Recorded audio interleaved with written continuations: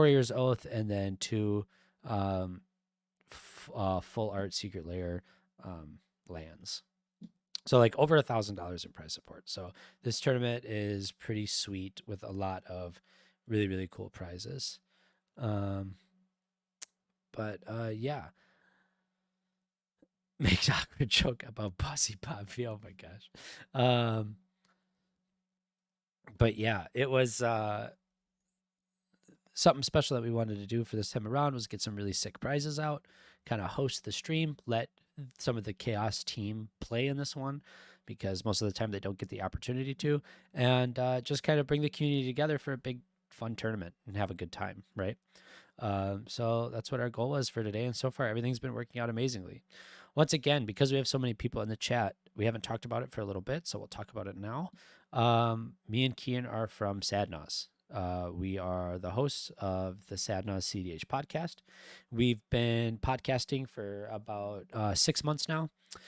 We have like 16 episodes out currently, and it's something that we really love to do. It's a passion that we have talking about CDH, and it's a really good time. We're also bringing gameplay content along with like shorts and TikToks and funny videos regarding we have CDH. a TikTok. Follow us on TikTok. But yeah, so you can follow us at ka0s. I'll drop the link tree. Yeah. You can follow all of our social medias. You can listen to our questionably hot takes and yeah, and our shitty opinions. That's yeah. it. I wasn't gonna say that, but okay, now that you said it, true. Can No, we get but trues in chat? yeah, can we get the 100 emoji? No, but yeah, this is like our passion. We love CDH. I think most people here, if you're here at this tournament, you probably love the game as much as we do. So we like doing stuff like this. Okay, Hire says I'm back, but who we watching next? We don't know yet, Hire. They haven't posted pairings yet, but we usually pick based on like how much clout we can garnish. No, there's high level players that we like to showcase, and then like if there's really interesting decks or things that we want to showcase, we usually looked at those as well. Yeah, Chaotic Sparks knows what's up. Clout Goblins all the time. Clout Farm deck. Yes, exactly. But yeah, right now we're just kind of chit chatting it up and talking about what we're getting ready for Swiss round 4. This is the last round of Swiss, so all the players that are 1-1 are fighting for a spot to make top 16. So here, actually, let me check the standings right now, and we can see where everybody's at. So right now in the top 16 is Cokleo with 15 points, Vasher with 15 points, Joking with 11, Tom with 11, Big Richie with 10, Opal with 10, Sunwolf with 10, Gustav with 10, Helenium with 10, Ixris with 10. So it looks like right now the cutoff is 10 points. If you don't have more than 10 points, you're not making top 16. Some people that are fighting to make it into top 16: Sick Robot, Jacoby, Bruce, Mr. Rainbow, Calcium, Lou. So there's a lot of decks like fighting to make it into top 16. And there's a bunch of people that are 1-1-1. A win is worth 5 points in this system.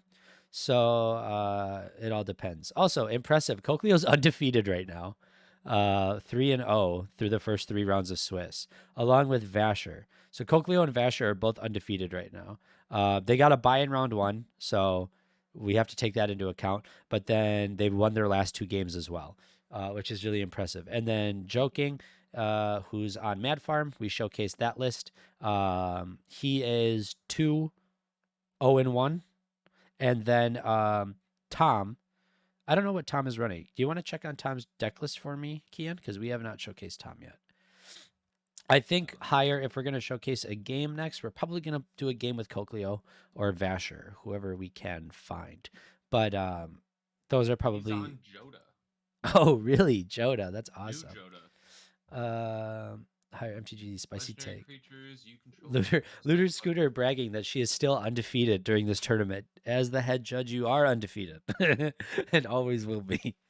Cocleo is actually the best Magic player. Yeah, Cocleo is super strong, and we probably want to showcase him on stream. What's he playing? I'm assuming Blue Farm, but we'll find out. Do you want to actually check on what deck Cochleo's playing, Kian? Um, and then Joking is undefeated as well. Yes, technically Joking is undefeated if he is 201, which I Yeah, believe he's he on is. blue farm. Yeah, so Cochleo's on Blue Farm. Yeah, he's honestly like one of the best players, so makes pretty good sense. And Looter is also goaded. I have a feeling when I finally do meet Looter in person, I will just be meeting a goat, and I've been tricked this whole time. It's a Uh, trap. it's a trap. But yeah, so the standings are pretty cool. There's a lot of people fighting for top 16, but the top, there's a lot of names that we see consistently, right? So like Koklu and Vasher are always in the top. Joking doesn't play a lot of tournaments, so it's nice to see him in one and performing well. Gustav is usually in the top of these tournaments, and I believe Gustav was given a game loss in that one game we were streaming. So outside of that game, he's undefeated. Helenium is on Karkashima, doing really good. That's a name that we like to see. We know Sapphire's on Blue Farm, Cochleo's on Blue Farm. I don't know what Vasher's playing, but there's a couple of Blue Farm lists in the top 16. And then some people that are fighting that we normally see a lot. You see Sick Robots down here. Mr. Rainbow, he's a Yeva pilot. I don't know if he's piloting Yeva today, but he's generally a really good player. All these players with 6 points are fighting, but if the cutoff right now is 10, there's a good chance that anybody with 6 points has a chance to make it. So all these, Basher's on Basher's on Teamer Polyrog. hey, yo, Teamer Polyrock. Um, so yeah, it looks like they're just reposting the standings. Yeah, they're just reposting standings because people were a little confused. Oh, unless there's drops, there might be drops. I think there is some drops. There's a bunch of drops. We went from 140 players to 70. Oh. So yeah, we dropped about half of the player base. Basically, anybody with under 5 points has dropped because they have no chance of making the finals. Does that make sense?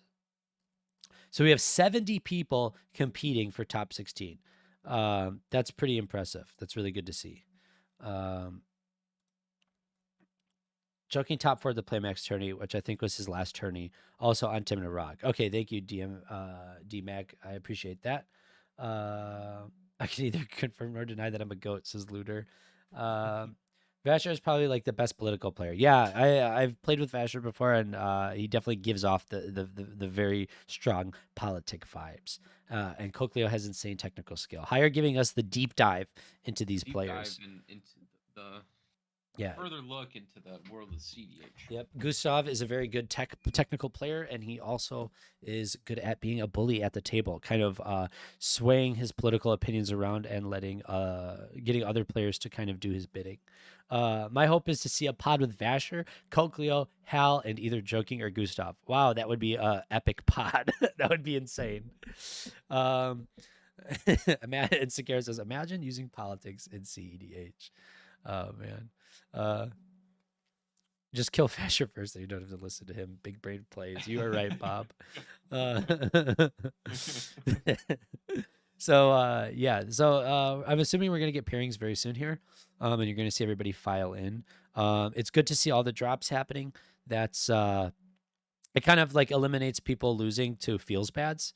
With 70 players, let's see how this works out because right now they have 70 players here that are competing. So 70 divided by 4 is 17 and a half pods. So 2 people will get a buy. Uh-oh. Come on, Kevin. Interesting. I wonder how this will work because they can make 17 pods right now and they're 2 people short. Ooh, this is getting spicy. I don't want to interrupt the tournament chat, so I'm not going to hop in there to hear what's going on. But Looter can type in chat if there's anything that we're missing here. But right now, as it sits, 70 players would be 17 pods and 2 people without a pod. But yeah, this has been really fun so far. I've really been enjoying the tournament. I think that everybody's playing really, really well. We're seeing really good games. Everybody's in a good mood, which is always nice. Nobody seems to have Be been getting mad or angry angry or or disappointed. Like, I mean, you can be disappointed in yourself, right? But not disappointed in others. Oh, there's a pod with Joking and Cochleo in it. Guess which one we're watching? And then this pod has what? Is that Vasher and Gustav?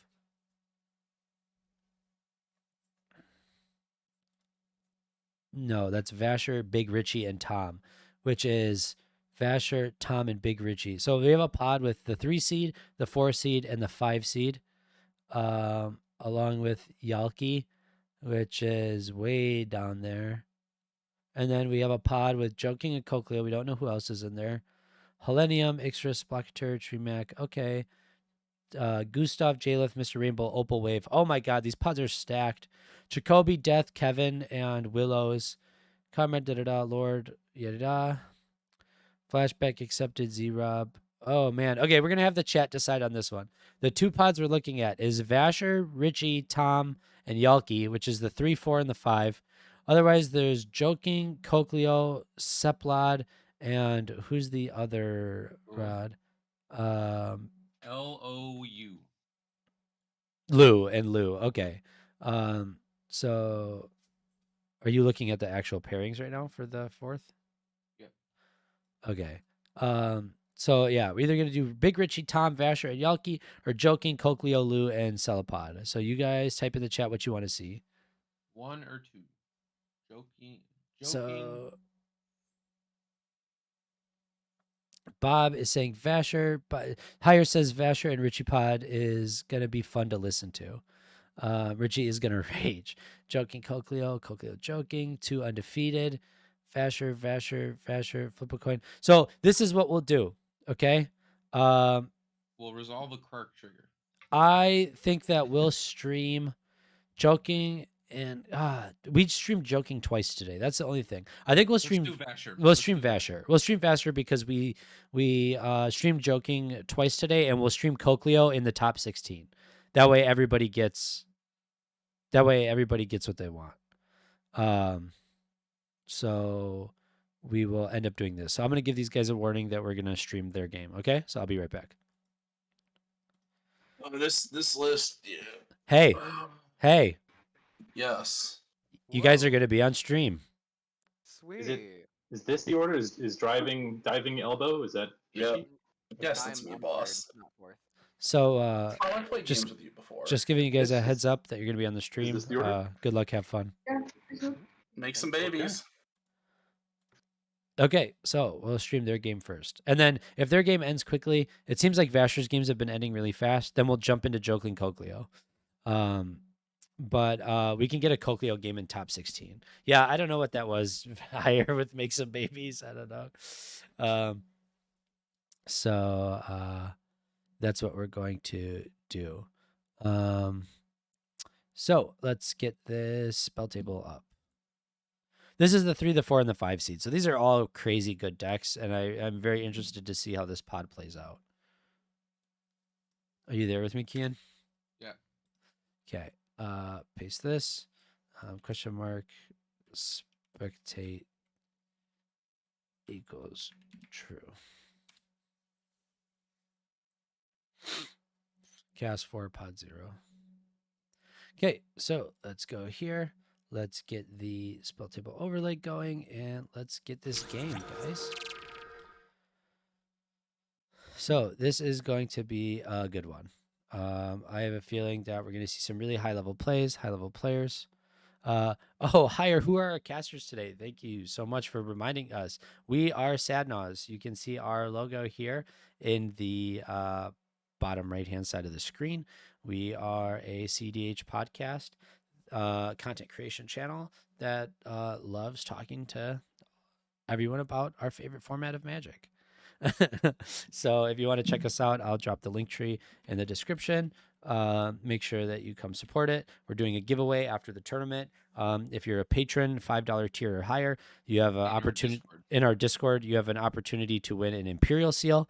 Also, a bunch of double Masters packs that we're giving away as well. So we're going to send that link tree in the description. Make sure you follow us on all social media. Link tree. There you go. Link tree in the description. So All it right, so looks like this is the pod order. Kian, why don't you go through, and do you have the deck list pulled up? We can kind of talk about what everybody's playing. I don't have the deck list, but we got Malcolm Smasher. So, Grixis Pirates has Malcolm Glittenhorn with other Grixis good stuff. So Breach, Brain Freeze, Dorkle. Tom is on Joda, the new Joda from Dominaria United. Oh, Is that the really? set, right? Yeah. Yeah, that's Dominaria So United. for those of you who don't know, legendary creature Joda is Wooburg cast for 5/5 legendary creatures you control get +X/+X, where X is the number of legendary creatures you control. Whenever you cast a legendary spell from your hand, exile cards from the top of your library until you exile a legendary non-land with lesser mana value. You may cast that card without paying its mana cost, put the rest on the bottom in any order, or in a random order. So, pretty interesting. Mostly all legendary creatures here, except for Dockside. Yeah. Yeah. No, and then we're just waiting on Lou, it seems like. So turn order is going to be Driving Elbows, Big Richie. Tom is Tom. Vasher going third. And then Magic Pro is Lou on Yuriko. Ooh, Lou performing well with Yuriko today. Dude, Yuriko, the more and more I see it, the more and more I think it's a tournament deck. It plays really, really well into a lot of these tournaments. Yeah. I mean, having a commander that's always going to come down on 2 seems pretty good. Yes, With always. flip and damage. Yeah. Um, I'm excited to see this Joda list. I don't know. have This you? is going to be. Yeah. It's definitely gonna be interesting. I've never seen a Joda list, so with the I new mean, the Joda. set just released last year or last Here, week. let's pull this card up and see what it does. I apologize because I just read it. oh, did you? Dude, I'm Yeah. not listening. Freaking What else is new? Hey man, don't call me out like that. What? Yeah, Well, is that Grixis Pirates? Yep, this is yeah, Malcolm Vial Pirates and Smasher. Gabos. Pirates and Gabos. So yeah, this pot, oh man, I'm super interested to see how this one's going to play out. You got a ton of high level players, and I think the Rog polymorph's in a good spot here. And Pirates, honestly. Looks like they yes. kept a 7.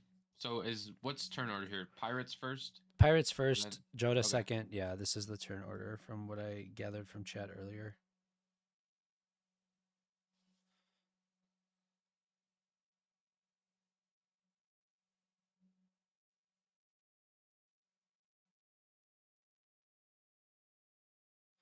Okay, sorry about that. I was just reading some stuff. So let's see what's going on.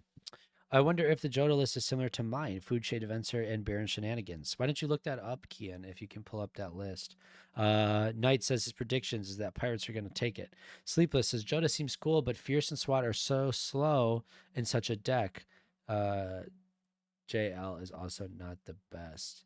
And then, oh, you're saying Jeweled Lotus? Yeah. What am I looking up here? The Joda deck. And It's then, not it's not a food chain deck. okay, this one is not a food chain deck. No, And then, do we know what type of combos that the deck is trying to utilize? People are asking in chat. It's a stacks deck, says Manny. Stacks deck. I don't see any obvious combos here. 5-color Joda stacks. Yep. That's pretty sick. 5-color good stuff. Yes, that as well. Man, I really feel like Lou could fix his camera. Getting a little wonky with it. Here, before people yell at me on stream, I'm gonna flip the cameras around because I always forget to do that. There you go. Boom. Look at this. Vasher flexing that he's a Playmax 3 finalist from July 9th, 2022. Big flexer over here. Also seems like he's got his computer behind him because the way that his cord on his mouse is sitting. Kind of awkward, but I dig it. But yeah. So, judging by this pot order, Kian, how do you think that this game is going to play out? Like, who do you think has the advantage? And based on seat position, how do you think that's going to go? I think the Grixis deck is just going to try to get that Malcolm out fast as possible. and try to ramp to maybe like a turn 2 to 3. Oh, hey, Scoots is in the chat. Let's see if Scoots wants to help us cast this game. Scoots. I think he can hear us. You don't have to type. Yes, Scoots. If you want to hop in this game and cast with us, you totally can. Yeah, I'd love to. Awesome. Why don't you hop in the tournament chat and I'll drop you in the VC, Scoots? Yeah, we got Vasher on Rog Polymorph. I think this is a pretty consistent deck. I feel. I don't know what Joda's gonna do. Mystery. Yeah, it's going to be very interesting to see. I think that Joda is. I mean, 5-color stacks is like good to play. I think we've talked about like 5-color Najila stacks is a really good deck. This deck I think is a little bit more limited, but can do a lot of the same stuff. I wonder, does it run Najila Derevi in the 99? Because sometimes these stacks run really funny win conditions in the night. It does? Yeah. Okay. Of course. Yeah. See, like these are things that I think. Yeah. Okay. Now this is making sense. This deck it's all coming together a little bit here. It runs Yasharn. If you see Scoots hit the tournament chat, make sure you drag him in to the voice chat. Okay. But yeah, so things are just starting to get started. It looks like everybody's keeping their hands now. Secure said drag him. He's not in the chat. Real quick, I'm gonna confirm cards in hand so that we know everything. I think it's at judge. Hey here we guys, go. can I get can I get cards in hand? I have a second 7 here. Second 7, 7 for Richie. Tom. I have 5. Okay, and Yalki. Magic Pro's having problems not seeing us. Magic Pro has 4 though, from what I last remembered. If you have problems not seeing, How can I help you guys? there you go. Can we? Scoots. What's up? Greetings. Hello, everybody. What's going on, man? I need to mute the stream so that I do not hear my own voice again. Oh man. So we got a pretty interesting pod coming up. It looks like. I know that right now the Yuriko player is having some trouble with their spell table, so Okay. they are trying to troubleshoot that before the game starts. But they are on a multi 4. Richie's on first 7. Tomas is on 5, I believe. Yep, and then Vasher's on second 7. Can one of you share your screen because the spectate links I think are full. Yes, you are probably correct with that. I will share my screen. Unless actually, Kian, you should share yours. I'm Be- not even in. I can't. Oh, damn it. What the heck? Okay.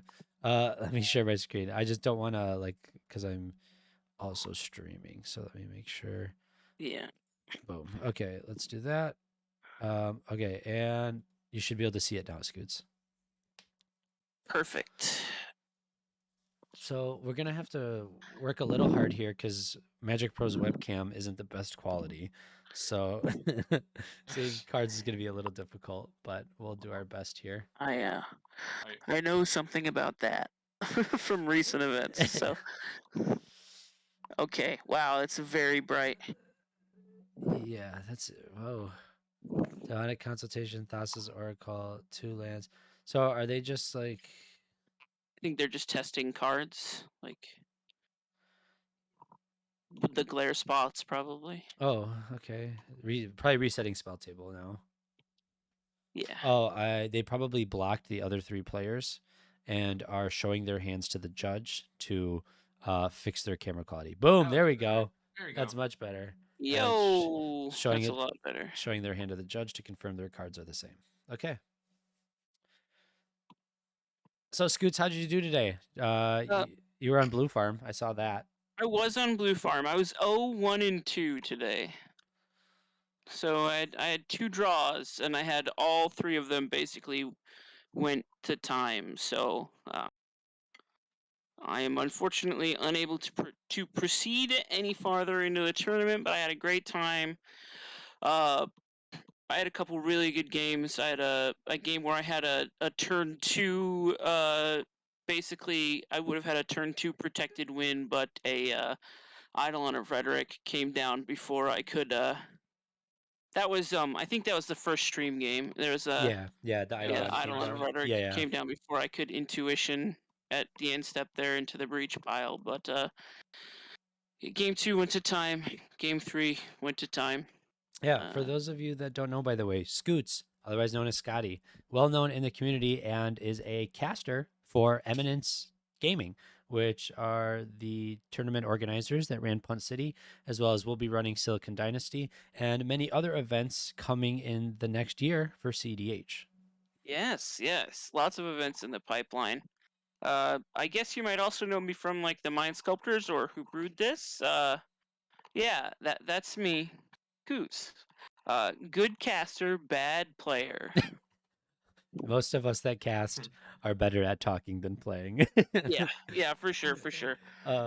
So turn 1 here, you can see that Big Richie was going first.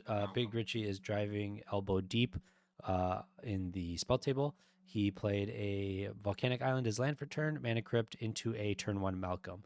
Usually a good sign for most Malcolm decks. Tom going second, played a Polluted Delta, fetched, and put a Mystic Remora into play going second, which was misstepped by Big Richie. Huge play for Yep. Big Richie. He had a pretty stacked hand there. Big tempo swing, and the turn 1 Malcolm is just very, very good. Is this Grixis? This Yeah, is this is Vile Grixis Remesher, Pirates. okay. Yeah. I do love a good Grixis Malcolm list. Yeah, we've seen a lot of Esper Malcolm lately. Yep. So seeing Grixis Malcolm is always nice. It's a little bit of change of pace. It's nice to see any of. I think today on stream we've seen an Esper Malcolm, we've seen a Teamer Malcolm, and now we're seeing Grixis Malcolm. So pretty. Malcolm's definitely making its waves through the community here. Birdman's flying everywhere. Truly. I played against Teamer Malcolm once today, so I've been really liking Esper Malcolm. I love that it can get away with Doomsday stuff, Yeah. which is one of my favorite cards in Magic of all time. So Yeah, Chaotic Sparks in the chat, Manny, saying Esper Malcolm is the best. No bias at all there. Not like his list is on the No, database or yeah. anything. Definitely not. Yeah. So going third here is Vasher on Rograk Thrasios. You can see he's played a fetch land for a turn, and then a Chromox exiling. I can't see. Looks like a crop rotation. Yeah, and then looks like he's going to fetch and then put into play A defensive heart. No, Druids. Oath of Druids. Oath of Druids. Oath of Yeah, Druids. Right. Oath of That's Druids. the Not a one. card I'm super familiar with. That's fun. That's really fun. Is this a? Wait, is this a is this polymorph deck? Yeah, this is Teamer. Teamer Rog- Polymorph. Oh, this is Teamer. Okay. Yeah, I, Thrasios Rog Poly. Rogamorph? Yeah, I thought it was Ikra for a second, but it's Thrasios. Yeah, that's pretty good. So the end goal here is to flip into a Tidespout Tyrant or a Hullbreaker Horror. Baker. Yeah. Yeah. Yeah, and already having a well, Chromox in play won't help too much, but It's the Malcolm in play that really enables it here because an opponent has more creatures than them. So yeah.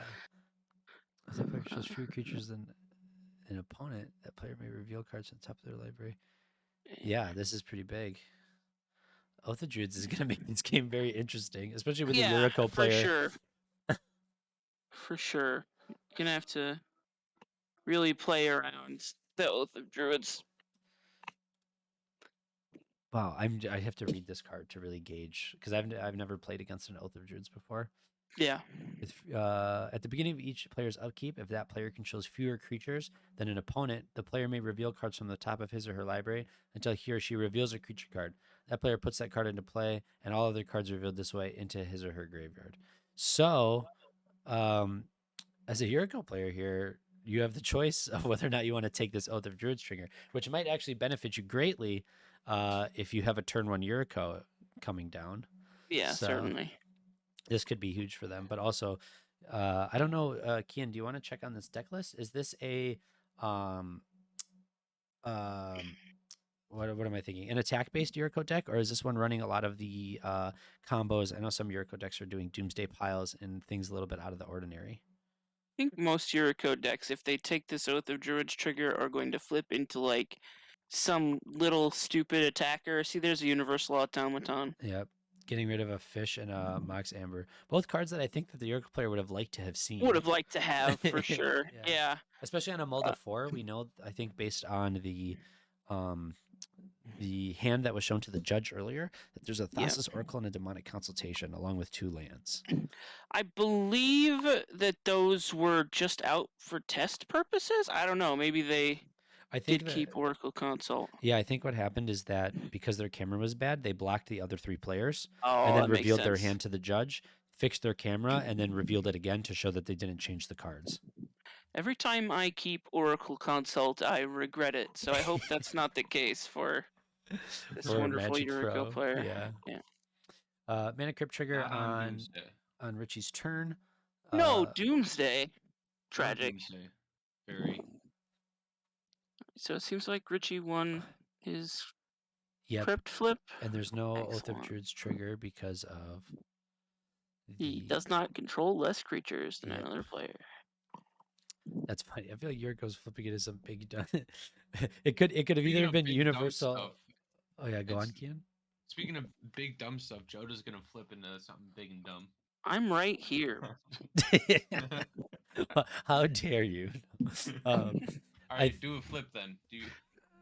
You know I can't flip. I think I was interested to see, like, I don't know what this Yuriko list is on, but like, what are the odds that they just flip into Draco and then like or something stupid like that? That would be ridiculous.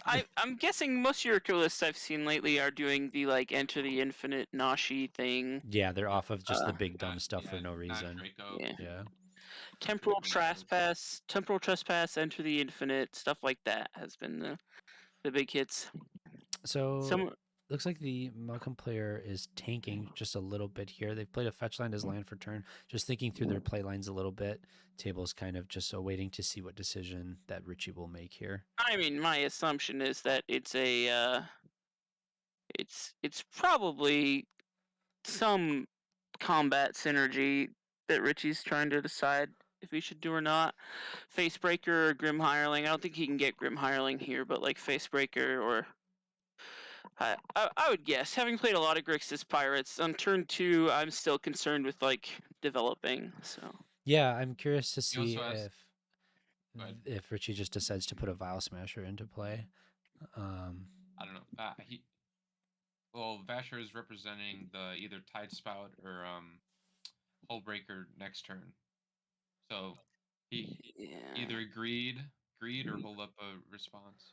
Yeah, but with Depending on Malcolm what the hand's attacking, gonna if you have be. a response in hand, hopefully you're baking on that. But unless you remove the Oath of Druids, like this Like a Tide, box spell or something. yeah, this Tidespout Tyrant is uncounterable. So Chat is bringing up a very valid point, but I think it's up to the players' Yeah. opponents to call in that scenario. So what is that? What let me actually read this. Where's it was that Richie diving elbow drop is was holding his hand off screen for the majority of the turn so far. Yeah, unfortunately that's up to the players to Yeah. call on Richie if they see that. Yeah, unfortunately, it's such a shame that there's been a rash of shuffle cheating in multiple events, but it's a necessary evil to keep your hand on screen these days, and Yeah. penalty is harsh, but probably correct. Yeah, pretty warranted. Yeah. So Malcolm getting in. Yeah, it looks like Malcolm got in for damage. You generated our treasure. here I'm just going to make a point to let a judge know to keep an eye on the hands in this game.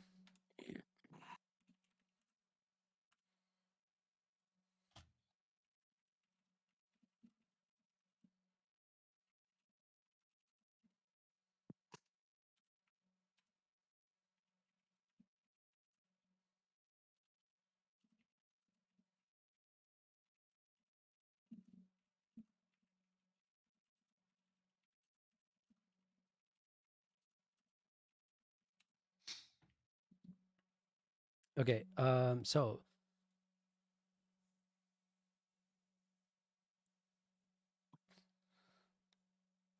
Yeah, I did notify a judge to observe this just in case. So Yeah, cool. yeah. I'm sure one of them was watching. Okay, Mystic Remora on the stack. That's a pretty good card generally.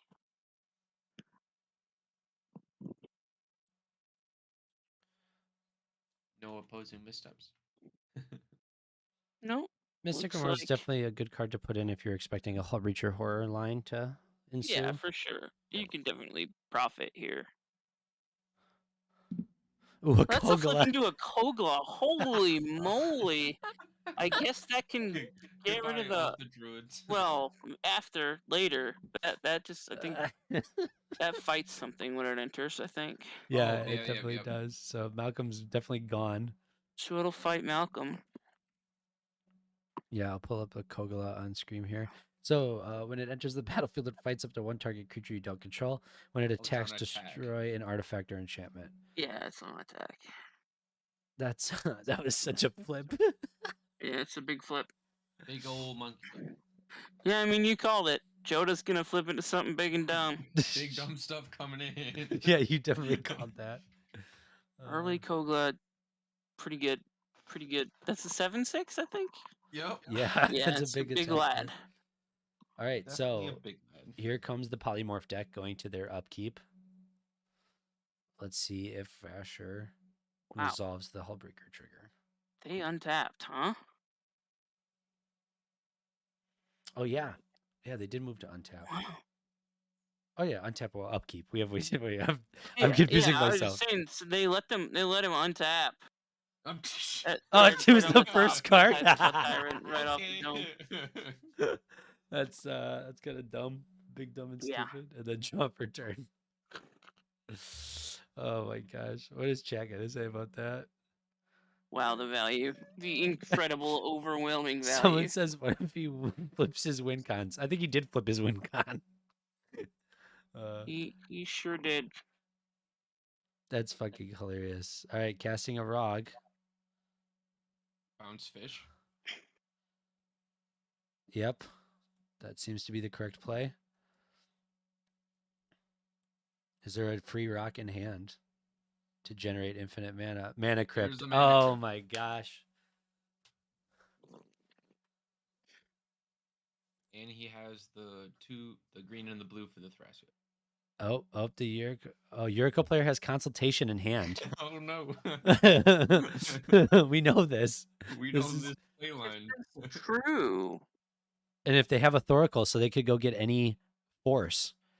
And What was the? Did we know the target on the Mystic Remora. Sidestar Tyrant trigger? Mystic Remora? Yep. That for the makes Rog sense. Rack, I don't know about the Mana Crypt trigger. Yeah. I'm assuming it would be Chrome Mox to bounce the Mana Crypt, right?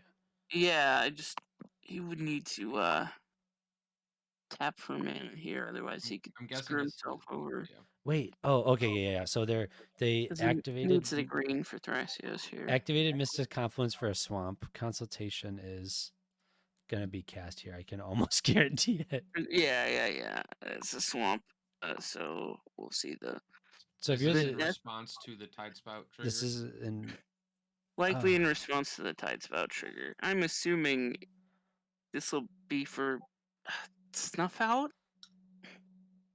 Yuriko's been playing Snuff Out. This might be Snuff Out. Yep. Snuff out is in the list. I yeah, mean, coming down. So here's the console. This is kind of a desperation heave if it's just for removal. They did get lucky that it was Tidespout Tyrant and not Hullbreaker Horror, because Hullbreaker Horror protects itself, but I wonder what they named. We'll find out. they certainly didn't name Fourth Bridge Prowler. There it is, right? I wish they could do this not in the glare of their camera. Yeah, that'd be optimal, huh? Oh, land upside down. Looks like some of those cards are upside down. It's a Shizo. Is that a Displacer Kitten? I can't tell. They're flipping Yeah, it's pretty very fast. bright. Changeling Outcast, They Anashi, didn't name a Force of Will. Certainly not. Yeah, I mean, I think this has to be Snuff out. Snuff Out. That's my guess. I think I saw a Moon Circuit hacker. Jeez, this is so unfortunate for a consult. I mean, if it's the second card or second, Yeah, I mean it's pretty. It could be pretty good given that they have Oracle in hand already. Oh but yeah, good it point. depends on the texture of the lands that they control. Yeah, that was Contagion. They went past Deadly Rock, Contagion. oh, you're right. He did get a basic swamp off the Yeah, Yeah. so that's the Prismatic thing. Vista. Oh. You'd hope to stop at like Null Rod. 3, Wow. right? Like you want 3, and you want your next draw to be a. There's the snuff. Oh my With god, 3 left. with Yeah. 3 left. Oh my gosh, there's an opportunity here if they draw like It depends on if they have lands. It looks like they. they have one. They have another land in hand, but I don't know. Yeah, It's a but blue. they need Tuesday. 2 blue pips to cast Thassa's Oracle. They're technically not out the game though. No, So not technically. this is quite a. That was quite a consult. Mana Confluence says a basic land, right? Not basic land type. Prismatic Vista there. Yeah, Yeah. it's just basic. Snuff out. And yeah, this being Tidespout Tyrant, and with a Rog in play. Tidespout Tyrant. Target permanent. Yeah, because it was Hullbreacher Horror. They could cast another 0 mana Yeah. rock. Yeah, Hullbreaker Horror is the one that would protect it. So, They have the good art of Snuff Out too. That's pretty nice. Jeez, that glare. Interesting to see what Vasher does here. Is there any protection in this win? I would assume at least 1 piece. Well, with 3 lands untapped or 2 mana untapped, right? There's got to be. There's 4 mana. But the Joda players also got 2 mana untapped. This is interesting. Everybody's got mana untapped with pretty big grips. Ooh, Force of Will. Force. Pitching. Taxi card. yeah. So there's a Hullbreaker or no, a Tidespout Tyrant trigger here, but. Joda's not on any counter spells. Oh, Yeah. okay, that's fun. He is on Assassin's Trophy though, and Sword. Oh, wait. Tidespout Tyrant just works with Rograk, right? Rograk Mana Crypt. That's enough to generate. an Yeah, account? Rograk. And then he has enough to play the Thrasios and draw the deck. Miscast on the. Miscast coming down on the Force, it looks like. I think he has enough to. He needs. It he looks needs like a there's green. enough at the moment to pay, but he will need a green to resolve Thrasios. I mean, unless he has another green card in hand, he can bounce or blue card. Bounce Yeah. the Chromox. Miscast is pay 3, correct? Yes. Miscast on the Force of Will. Vasher is my guess is, having played with Vasher a couple times before, he is probably saying that you shouldn't stop him here because we didn't see Oracle in the pile of cards exiled to demonic compensation, Yeah. Being very political here, yeah. and we're going to lose on the next turn. Yeah, that's my Interesting. guess, but So Snuff Out on the stack targeting Tidespout Tyrant is currently where we're at. Looks like the Force of Will was miscasted. There's a fetch land being resolved with a black. Veil of Summer to draw a card. Draw maybe 4 or swords. Well, the Tidespout Tyrant is still getting snuffed out. So at the moment, yeah. But I guess maybe if they're anticipating Vasher has another response, but he did indicate that he was Put it going to in put the the in the graveyard. So maybe this is just value draw with a Veil. Veil on the stack.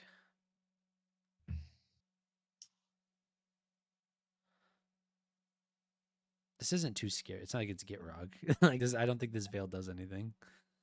yeah. I have to assume that it's not GG or anything here, but Yeah. probably drawing a card where they can. Yep. Basically, yeah. There's a blue spell cast this turn, so. Does my microphone sound okay, by the way? Yeah, I think so. Right. At least to us, it sounds great. Right. No way he has 2 island left. Yo, he might win. This is He hilarious. might. He fetched replaces one. Here comes Vasher target boat. I shouldn't stop it because he went too deep. Oh my god. Yeah, so everybody's just laughing. Yeah, okay. What a happily fortunate hand and top deck for Vasher. Yeah, that was like really that was really good to like hit the tide spot off the top was really fun. But yeah, everybody was able to stop him. It looks like so. Not to say I'm sure the list runs Hellbreacher Horror, and Yeah, there will I be think Hullbreaker Horror's in the list, and there'll be another Oath of Druids trigger. so. And if you notice, he used the Tidespot Tyrant triggers notably to bounce the Rog, so that he has another Oath of Druids trigger, right? Yeah. So yeah, Well, it's just gonna get destroyed by Kogla. that's a good point. But I'm assuming if he might have Maybe, another. maybe not. Maybe there's a Like- polymorph in hand. Maybe Oh no, a Time Twister. Time Twister.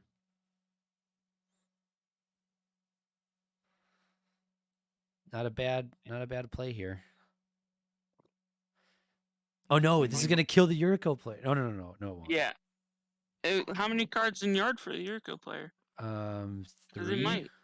There's 3. Yeah, I think. Yuriko player will. I think they have 3 in their library. They'll shuffle in 3, so I think they'll survive. Yeah, there's still a chance of the Yuriko player. There's still a chance. This is interesting because if they have any like color producing fast mana, they might have a chance, right? Depending on what's in their library. I don't know what they exile, but they could hit a blue source land, a color producing fast mana, and then a Thoracle. And then historical. Yeah, depending. I'm surprised Vasher didn't go for it there. Maybe he was afraid of another counter spell.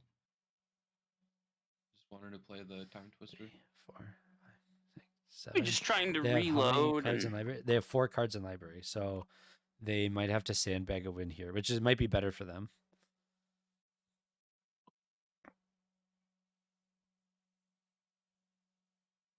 Oh, someone says that the Yuriko player still has Mox Amber. in their yard, yeah, they've got a Mox Ember, but they don't have a Yuriko.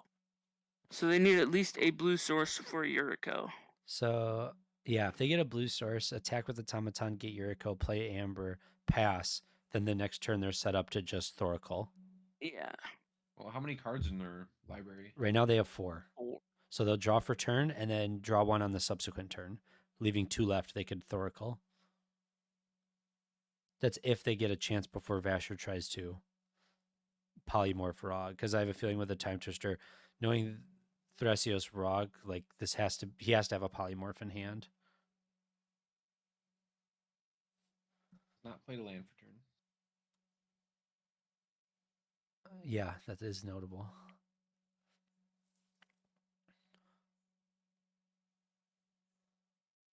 Arid Mesa, crack.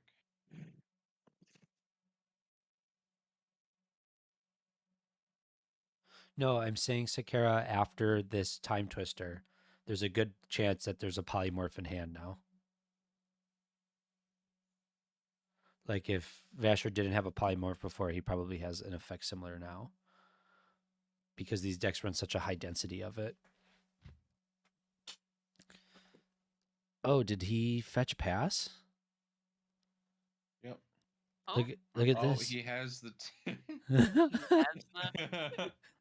Has the 2 to play your. Oh man. oh wow. Okay. So I would attack, right? Put in Yuriko and then just set up for next turn. Yeah.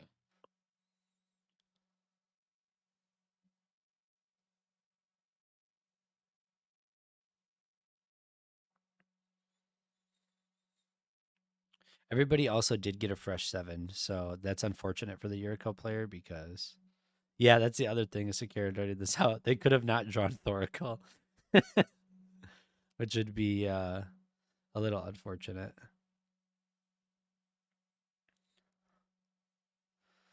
But everything seems to be set up pretty well. I believe there's no way that Magic Pro passed turn, right?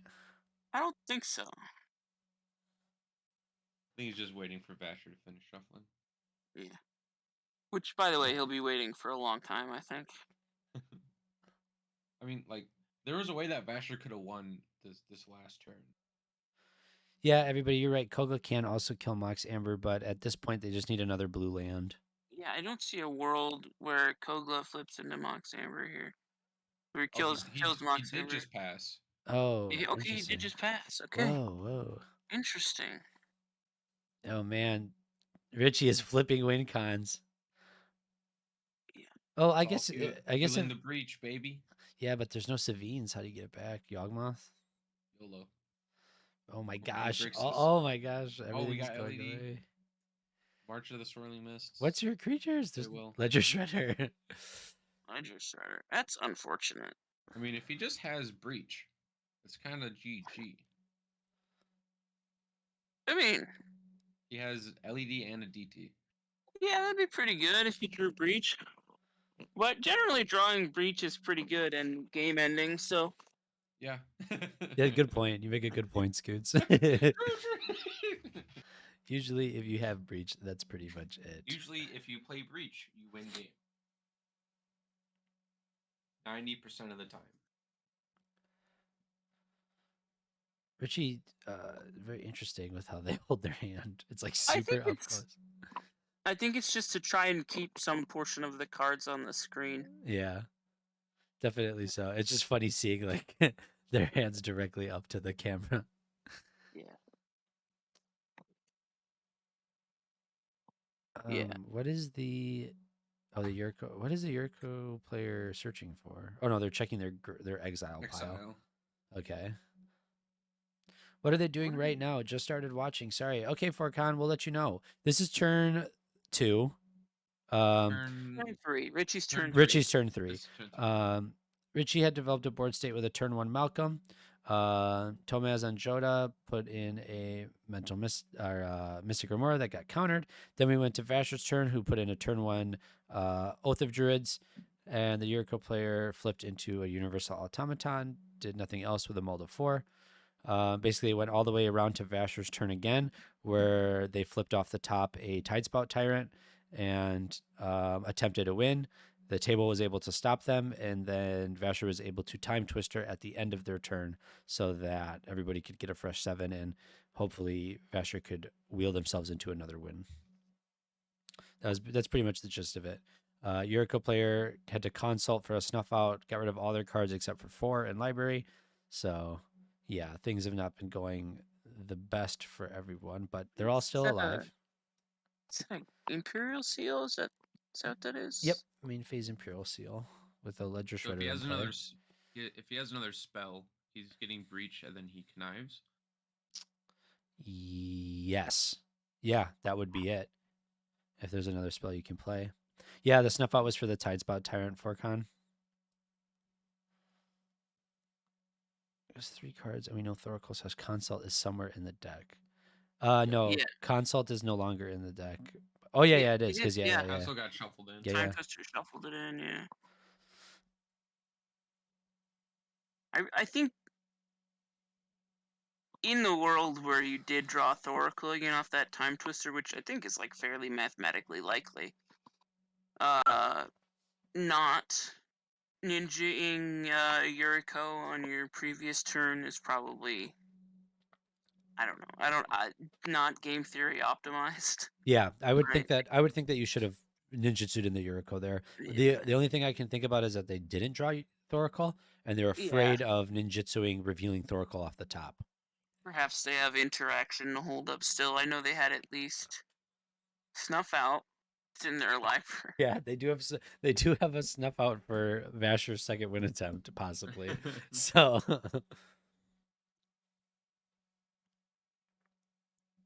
yeah, Sakara, we have the same brainwaves going on. I think as when you play enough CDH at a high enough level, like you start to analyze people's play patterns pretty consistently. Like everybody kind of thinks a similar way and wants to give everyone the benefit of the doubt, right? I don't want to call something a misplay if I think there's a reason behind it. Close out Dark Claw in his hand / deck. Thinking about not making 2 creatures for following Kogla to Oath with. They got the Mystic Remover back. Oh no, With Mr. the trigger the Ledger Shredder. Yep. They'll Yeah. draw this breach, and they have exactly the correct amount of mana. Well, they have Mana They have a- Crypt, they have a Bulk, and a treasure as well. treasure, so they have 4 Yeah, mana. that's what I'm saying. They have a Mana Crypt and a Well, they have an LED in Volcanic bin, Island.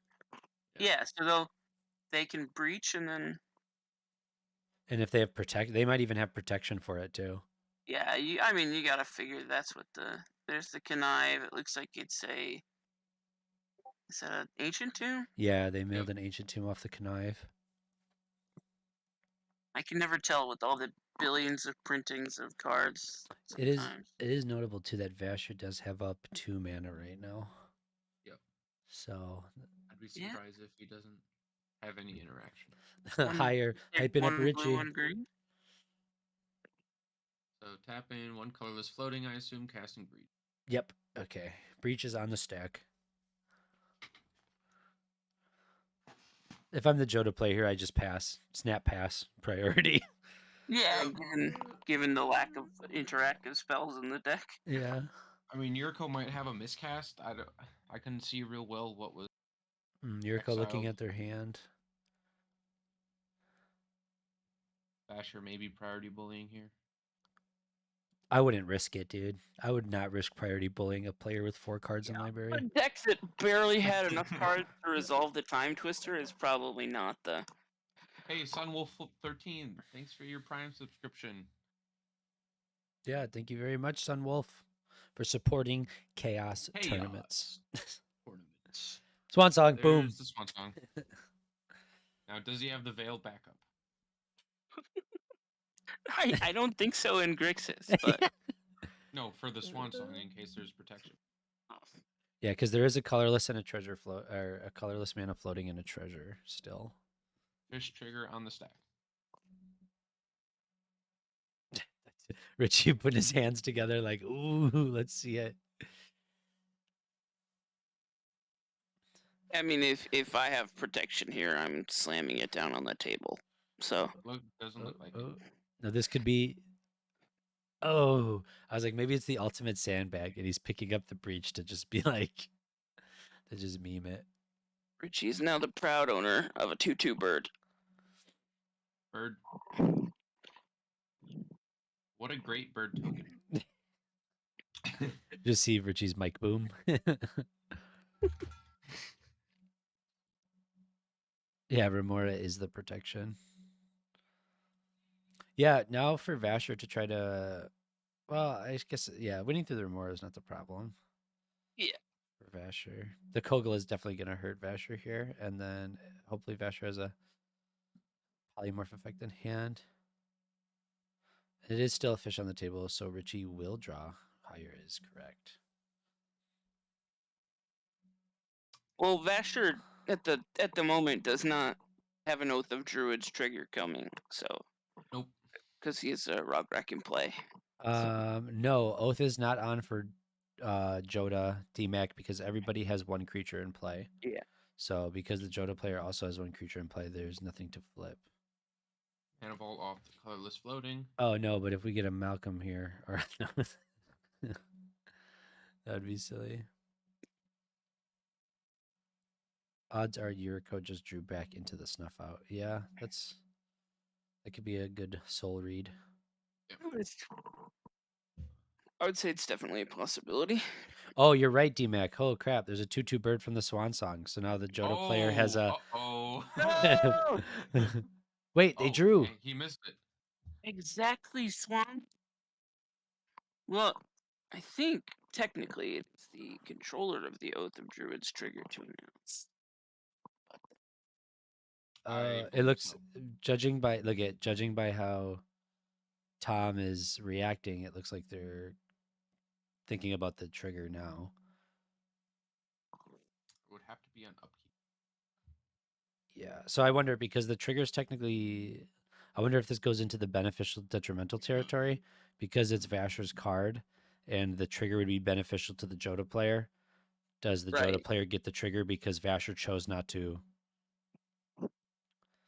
Yeah, that's what I was curious about as well. I mean, I think technically it's up to the opponents to put the trigger on the stack.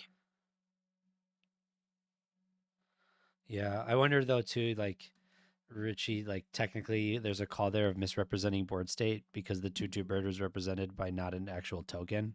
Yeah, it was just a black sleeve on a dark playmat. Yeah. So there's a lot of like Things that could be called. there's a lot of yeah, I would have called the judge in that scenario for For sure, for sure. Um especially if I was the Jodo player.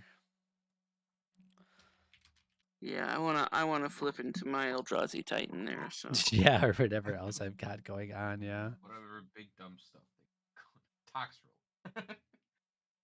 Yeah, DMAC, good call on that Ledger Shredder. That was or on that Swan Song. We totally missed that too. Yeah. See, and we're streaming and we didn't even see that. So like I can understand. Misrepresentation of board state.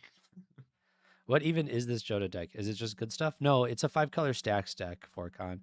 It just seems like they got So Kogla attack trigger. I am assuming getting rid of the Oath of Druids. you have to. You almost I have hope to. it's the Mox think Amber so. almost. In a way. In a way, something about me hopes it's a Max Amber. I mean, swinging at considering he Richie. didn't ninjutsu, maybe he It does looks have like the snuff out. Kogla attacked Richie Declining on and the hit his mana crypt. What? declining on the attack trigger. No, No, it it was is- Richie's mana crypt that got hit. Okay, Oh. but playing a deafening silence The deafening thereafter, silence. I Yeah. guess. But I would still like. And then Richie blocked, so each player would control only one creature. I'm sure it was like a deal. Oh, Yeah. sure. Yeah. Yeah, this looks. Yeah, Mormonator looks like no judge was called. It's a little unfortunate for the Jodo player there, but you know, it is on you as a player to make sure that you're keeping track of the board state at all His times. could have intentionally passed on it with designs on Making not deals giving here. the trigger to Yeah. certainly possible. Yeah, also not flipping another creature so that there's a I will give Tom the benefit of the doubt here because he might have purposely declined that trigger to ensure that there were less creatures on his board than on or equal to or less than Vasher's. Yeah, Tom is generally a pretty heads up player, so that could definitely be the case here.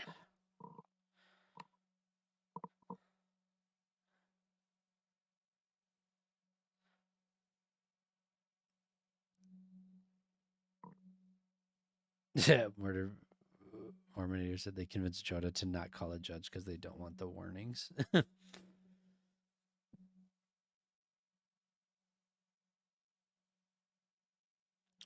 Could have taken a cast deafening and destroyed the oath afterwards with attack though, right? There's a lot of there's a lot of different play patterns That there. could have happened. So we got the relic of legends being put into play by Vasher. That'll be his one That's a non-creature cool spell. card. I like that card. Yeah, it's very we saw It's good in raw decks. yeah, we saw Yeah. it when joking a game earlier. So after What's joking on? joking's on Raw Mad Timna. Farm Oh, Rog Rug Timna. Timna. Yeah. Cool. Very cool. So it looks like that's Vasher's one non-creature spell for turn. Looks like he passed, going to the Yuriko player. The Yuriko player we know has in their deck Snuff Out, Thoracle, and Demonic Consultation. They have 3 cards in library now as it sits. Looks like their passing turn is what they just indicated. Hey, interesting. 2 cards in library. They're just checking that now. They could have gotten. I still feel like you need to You still ninjutsu. ninjutsu and Yuriko to have your blue live, but Yeah. they must have something else. Yeah, that's a good point. That's the other thing. You don't even have the other blue open right now. Yeah, So you need to just get the Yuriko in. you had the free attack on Tom. So I think you probably should have just taken it. And they didn't play a land for turn, so there's no guarantee. Yeah. Did we just witness missed fish trigger? We might have. I did not see if Richie drew a card off of the relic. So I mean, who knows? We unfortunately don't have ears inside the game with our current setup, so we don't really know if they missed it. Sagara, the slow death of Yuriko. I mean, I guess technically, yeah. No, what am I thinking? I'm like maybe on their next turn they ninjutsu and Yuriko, then play Thoriko. But yeah, without that other blue, you're screwed. Yeah. Looks like Richie paid for fish, played a training center as land for turn, and will proceed to make some interesting game actions. Yuriko sandbagging, trying to get Malcolm to go for it. What? I I mean, what are you sandbagging? I guess is my question, right? Like what, I don't know. a snuff out in case they. You think they forgot you have a snuff out in case they go for Malcolm Glenhorn? Kogla coming in. Oh, so yeah, it looks like Richie passed, going to Tom's turn. Yeah. Kogla going to bonk step. Man, this game is so interesting. Yeah. There's 2 win attempts, and now they're just plateaued. So the Kogla attack is happening. Can't really tell who it's swinging at the moment. I mean, for value here, you just swing at Vasher. Yeah, okay. Yeah. So swing at Hit the Vasher, oath. getting rid of the oath. Both out of the way. How many cards does Yuriko have in their deck? Aliens, they have 2 as it currently sits. Ooh. Each one worse than the one before it. Okay, we got a basic plains coming out of Tom's hand. You can tell it's a stack deck because every land they fetch for has a white producing source in it. Yuriko totally could not have Thoracle in hand either. Yeah, I don't know what Yuriko has in hand. We will find out shortly, I think, here. Okay, took back the land, replayed the land. Wow, I'm so curious as to what's going through the players' minds right now. Putting a, if my spell table will load this. Do any of you recognize that art?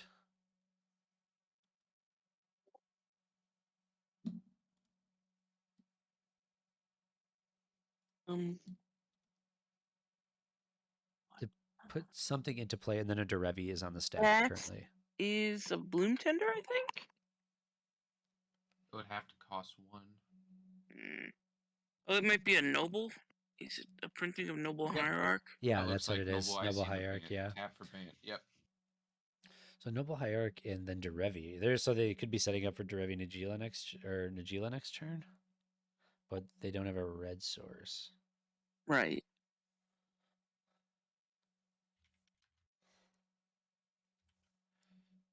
This is funny. These are 3 very like interesting decks, and they make for a pod that's really creates a lot of different possible game actions. Where it definitely makes it a little bit difficult to cast because I think all players are kind of at a standstill right now, kind of all threatening to do something scary, but no one knows what's coming when. So, like, I don't know if anybody deems the Yuriko player a threat. Vasher had to have noticed that there wasn't a Thoracle exiled. So everybody could be aware of that coming down.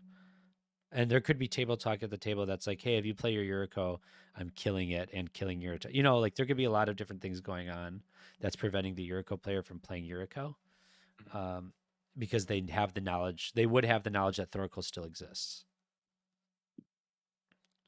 Thank you, Mormonator, for clarifying what card that is.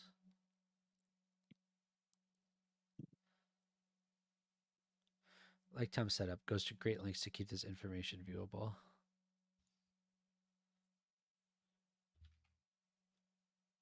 Yeah, good point, Sakara. Talking about the table should be aware. So yeah, this is looks like This is Vasher. definitely an interesting game. Yeah, Vasher played Thrasios and passed. Yuriko player drew a card and then said go, it looks like. And they have one card left in library. I have no idea what the plan is here. And Richie is untapping. Yeah. If Yuriko gets a second blue, they could do Yuriko, reveal nothing, Thoracle.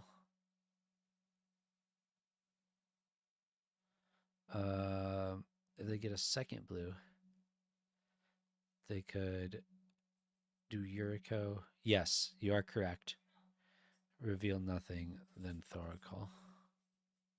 But why? Why Yuriko reveal? What does the Yuriko do? If they have a fierce in hand or something? Yeah, okay, yeah. Sakura just like trolling me there. Yeah, for sure.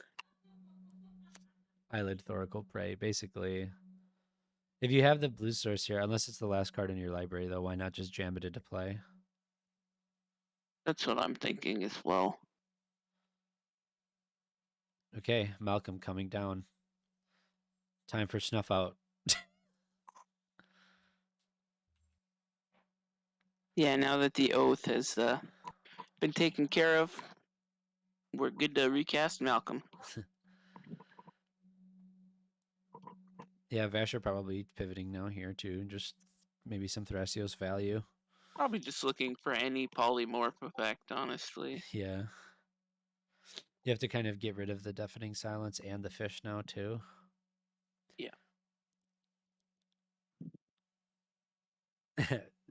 Sidelko making a very good point. It's a classic Demir deck. No need to play your commander, but you can just Thoracle consult.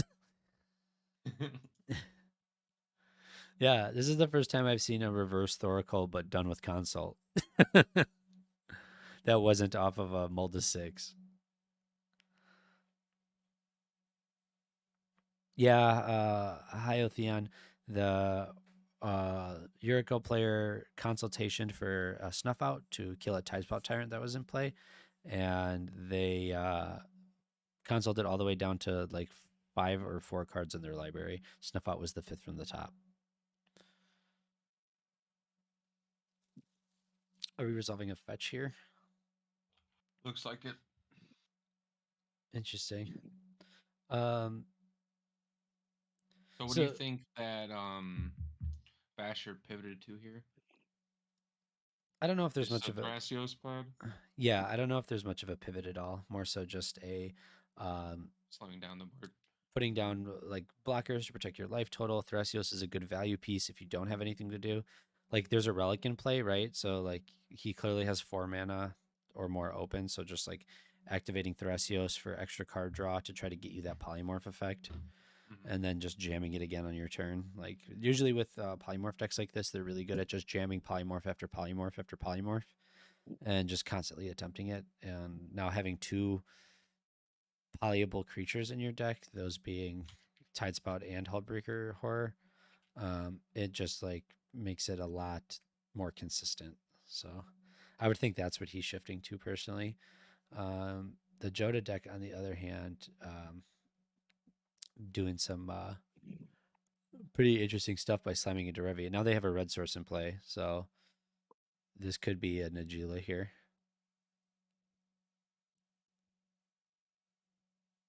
Contemplating a lot of game decisions, moving to combat first.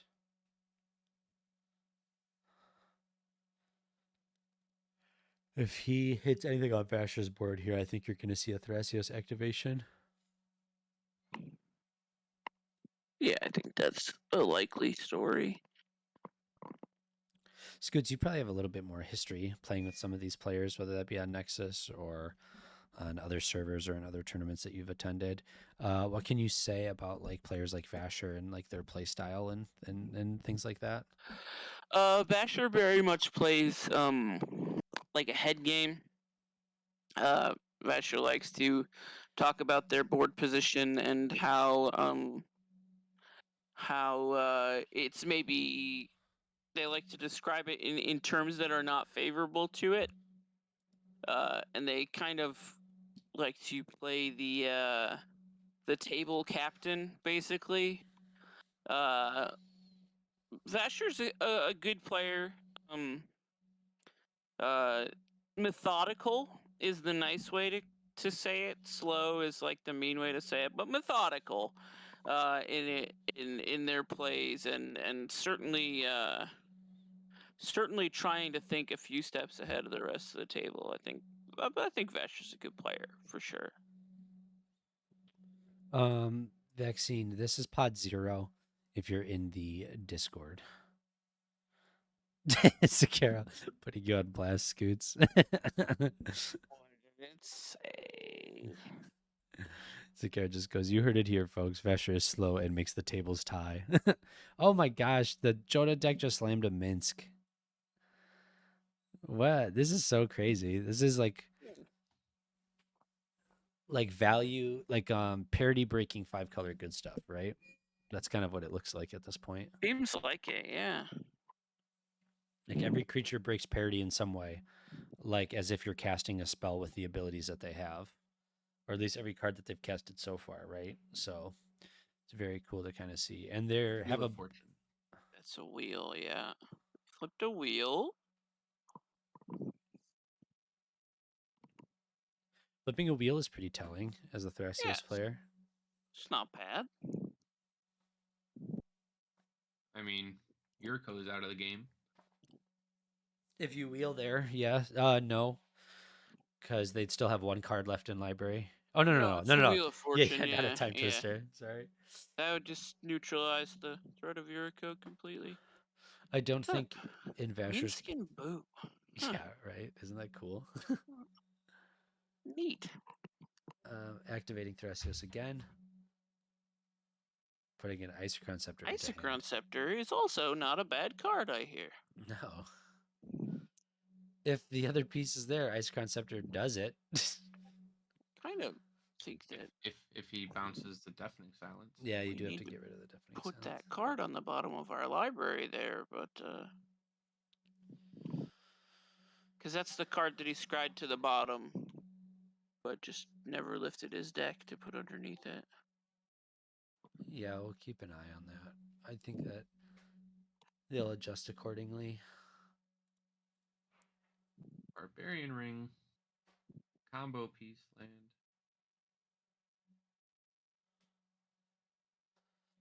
Yeah, wheel isn't great with a deafening silence in a polymorph game. Yeah.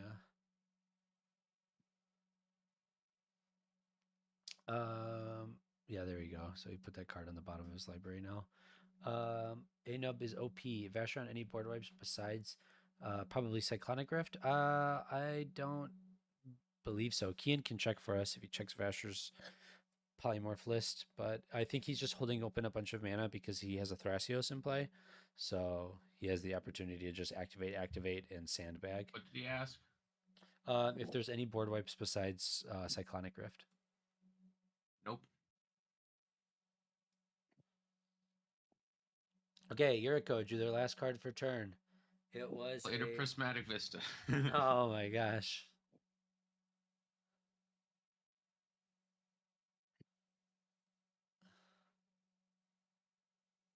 They must be realizing that they messed up here not putting the Yuriko into play.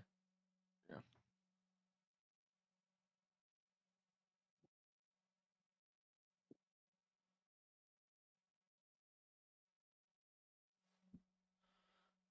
Oh, seeing the Prismatic Vista is not what you wanted to see there. Yeah, unfortunately, I think that they maybe didn't see the line, or yeah, it's just unfortunate for them. Yeah, I'll be very right much back, so. y'all. Right. Man, Yeah, I don't know. that's really upsetting to see.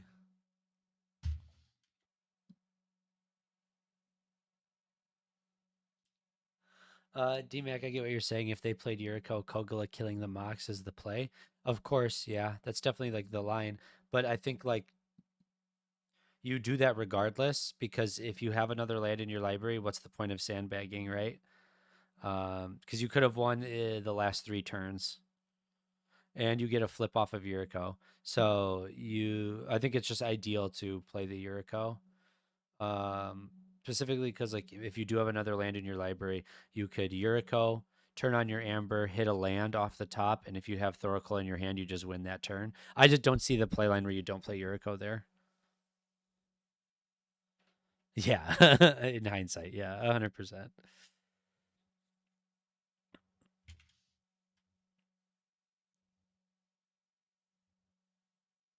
Yeah.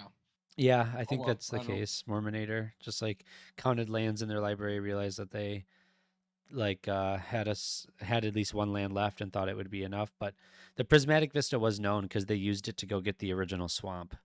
So unfortunately, like that is what it was. Yes, you do need to play accordingly. I don't know. I agree though. I feel like just playing the Yuriko Yeah. because you had that free attack. You get the Amber. So, man, it's so weird to see how this pod went from being such an accelerated pod to people attempting to win so fast to now it just seems to be kind of at a standstill, right? You had Vasher attempt to win with the polymorph, and then you had Richie attempt to win with the Underworld Breach, and now everybody's just kind of watching each other and Yeah. like just gaining incremental advantage. It's really this is like the first time where I've seen a pod really like go this deep where no one's attempting anything. At this point, I feel like the Joda player has the advantage with the pieces that they've put into play. Yeah. They can kind of just play through this deafening sounds like it's no problem. And it looks like we're going to their turn right now. They have a And 6/6 they have a draw boo. engine.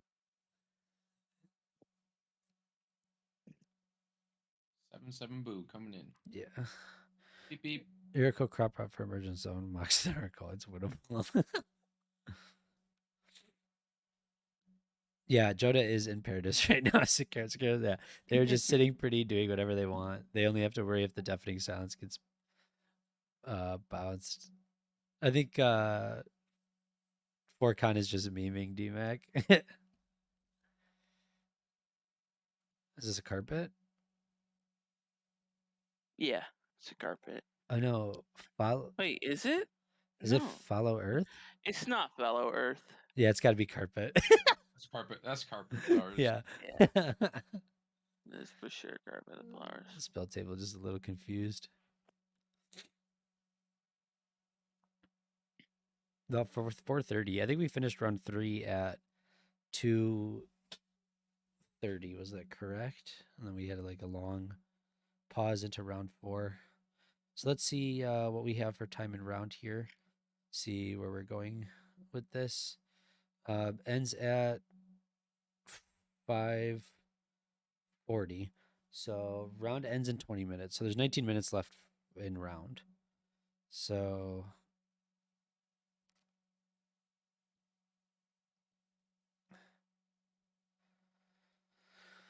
this is gonna be interesting to see. So carpet pass. Now it's on to Vasher. Are you sure it's Vasher's turn? I mean the Tom player, unless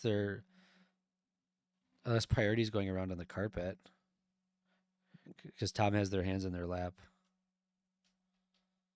Unless Vasher is just talking. Probably about attacks.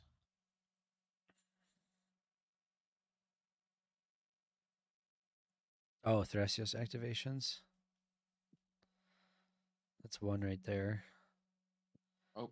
Oh, Instant speed, transform, or whatever, undaunting.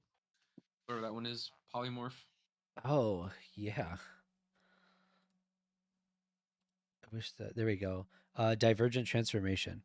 The spell costs 1 less to catch for each opponent. So right now it is 3 in a red. Exile 2 target creatures. For each of those creatures, its controller reveals cards from the top of his or her library until he reveals a creature card. Put that card onto the battlefield, then shuffle it. So this gets both Tidespot Tyrant and Hullbreaker Horror, does it not? If there are 2 creatures in play on Vasher's board, yeah. But it can also exile another creature too, like one that's not your own. Oh, interesting. It looks like here though Richie is responding with a swan song. Yeah, I mean you don't want to lose the game for sure. Yeah, I think that Vasher was trying to bank on Richie not having the interaction and with Tom casting a spell for turn. That That may have been the bait, maybe. yeah, we will come to see. I wonder there too if the Yuriko player snuffs out one of the targets just to not lose the game. Like, because it would make the draw more likely, right? Even though they're going to lose on their upkeep. Oh, and then they played Joda. So let me reread Joda really quick. Legendary creatures you control get +X, where X is the number of legendary creatures you control. Oh, man. Yeah. And then whenever you cast a legendary spell from your hand, exile cards on the top of your library. Till you exile a legendary non-land card with lesser mana value. So it's just like legendary cascade. Legendaries Yeah, it's matter. legendary cascade. Yeah, I've seen lists that do like Teamer Sabretooth and Galta Oh, over and over again. Like yeah. you make infinite mana and then cast Galta to cascade through all your legendaries, and you can win with like Nagila and Derevi.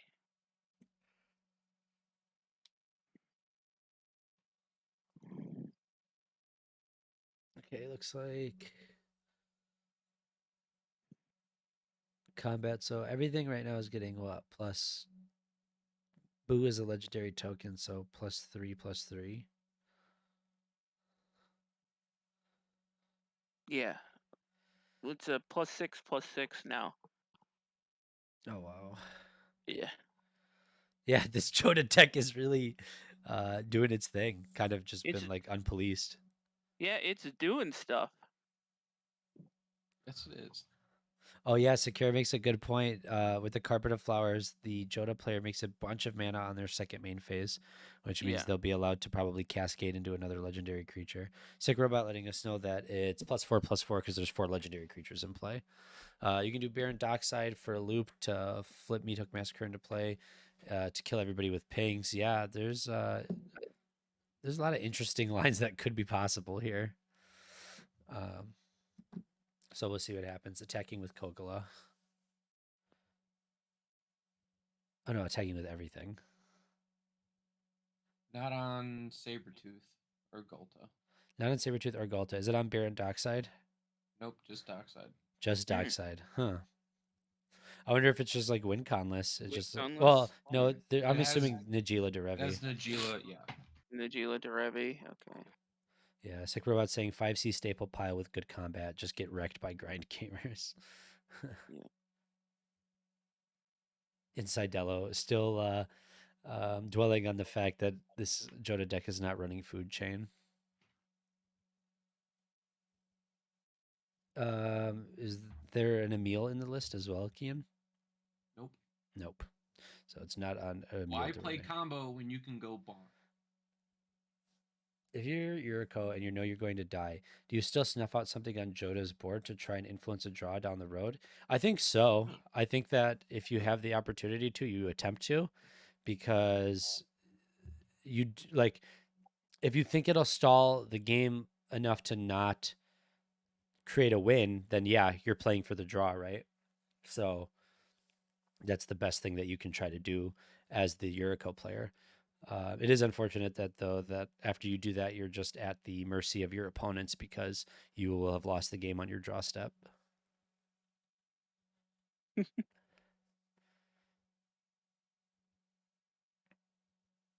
So Vasher going through a very long Thrasios activation.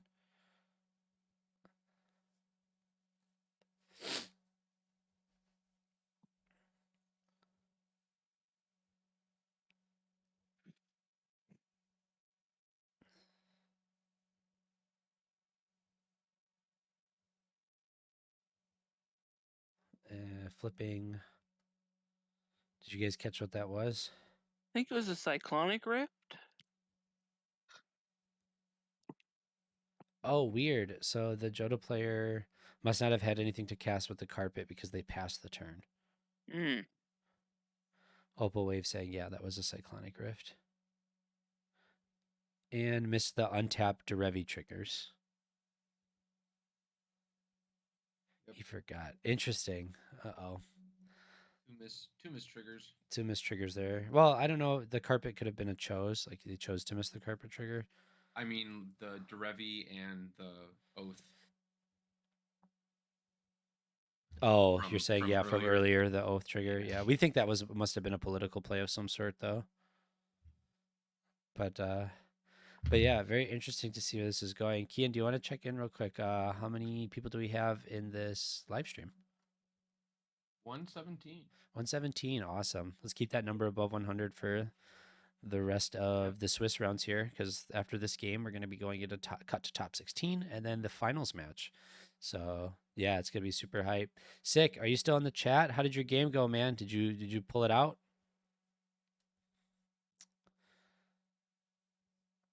But yeah, interesting to see what Vasher's going to do here. We saw an attempted polymorph. Took it down. See y'all in the top 16. Way to get there, Reed. That's awesome. Yeah, we'll find out. Go. I think you're 3-1, 2-1-1. So I think that'll be enough to get there. So we will find out. Oh, 2-0-2. Oh, I think you definitely get there. Yeah, you're almost guaranteed at that point. Because there's a lot of people fighting with one loss, one draw.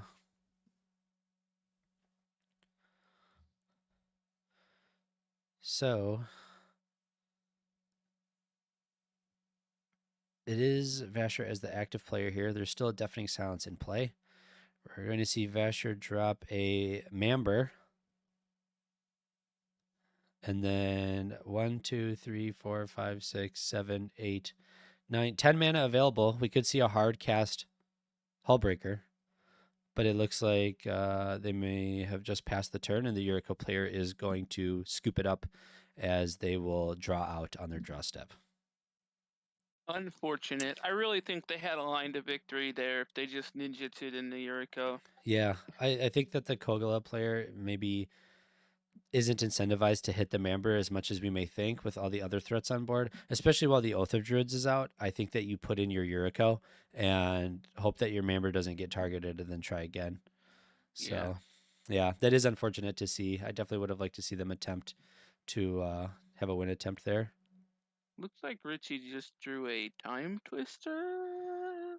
Not that anyone else is supposed to see that, but I think it's the Vintage Masters time twister art.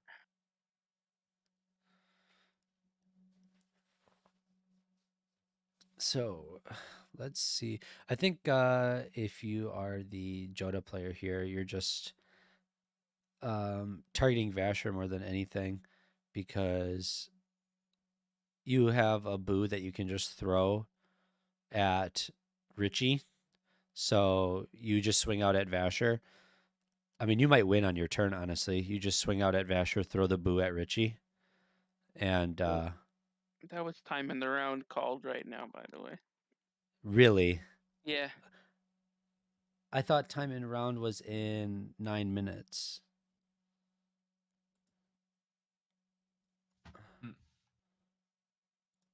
Let's sorry, let me do this. Getting a few messages here.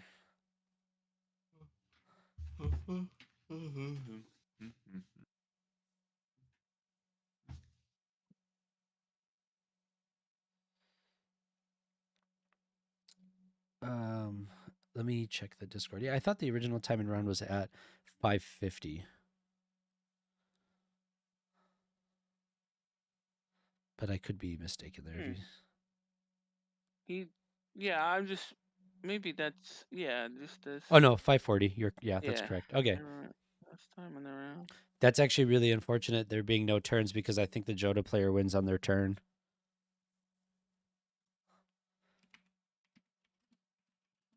Yeah, no extra turns has been, I think, rough for anyone playing like a stacks deck or decks that use permanents to break parity.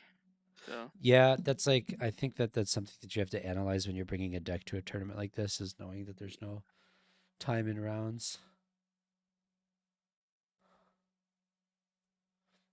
Yeah, thank you everybody for clarifying. That time in round was at 5:40.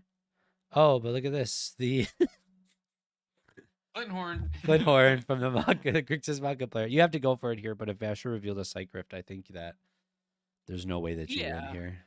You mean, don't he's- win here, but you still jam. Yeah, I mean, if he has a protection spell, he wins because Basher can't cast another bounce spell. Oh, that is The true. If there is a protection Deafening spell here, Silence. the win attempt is still online. There's 2 players and they have. there's the swords. Yeah. Oh, coming from Tovaz. Oh yeah, that's it. That is definitely a Lu- wrap. Luckily for this pod, a draw ensures that everybody except the Yuriko player makes it into top 16. Because Maybe they chose to not spoil. Maybe that was why they chose to not win or chose to not do the Yuriko thing. They chose to not be a spoiler. that is maybe a good that's a yeah. good point because that might be the case. Maybe they did not have a way to the top. Yeah. Yeah, that I wonder if any political conversations were brought into that at all. Git probe drawing off the top. Oh, they swords the Malcolm. Yeah. I mean, at this point, you're just hoping to draw into A or B of an A plus B combo. Try to. Yeah, I don't know what that would be. Yeah, fetch Rip land off the top. Forbidden Orchard. Or Looks yeah. like. Yeah. Rift in this economy. Yeah, I think that you can see Vasher displaying their hand. Yeah. Showing. Yeah, I think this is going to be a draw here. Plenty of interaction there. Yeah, deflecting swat, Wheel of Fortune, a Isocron Scepter. Are we just stacking Thrasios activations here, or are we overloading Rift?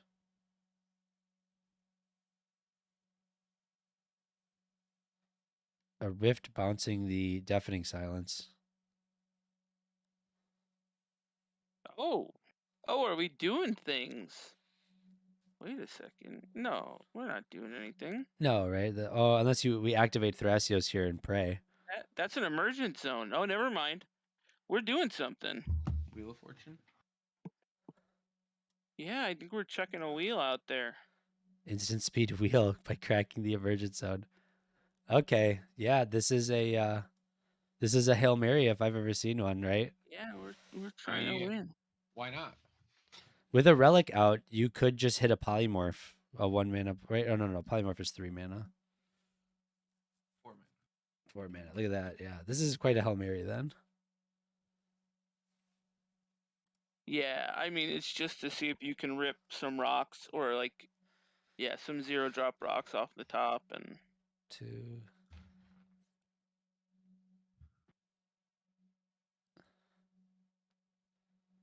Yeah, I think there's still 2 untapped. Or there's a Chrome Mox untapped there as well. So you got 4 mana available right now. Jessica's will. Jessica's will. Oh, We're doing we're stuff. still digging. We're doing still stuff. digging. There's still a red. There's Transmorgify still in the deck. Gotta hit rocks and poly. Needs rocks. Jessica's will is kind of like it's a good ritual, I'd say, after you Yeah. wield. It looks like the Malcolm Reveals player. Act and force a negation or force a will. Looks like the Malcolm player has interaction here.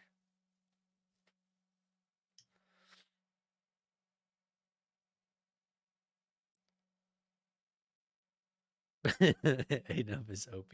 Bro, if Basher takes this. Yeah, I'm wondering the same thing. Ledger Shredder trigger. That is A true. mind break trap. I think I think that it is. forgot. Yeah. Oh, they forgot the trigger on. Ledger Shredder's not a May. Yeah, well, this is the second spell, right? Psych Rift Jessica's will? Yeah. No, wheel. There was a Wheel. Trigger Oh on yeah, the the wheel. wheel. They We passed the Ledger Shredder trigger, and it is beneficial, for sure. So Oh, an offer on the Jessica Pact. Oh my gosh. yeah, Basher revealed Pact. Oh, he revealed and a Deadly Relic on one Probably of the Rograk? commanders has to be Rograk, right? Like on Thrasios. Thrasios. I guess, right? Because if you can't draw your deck, Yeah. But I think if we hit the polymorph effect here that we need, Yeah. There we go. He hit it. He hit it. Okay, is that the just a first card. transmogrify off the top? And the oh my god. and the dramatic reversal. Oh, but it's Wait, not in hand. It's not in really? hand. Yeah, the first card was Reality Scramble. That's reality scramble right off the top. If he has a 0 drop. That's sick. Oh my gosh. Such a sick spot. Dude, what? Yo, let's get some pogs in chat. If this works, yeah. Rog is pog. Get some rog. This is so insane. What a Hail Mary. If this, like, I want to see this because I don't believe it yet, but. What is that also? Is that a chain? That's Alchemist Retrieval. Alchemist retrieval. Yeah. Scrambleverse.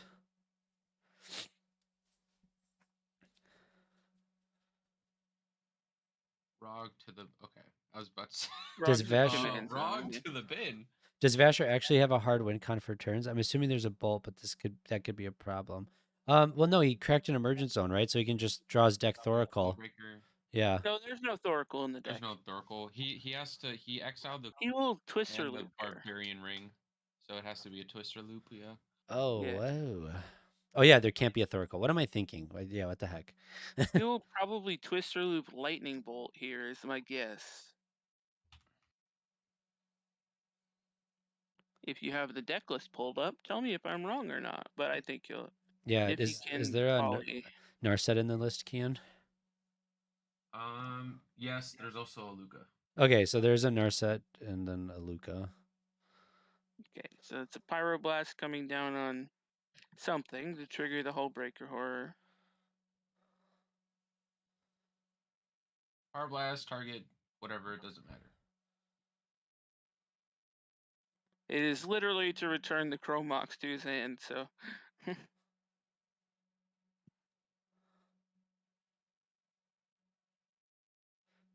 Kill the Shredder. Diving had to hold that Rollick. Rollick would have covered this, unfortunately. Yeah, but he revealed a Force and a Pact. Yeah. Vasher, so he had double protection.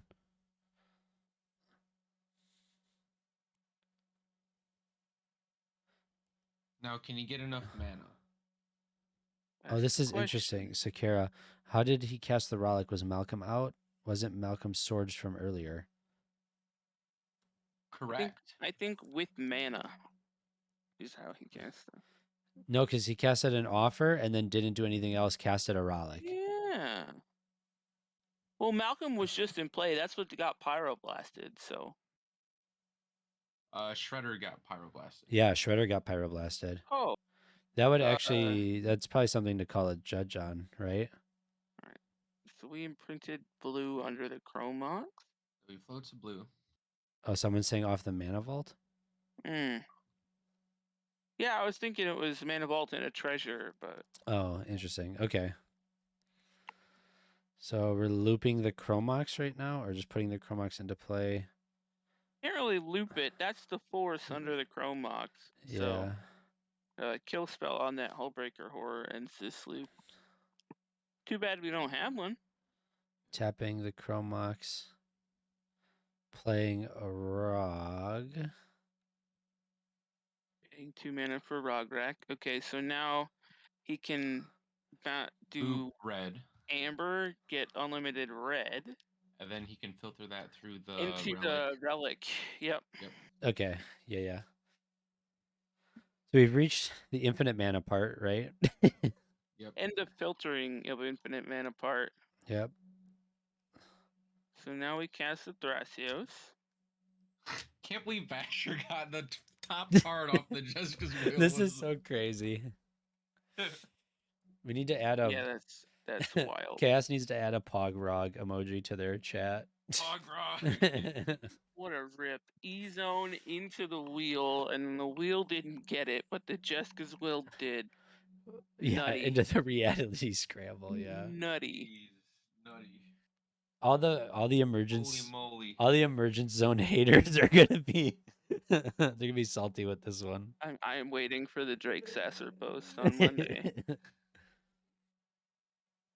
Yeah, it is. Yeah, noob, you're right. It would be frustrating if you were like the Jota player in this situation. You're like, I had it.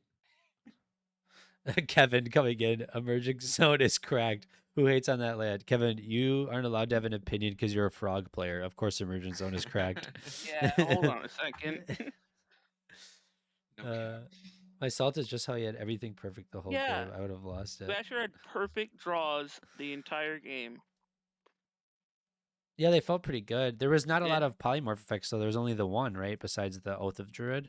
No, there's the divergent transformations, the oath. Yeah. Yeah, so it's not like The he was oath is like kind of enough most of the time. All right, we're doing the Thrasios thing. putting everything into play.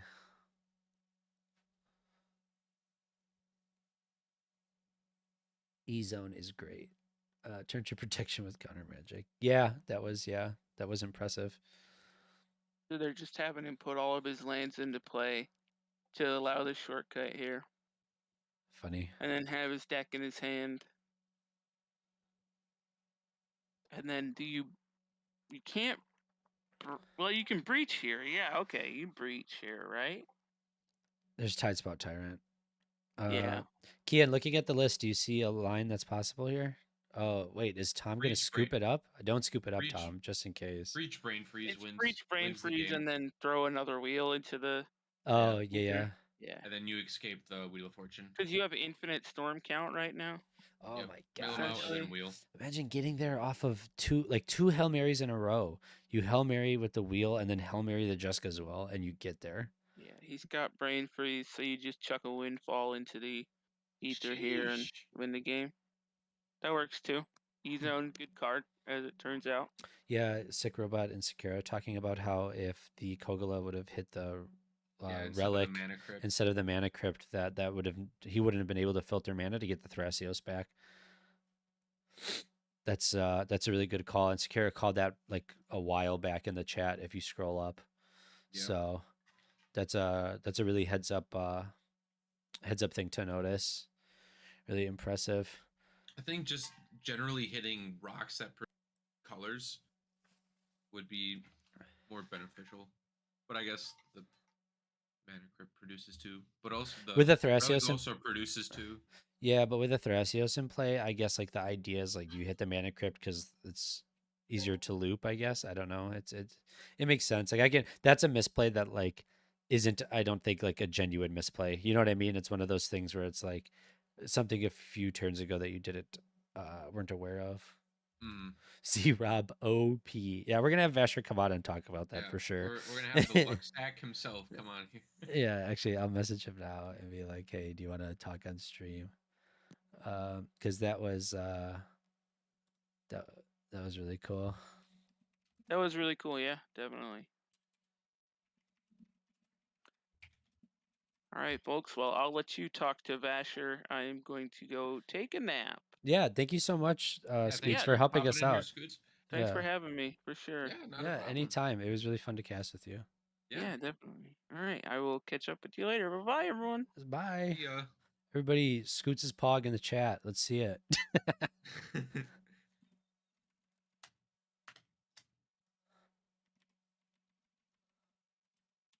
That was some crackhead shit. That was insane. That game was absolutely insane. Like for the longest time, it just felt like everybody was just not really like just like mild card advantage, right? And attempting to get there, and it just wasn't enough. And then all of a sudden, it's like, oh, I'm gonna crack this emergent zone and Hail Mary it. And hey, what's Oh, Mr. Lucksack himself is arriving to chat with us. on Stream. what the What's heck? up, dude? What the heck was that, dude? That was so insane. Dude, I mean, I don't know how I didn't get there earlier. That snuff out was really. I mean, it was right, but it was really close to spite. And then I had another instant speed win with the divergent transformations, and that got stopped. And then we just sit there and sandbag for a while. And it was the last turn of the game. Like, all right, I guess I have to go for it here. Yeah. Let's see what this wheel finds. I have a We couple. got there. I have a couple of questions for you. So the first question I have is, like throughout this entire match, we were hearing like having people talk about like your political prowess and how you play the game, and a lot of times you're kind of policing the table with your words. Were you guys aware that the Yuriko player had a Thoracle in hand? Oh, the whole time. Okay, and then was there some type of reason why they didn't play their Yuriko? I have no clue. I think that maybe she was a little newer to the game. I'm not sure. Okay, we were curious, so we were just We trying were to. curious about that too. We were talking about that in game. Okay, Where is the Yuriko? yeah. And then the other thing is, yeah, it seemed like you had all the um you had all the wins in hand, right? But everybody else had the answers for it, and it took the entire table to stop you each time. That felt like something that was very how can I say this? It was very much a part of that game, and then yeah, to pull it out with an emergence zone at the end there was insane. I think the most pivotal part of that game, in my opinion, was the diversion transformations. Because basically, I sandbagged that for I think almost two turn cycles. And what I was really hoping for was that Richie at some point in that game would cast a spell because of the deafening silence. Yeah, Because I knew that if he could cast a spell, it'd be protected. And the snuff out, if she drew it again, would not have been relevant because I would have two bouncy boys in play. yeah. So you would have hit Rog and Thrasios and gotten Hullbreaker and Tidespout. Yes, exactly. Yep. And but I felt more pressured with given how much power was in play and like how I was being perceived as a threat. So I went for the divergent transformations then. Ended up getting countered. It's fine. You have to be fine when things get countered. But it helped out a lot because it made what's his name The Jodo player. Tom less scared of me because it seemed as though I dumped my load. Yeah. And that allowed me to get like a few more turns without taking massive amounts of damage. You know, I don't think it would have mattered. I don't think he had enough to kill me, but it was definitely a real risk going for the divergent there. And sometimes you just Well, I ended up getting that removal out of Richie's hand, it seemed to be very important later in the game there. Yeah, So the swords. yeah, there's a lot of interesting things being done there. When it came to Tom, the Jodo player, it seemed like there was a lot of triggers that got missed there. Like there was an Oath of Druids trigger that I don't know if it was. He purposely missed that trigger. Okay. Yeah, he was doing something. I'm not quite sure what it was, but yeah, he made clear that he purposely missed it. Yeah, I think it was because you had if he put two creatures into play, there was an opportunity for you to divergent on your turn. He was going to kill the Oath, I think, or no, he wasn't going to kill the Oath or something, and he wanted to kill something else because there weren't like enough creatures. My opponent's had enough creatures for me to be able to trigger it. Oath of Druids is a weird card because if it doesn't win you the game, it's kind of an active stacks piece if it doesn't get removed. Yeah. I'm trying to think here about some other questions. No, other than that, I don't think there was anything crazy that we wanted to like any other questions about the game state we wanted to ask. Just like how did you feel in that moment, man? Like when you're just like crack the emergence zone, like ripping off the top, like you didn't have it in hand, right? You needed to hit it. I'm like, all right, let's see what we hit. And, oh, we got reality scramble. That's how we literally reacted the same way. Oh my gosh. And the pack protected. It was like, oh my gosh. Yeah. And the force. And I'm sitting there like, I don't think I get there still. And I was like, wait a minute. I can bounce Chromox twice. Yeah, that was insane. Yeah, it was just like, oh, and then the relic ended up being what you needed. People were saying that, like, man, if the Kogula would have targeted your relic instead of your mana crypt, like you would not have been able to get there. Was actually the secret card. That one was much better than the crypt. Yeah. So that was insane, man. Well, congratulations. Congrats on top 16. Did you go undefeated in standings or what was Yeah, I did, but I had a round one bye. Yeah, round one bye. So that's a bye and 3 wins. That's still so impressive though. So nice job. And that last game was a testament to your style as a player. So way to go, man. Thank you. Good stuff. You guys have a great one. Yeah, you too, Yeah, you man. too. Enjoy Good it. luck. So cool. That was so cool. That was such a fun game to watch and cast. That was pretty Frog is being pog. yeah, consistently. You love to see it. So Sakira's got some good stuff to mention in the chat here. They say, I think the swords was a misplay. The more I think of it, we knew that Vasher had a rift the whole time. If Vasher wants to win there, he has to either rift in response and try to wheel to win, or he has to overload the rift. So yeah, that's a good thing to pick up on there. So I've got a few things to check on. So Kian, why don't you interact with chat for a little bit?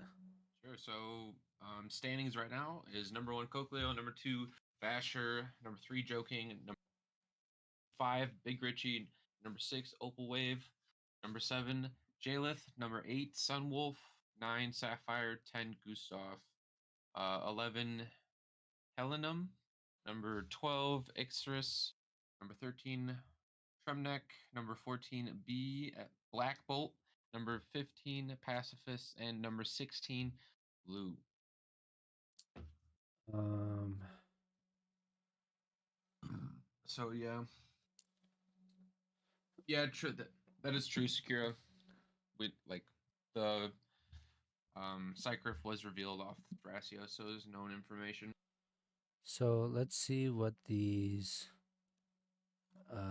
what the standings are now. So I think standings are posted. So I just read those. oh, my bad. Fourth was Black Bolt. Was that what you did? You let Sakura know that? So undefeated, Cochlear and Vasher. Oh my god. Sorry, I'm looking at these for the first time, so I'm gonna reiterate some of these. Do we have a break beforehand? I think so. I'll message Cass to make sure. Oh, I'm not reading the updated standings. Number 1, Cocleo. 2, Vasher. 3, Opal Wave. 4, Black Bolt. 5, Sick Robot. 6, Mr. Bruce. 7, Joking. 8 Zerob. 8, Zerob. 9, Helenium. Helenium. 10, Trainek. 11, Ixtris. 12, Tom. 13, Cody Angeloff. 14, St. Milton. 15, Noobsaurus, and 16, Big Richie. Okay, so here, this is the breakdown that's really impressive to see here. So Cochlear and Vasher both play in the Nexus regularly. They both were, Vasher was able to receive a bye. They both went undefeated here, okay? Cochlear actually winning every game. Vasher, I believe, receiving a bye and winning every game. Sick Robot and Noobsaurus are from Into the North, two very, very high-level tournament players that play very consistently. They have made it into top 16, so that's not a surprise. Cody Angeloff, first actual CDH tournament, Yu-Gi-Oh! Pro Grinder has made 13th, made it into top 16. So that's cool to see someone from another game making it into the top 16. Then we have Tom and Richie, which we saw in the last pod. They, even though that they lost to Vasher, they still both made the cut for top 16, which is really good for them. And then you have Helenium and Z-Rob. Z-Rob is the not the TO, but he is the what's the title I'm looking for? Software engineer for Eminence Gaming. Helenium is Mikey's secretary in Eminence Gaming. If you listen to the miscast at all. So they made top 16 as well, along with Joking 101, who is the TO for Monarch. Then Mr. Bruce is like really well known, plays a lot in a lot of different Discords. Very cool to see Mr. Bruce here. I don't know Black Bolt, unfortunately. I don't know Opal Wave. I know Opal Wave is super active in Chaos here and is always talking. I don't know Tremnek, unfortunately. I don't know Ixres, unfortunately. And I don't know St. Milton. But there's a lot of familiar names in this top 16 and a lot of familiar names that just barely didn't make the cut. Gustav is a friend of ours. We know Gustav really well. Jacoby is another friend of ours, normally streams the Chaos games. You have Mimo, who's always in the Chaos tournaments, playing all the time. Lots of people that just barely missed the cut, right? And then all these familiar names that everybody loves to see. So this is a really, really impressive pod. So I'm super, super excited to see where this goes. Super excited to see the pod matchups. And then you can see in the chat, people are spamming free play M. Oh my gosh. This is this is this is such a cool top 16, and there's a lot of really interesting Cabal is real. So I'm gonna message Cass here to see if we're gonna go on a short break, but we're going to check in with that first, because I know normally during top 16 cuts they go on a little bit of a break to give the players and everybody a little bit of room to drink something, eat something, and then figuring that stuff out. See me caballing. They hate it. Let me text Cass here. Is there a short break before top 16? I gotta go bathroom. Yeah, go to the bathroom right now. I can handle it for a little bit if you want to go to the bathroom, and then I got to go to the bathroom when you're done. Cool. I got bye. Cabalin is the new Morphin time, Sakara. Yes. But yeah, this has been a wonderful tournament so far. So to everybody in the chat, I can't currently view actually I can view the number of people in chat. So let me do that really quick. We got 104 people in chat. So thank you to everybody that's been in here supporting ka0s, supporting us at Sadnaz and everything that we came to do. This tournament has been like absolutely amazing. And the people that we have in the top 16, I think is like very telling. Like these are some of the best players that exist in the community. We know that there's some of the best players that exist in the community. And so seeing a top 16 like this is cool. And you don't get to see this very often. You get a lot of players from all over and a lot of really cool individuals in their own right with a lot of different philosophies when it comes to playing, brewing, and deck building. So I'm very, very excited to see this. I think that the pods are going to be insane. You're going to see some crazy stuff. I wouldn't be surprised if we saw like some pods end in super fast turn wins. If you see some pods end in like really grindy, long games, I think there's just going to be a lot of fun things going on. So I'm really expected to see this go crazy. But yeah, if you guys have any questions for me, put them down in the chat. We'd love to answer any of those questions. I'm going to drop the link tree again to Sadnaz. Once again, we are a content creation group that does podcasts, gameplay content, TikToks, shorts, anything related to CDH. It's CDH specific. It's our favorite format. You can join our Discord. We have tons of different like decks that we brew. We love teaching new players about the game, everything like that.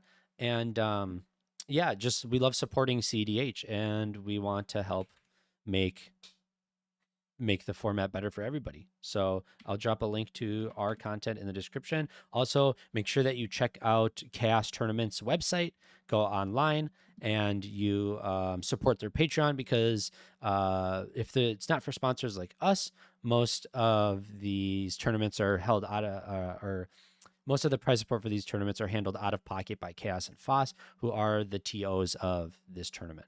So make sure you support their Patreon, donate as much as you can or as much as you're willing to help these guys out so we can continue to do more tournaments like this in the future, because I think that these are important to have for the CDH community.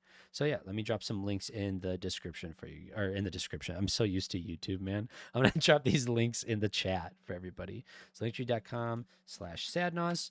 Make sure you check that out. And then we're going to also do ka0s.tournaments. And make sure you check that out. Let me make sure that links to the right site. Uh-oh, that link's dead. Not dead, but it's not correct. So let me get you the correct link.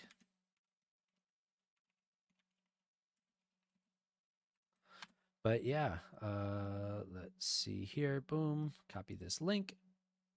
And then let me drop it in the chat. And then I will check the chat in a second here.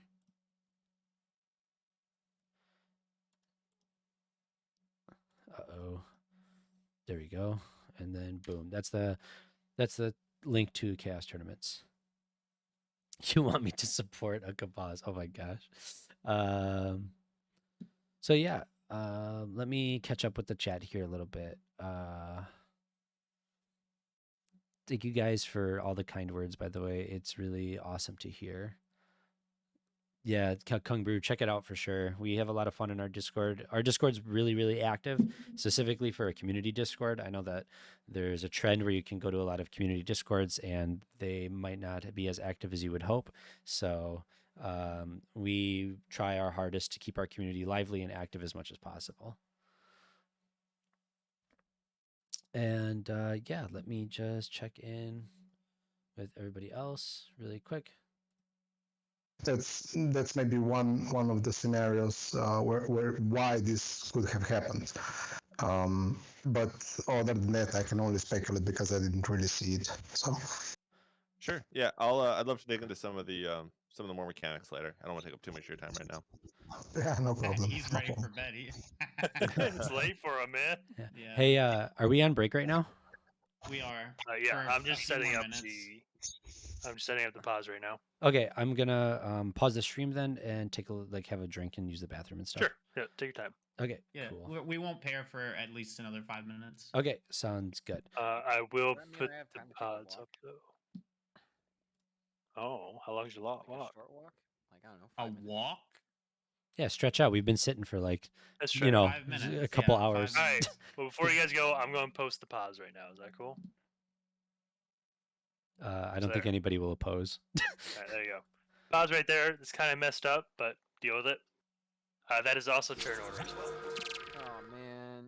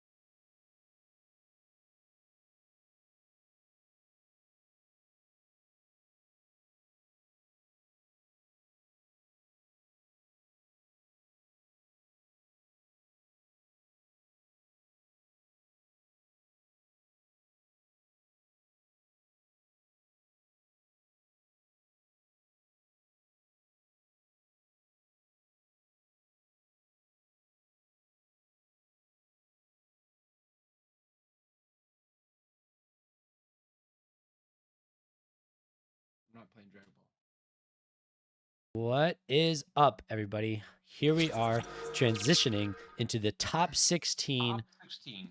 of the Chaos 4 tournament. So, everybody is here. Can we check the stream chat? How many people do we have in the chat Stream right is now? good. We got 98. 98. All right, everybody, if you're in the stream right now, I want you to share the stream link anywhere that you can, okay? I don't care if it's in content creator discords, I don't care if it's on Twitter, on Facebook, whatever you can do, I want you to share the stream link wherever you can, because we have the top 16 and then the top 4 immediately after. This will be the finals. Look at this. Sidello is even sharing the stream to the stream. This is the type of dedication I'm talking about. We want to get this as far and widespread across the community as we can. We have about 2 hours left of gameplay. The tournament's going to end at around it'll be 6:30, so 8 p.m. EST. And we want to showcase these games. Kian, whatever you're doing, stop. You're making so much noise right now. But yeah, we want to get this game wherever we can, as far as we can, and stream this tournament everywhere, because this is going to be cutthroat all the way around. So as you can see, we have quite a pod.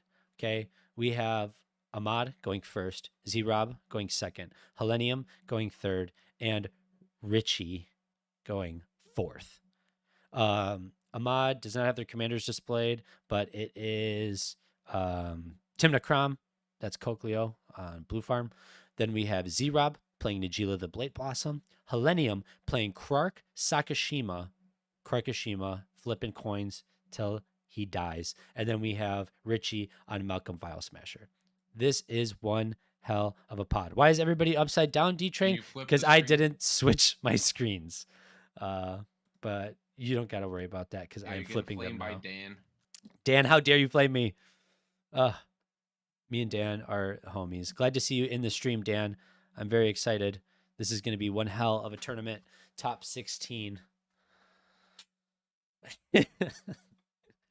So this is one hell of a pod. I got to flip Helenium too, playing Krakashima.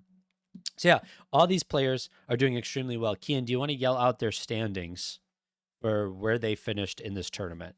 I know that Yeah, sure. Cokleo Ahmad was Number one. undefeated, #1 ranked player in this tournament. We have Z-Rob at number 8, Helenium at number 9, and Big Richie at 16. Big Richie at 16. Big Richie, we've seen once already play. We've seen Z-Rob play. Z-Rob showing off some fancy tokens here.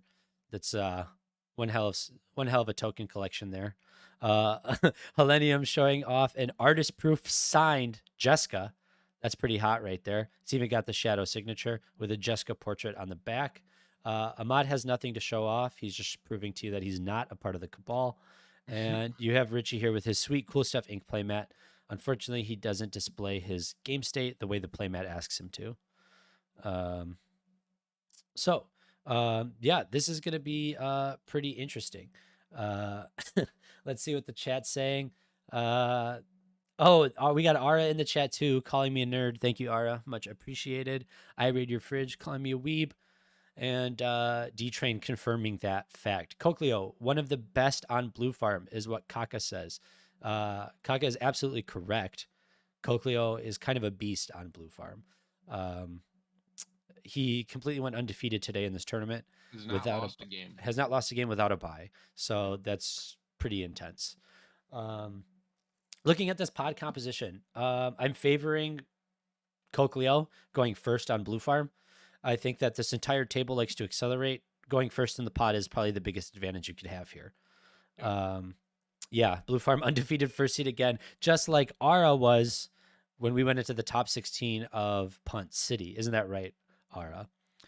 Jamaica Dude confirming that Cokleo is the best Blue Farm player.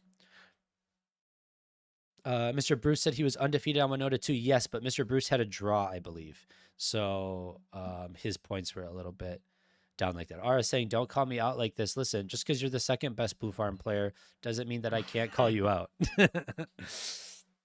So yeah, but I think looking at this pod composition, I definitely favor Cokleo.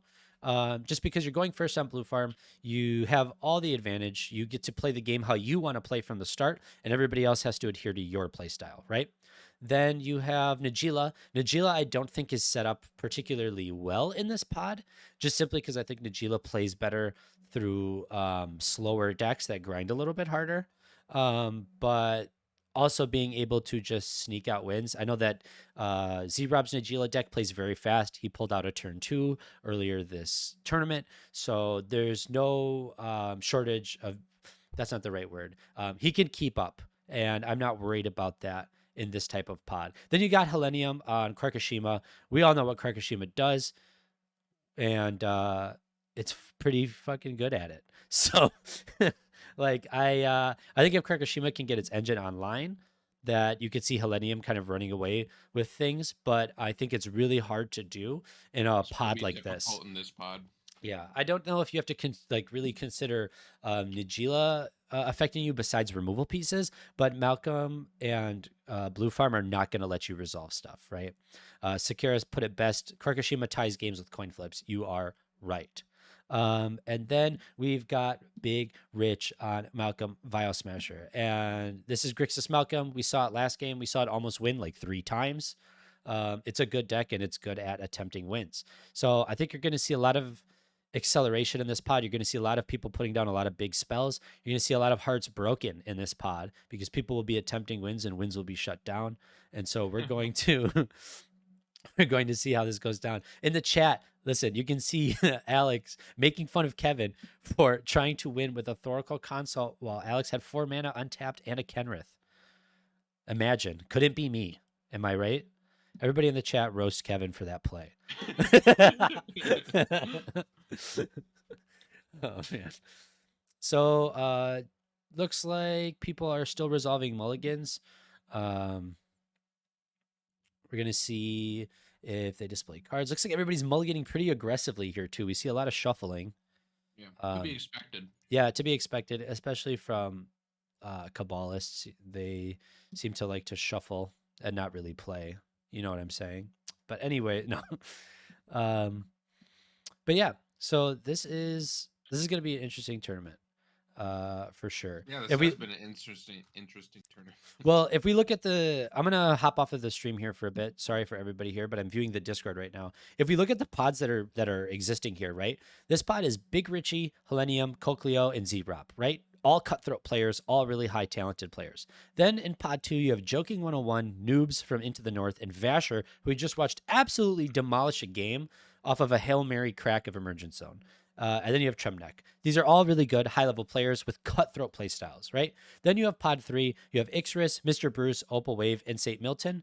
Just they've been running through this tournament and like just taking down games one after the other. Like Dan said, Mr. Bruce being undefeated with Winota. And then in Pod 4, you've got Black Bolt, Cody Angeloff, first-time CDH competitor, making it to top 16 in his first tournament. Sick Robot and Tom. Sick Robot obviously being a political menace. We've seen him play games time and time again. I played against the dude. I've been ran through like a brick house. You know what I'm saying? So, like, these are all cutthroat players that like love to Alex is making fun of me in the chat.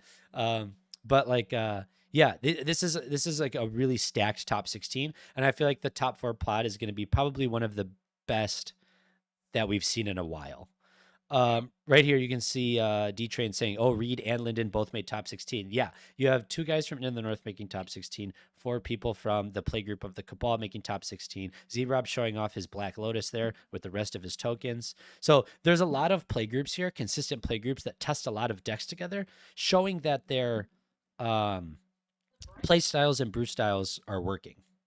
So it's really, really good to see. Alien saying, what is Sick Robot playing this tournament? Sick Robot is playing Timna Thrasios, because what else would Sick Robot be playing?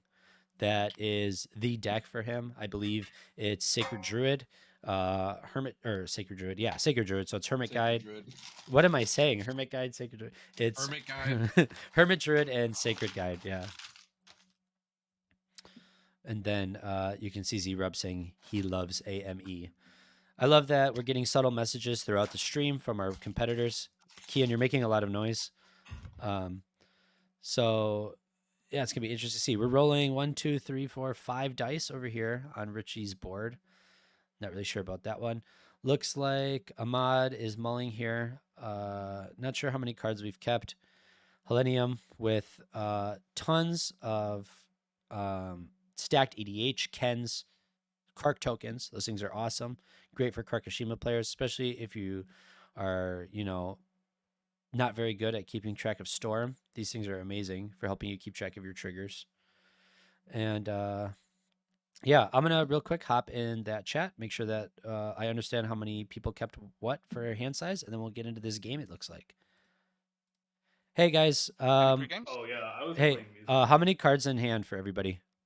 7. Kept 8 Carter. Let's just check again. Okay, 2, 3, 4, 5, 6, 7. Got 7. 7, and then Cokleo, how many for you? 25 cards in hand. Oh, come on. So can you focus your Money, camera? money. I got 5. Okay, Nice. 5. Okay, so 5, 7, 7, and then Z-Rob, how many for you? 7. Okay, cool. All right. Good luck. Have fun, and hopefully, I'll see some of you in the top 4. I'll see one of you for sure. But good luck. Okay, so we have 3 7s and a 5. Cokleo with a 5. That was a pretty aggressive mulligan going first. So I'm going to be interested to see what this is. Are you there with me, Kian? Yeah. Are you eating right now? Is that why you're muting Maybe. yourself? Come on, dude. This is top 16. We have to be hyped for this. Checking in with the stream chat right now, talking about Sick Robot bringing Sacred Hermit to Punt City. Poppy turned into an MTG card named Generator. Tremnek is an amazing blue farm player. Yeah, correct. Yes, I'm not very familiar with Tremnek, so I'm interested to see if they make it past the top 16. I'd like to learn more about them as a player.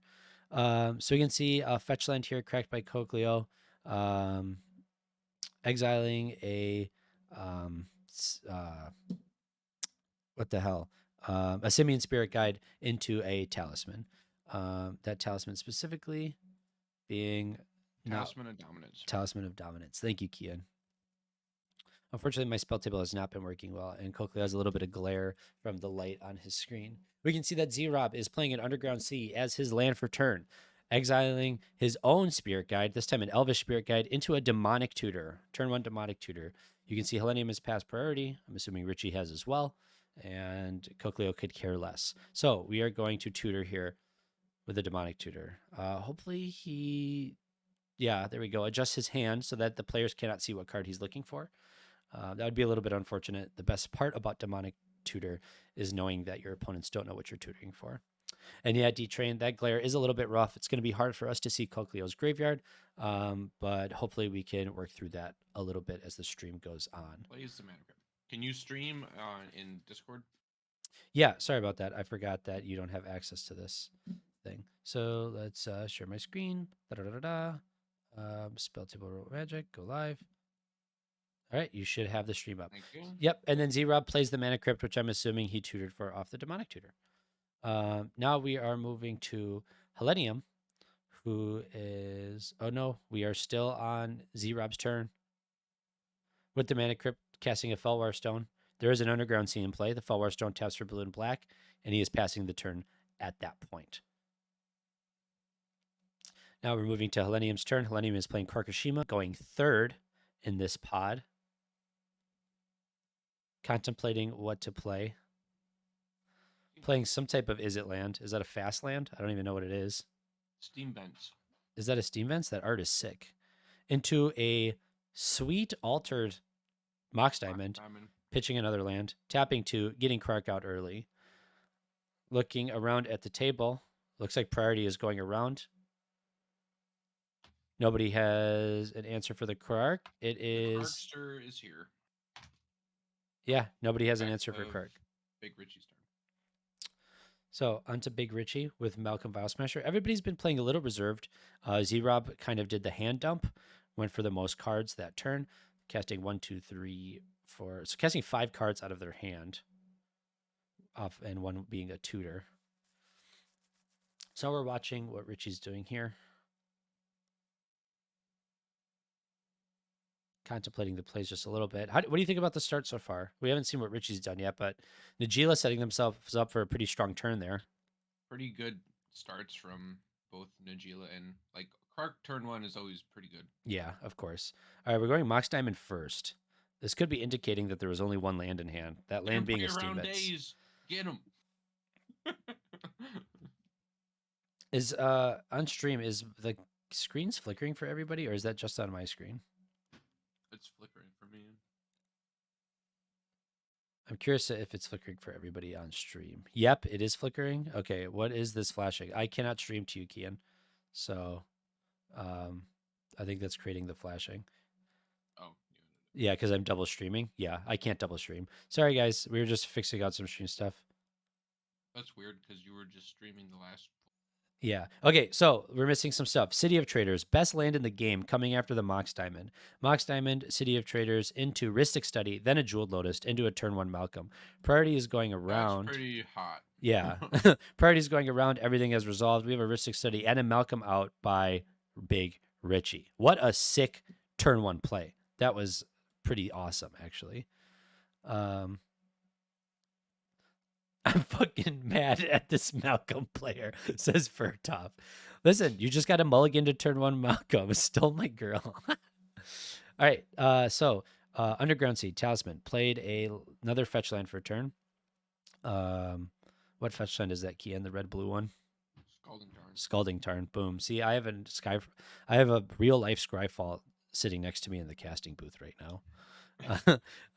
Casting a Timna. Probably getting a plateau off of the Scalding Tarn. Yeah, for Con, Mystic, and Malcolm. So it looks like Cochlear kept a really slow hand. Mulliganing to 5, kind of hyper aggressive here, just taking some good stuff, getting out a Timna on turn 2. Not where you want to see the blue farm player at in a pod like this when everybody's developing insanely fast. You can see here Z-Rob has guaranteed now turn 2 Najila if he wants to go with that. Otherwise, there could be some other interesting plays. That's a card. I don't even know what it is. Underground Sea? What? Do you see the land that he played? I don't know what that land is. What is that? If someone can clarify, Bayou? is that Bayou? Maybe. Yeah, Alex is saying Bayou. Bayou into a mystical archive that I don't know what that is. And neither does Scryfall, Ritual. apparently. Is that a dark ritual? Are we nosing here? Najila Naz? Maybe. Najila Naz. Okay, turn 2 Najila Naz. On the stack, priority's going around. Priority goes to Helenium first. Helenium picking up the cards in his hand. Passing priority, going to Richie. Richie, do you have the Fierce with the Malcolm? Did you have the ultimate stacked hand? No. Dropping his cards. Naz is resolving, and Z-Rob is now going to resolve this ad nauseum.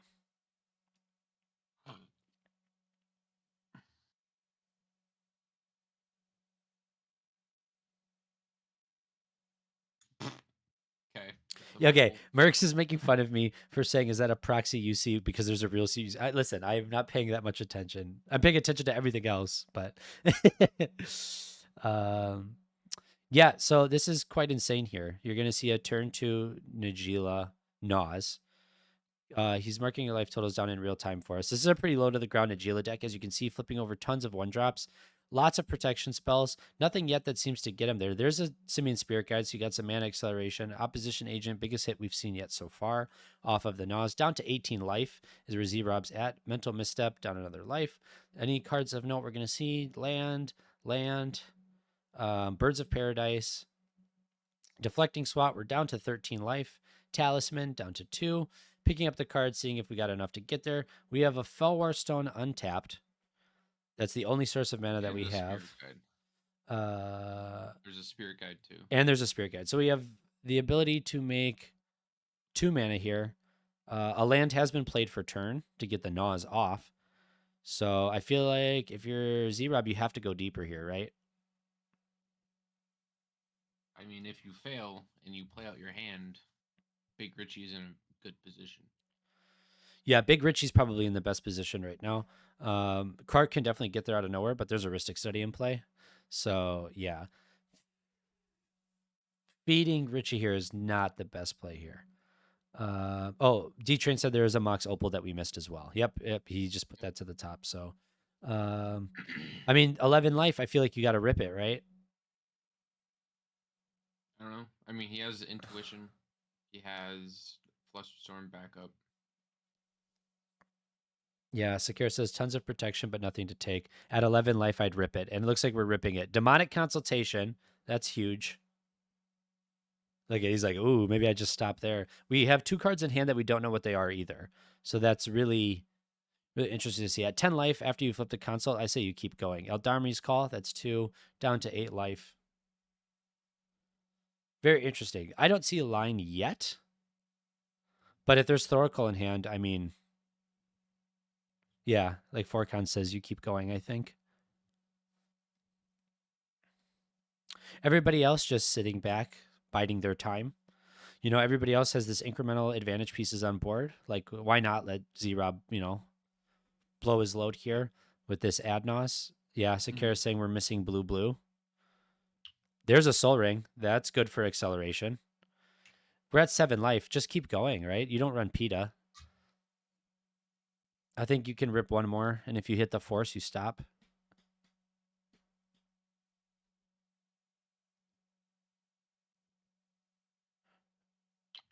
I think you hit one more.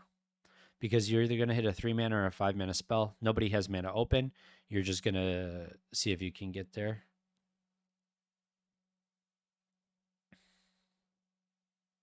Yeah, I think his biggest drop is 5. It would be Force of Will for Con.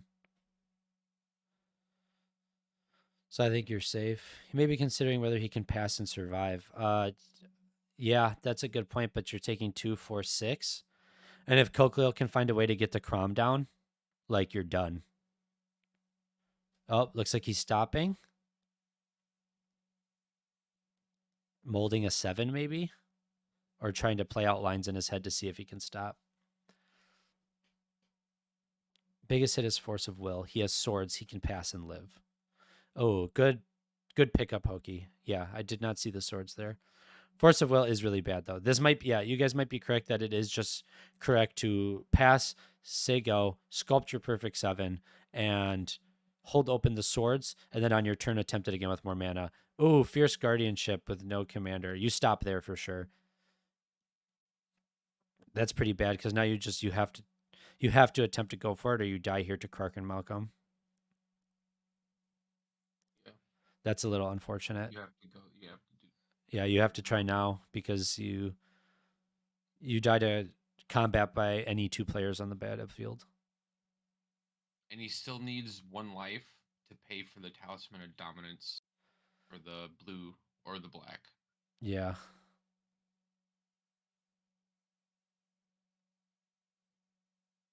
I mean, can he go for an intuition pile here? I don't think he can generate 5 mana for the Savine's Reclamation because this Nigila deck does run a breach package. I don't think he has enough to do it. But if there's any opportunity, you do it now, right? Oh, a demonic consultation. That's right. That was a sad nause. Thank you, Jerry. Thank you, Jerry, for bringing that up. Everybody, let's spam sad nause in the chat. Sad nose in the chat. Sad nause in the chat. I don't know what he consults for. Manny spamming sad nause in the chat. The thing, all right, here we have a good quote here by Sakara. The thing about Turbo isn't that you're always trying to win first; it's that you can try to win first. Turbo is basically a subsection of Storm, and you can win with 0 board state presence because of how we snowball rituals into big game-winning spells, PETA, Adnos, and etc. Yeah, everybody's kind of liking here that this was a pretty sad Nos. It would have been nice to see something a little bit different. Things go a little differently. Yep, sad Nos. Talk about sad Nos.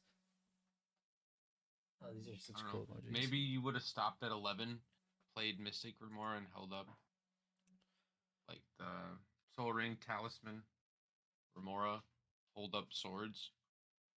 Yeah, if you have the mana to be able to do that with the Mamber, yeah. Or not the Mamber, the Mopal. Because you can guide into Soul Ring, Soul Ring into Talisman, Talisman into Fish, hold up a Yeah. Swords. Yeah. Sakara saying, do you hard cast Spirit Casting the Guide? Grey Ogre. Hard cast Spirit Guide to have a blocker. I don't know here. If rather than hard casting Spirit Guide, hard cast Nagilo, right? That's the better play.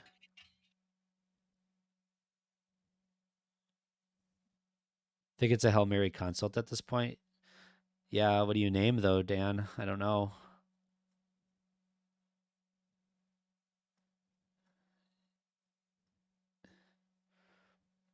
Yeah, I don't know what you would name here with a Hail Mary consult. Neither do I. Underworld Breach, I guess. But then the risk of exiling your Lion's Eye Diamond is just so huge. Okay, here we go. And at that point, you have to. You lose your. I think he loses regardless. He has to. Yeah. So Mopal, Ristic Trigger. Yeah, name LED. Hope you hit it before your priest. Yeah, I don't think any of us see an obvious line here yet, Con. Oracle and hope it's on the bottom. LOL. Yeah, Mimo, you make a good point. So yeah, we're going to. Looks like we're gonna stop there and see where we go. Name LED and hit it before you breach. Okay, exiling the Simian Spirit Guide. Red in pool. Mopal has been cast. We're going to use the red we have in pool.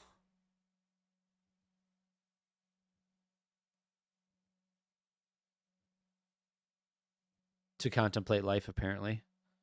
Cast Monkey. Let's dash in Monkey and hit freaking someone else's Thoracle off the top.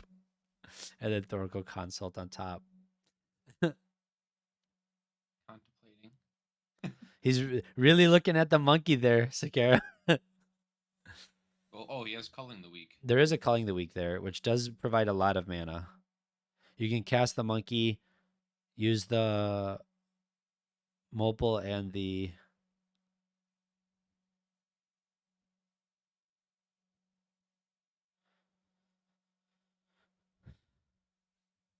issue is colored mana, I think.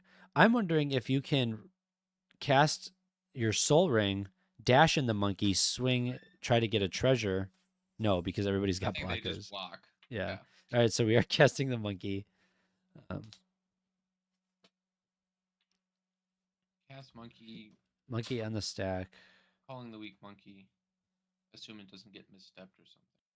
Calling the weak monkey. Make 3 black, right? 4 black. Oh, 4 black. Yeah. Cast Soul Ring. Prob monkey and hold up. Oh, yeah. And then you also have Richie drawing cards off the Ristic Study. Yep.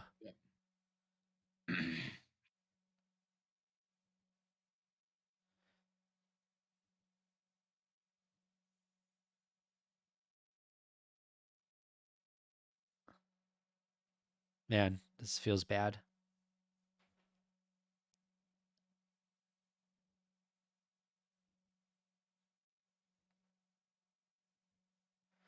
Forcon saying that.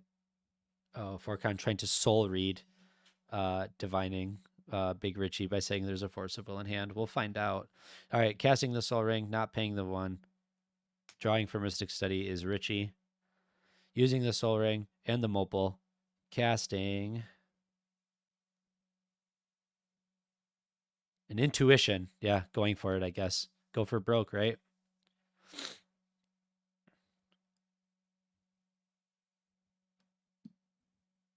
Sophia Aroma, Sadnaz is going places. Thank you for the kind words. No blue for protection. Yeah, we're in a tough spot here. Sakara, I didn't see a force of any kind in his hand. No pact. I don't think there's anything that's saving C-Rob from getting blown out here. But we get 3 cards. We don't know who the target is yet for the Intuition, but we're going to find out if we're going for a breach line here or if we're going for something a little spicier. You never know, right? Well, it looks like a breach line. Looks like Underworld Breach and LED. Savine's Wreck, I would assume, would be the next card. Yeah, probably. Brain Freeze was in that pile, but we didn't go for it. Checking our hand again to see what we have. How do you get out? I don't know how you get out. They give you LED. but they're not going to give you LED in this scenario. They just give you Savines. Dan makes a good point. After you get all those in your bin, you just consult for Mox Diamond if they give you Savines. Yeah. If they give you Savines LED, yeah, no matter what. Yeah, there's a line here still. There's still a line. It's not a great one, but there's a line.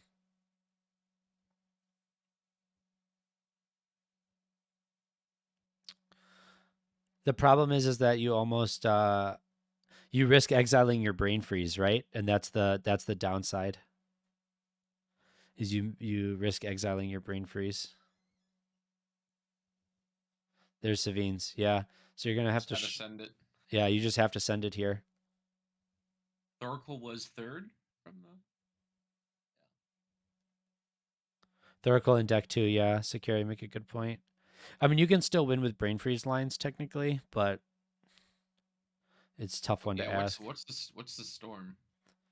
Uh, So calling the weak monkey. no. Start with Soul Adnos.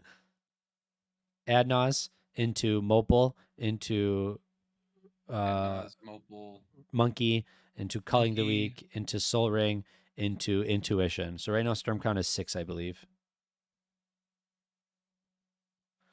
Where did Z-Rub get those cool mana tokens? Oh, Ain't Got No Pancake Mix. That is Bryant Cook's tokens from the Epic Storm. You can check them out, look them up at Epic Storm. It's really great legacy content. Bryant Cook is known historically for getting into CDH very early and then recently getting back into CDH. So check out those tokens. They're really cool. I think it's like $15 to get a whole pack of them. Otherwise, if you go to some Eminence events, Bryant sponsors those and gives out these tokens to every competitor. So it's really cool. Yeah, Mercs, I'll be surprised if proven wrong, but either way, that Nas was just really unlucky. Yeah, that's the sad Nas, right? Consultation on the stack, not paying the 1. Richie drawing another card. Yeah, D-Train, letting them know. Epic Storm. And then even if they win, I think it was pretty crazy to go for it like this. But hey, yeah, Sakara, I feel like you're outs. Like I think you stop at the 7 there, like we were discussing earlier. Stop at 7, sculpture 7, and pray. But I think once you go down that low, it's like you're gonna die anyways. You might as well rip it if you think you even have the smallest chance.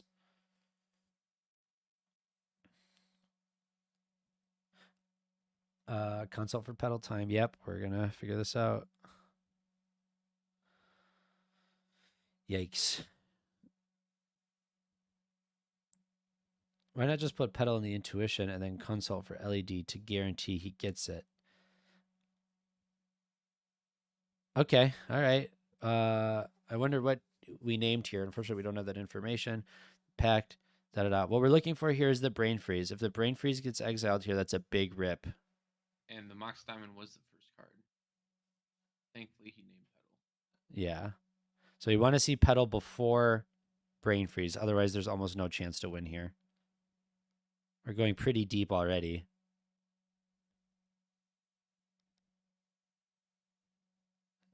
Yikes.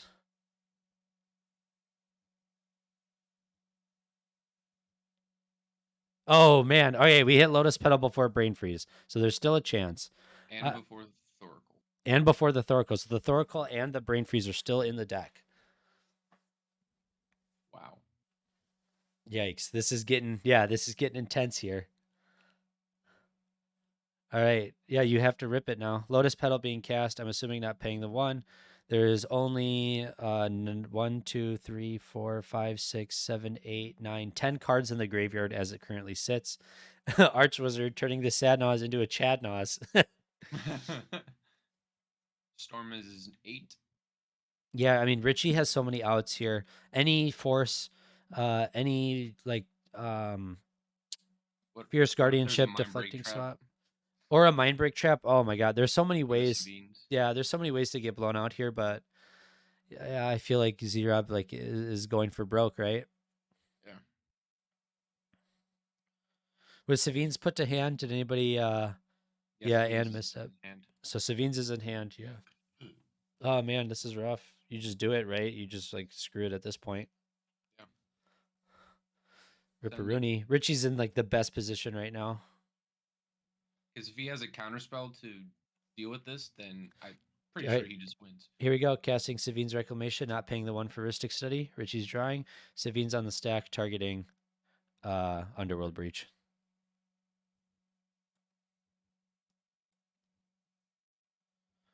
Priority.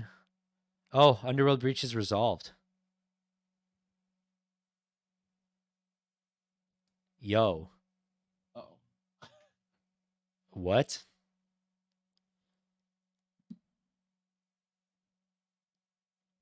It's one SWAT fam. What could it cost? $10? Okay. Underworld Breach on the stack. This gets pretty crazy here. Breach is in playoff Sabines. Or that's what I mean. Breach is in play. Leech is in play.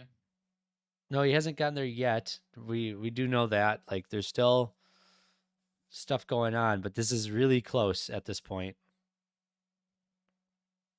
There's also notably no brain freeze yet. Don't exile the pedal. You exile the Naws, the monkey, and the what do you exile next? There's such like a low the monkey, right? Oh, the culling the weak? Ooh. Yeah. Oh no, the monkey. Yeah. I was gonna say, like, I think you keep a ritual. Did the Malcolm player miss the triggers? Nope, we're drawing. Yep, drawing off the LED.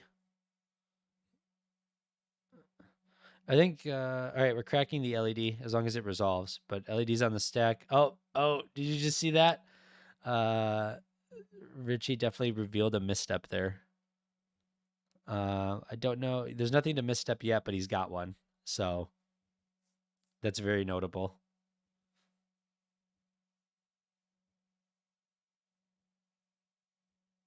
I don't think he plays another 1-drop. No. Yeah, because now it's just intuition for other cards. Yeah, I mean, you crack the LED. Everything's in your hand now. Now you have protection, and you have... Oh, what is this? 3 black? Oh, Demonic Tutor.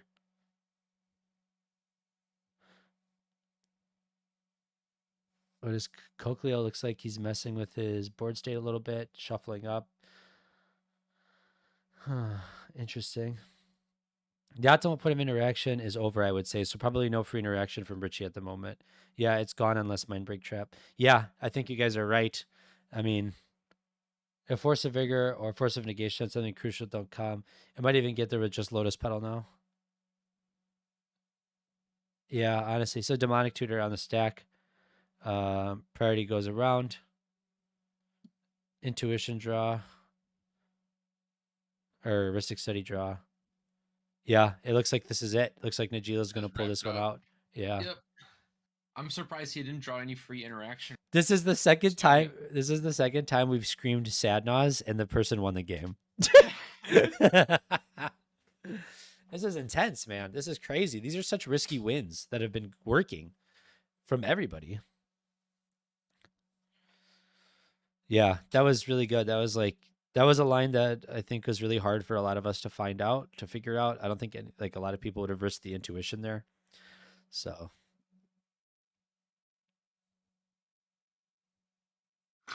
Sad Nas to Chad Nas in 5 minutes. basically a sad Nas to Chad Nas in 5 minutes. Well, it did. From everybody's perspective, it looked like there wasn't a win con there. But yeah, he found it. He found the line. He made it work. I mean, there was so much risk. We also didn't know that he had the, which changed a lot.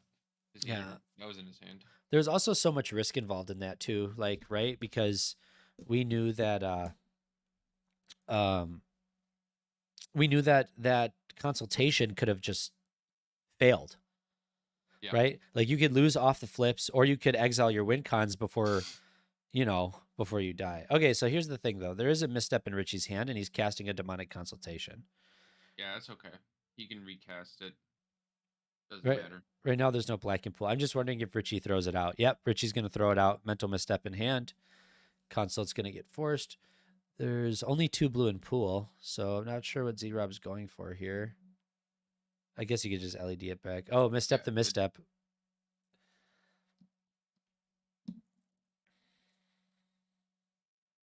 Okay. Misstep the misstep. There's a draw there. It's not over yet, guys. Well, I guess it is pretty much over because I was gonna say we could see a mind break trap come in here, but I don't think that solves the problem because it gets countered. I mean, he exiled Pack, right? I believe so. So demonic consultation, exiling his whole library. No way to force a draw because Alex isn't there with Kenrith. We have Timmy from CDH Budget Brews throwing the 100s in the chat as Z-Rob puts a Thoracle on the stack.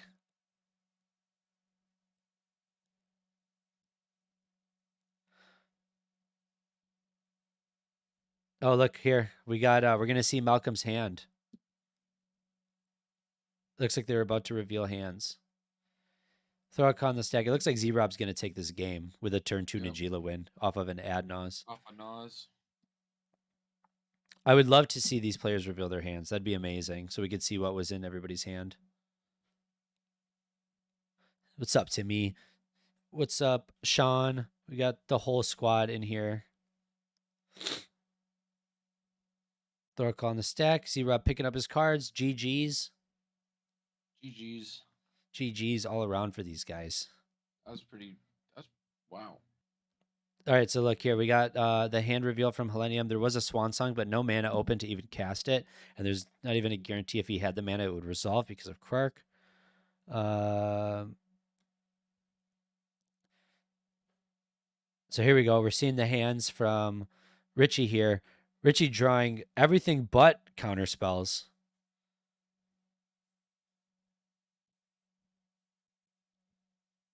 And then a Otawara, but no way to cast it. And then Underworld Breach. Next card on top was Git Probe. Calling the weak. Dude, still no interaction. Oh my gosh. Deadly Rollick.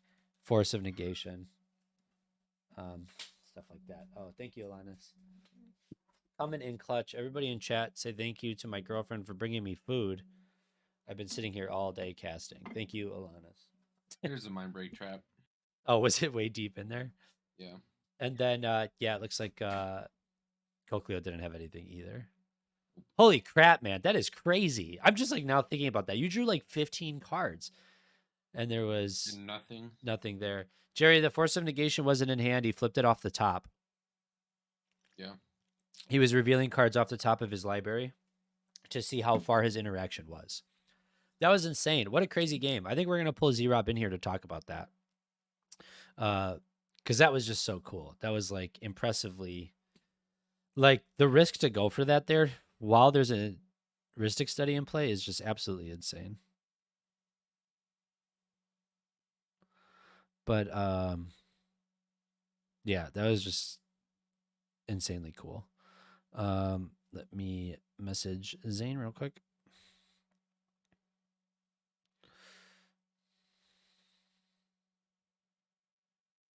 Like he kept a turn 1 Malcolm and a risk study. Nobody mold. And nobody mulls that. That's a fact. Man, that's intense.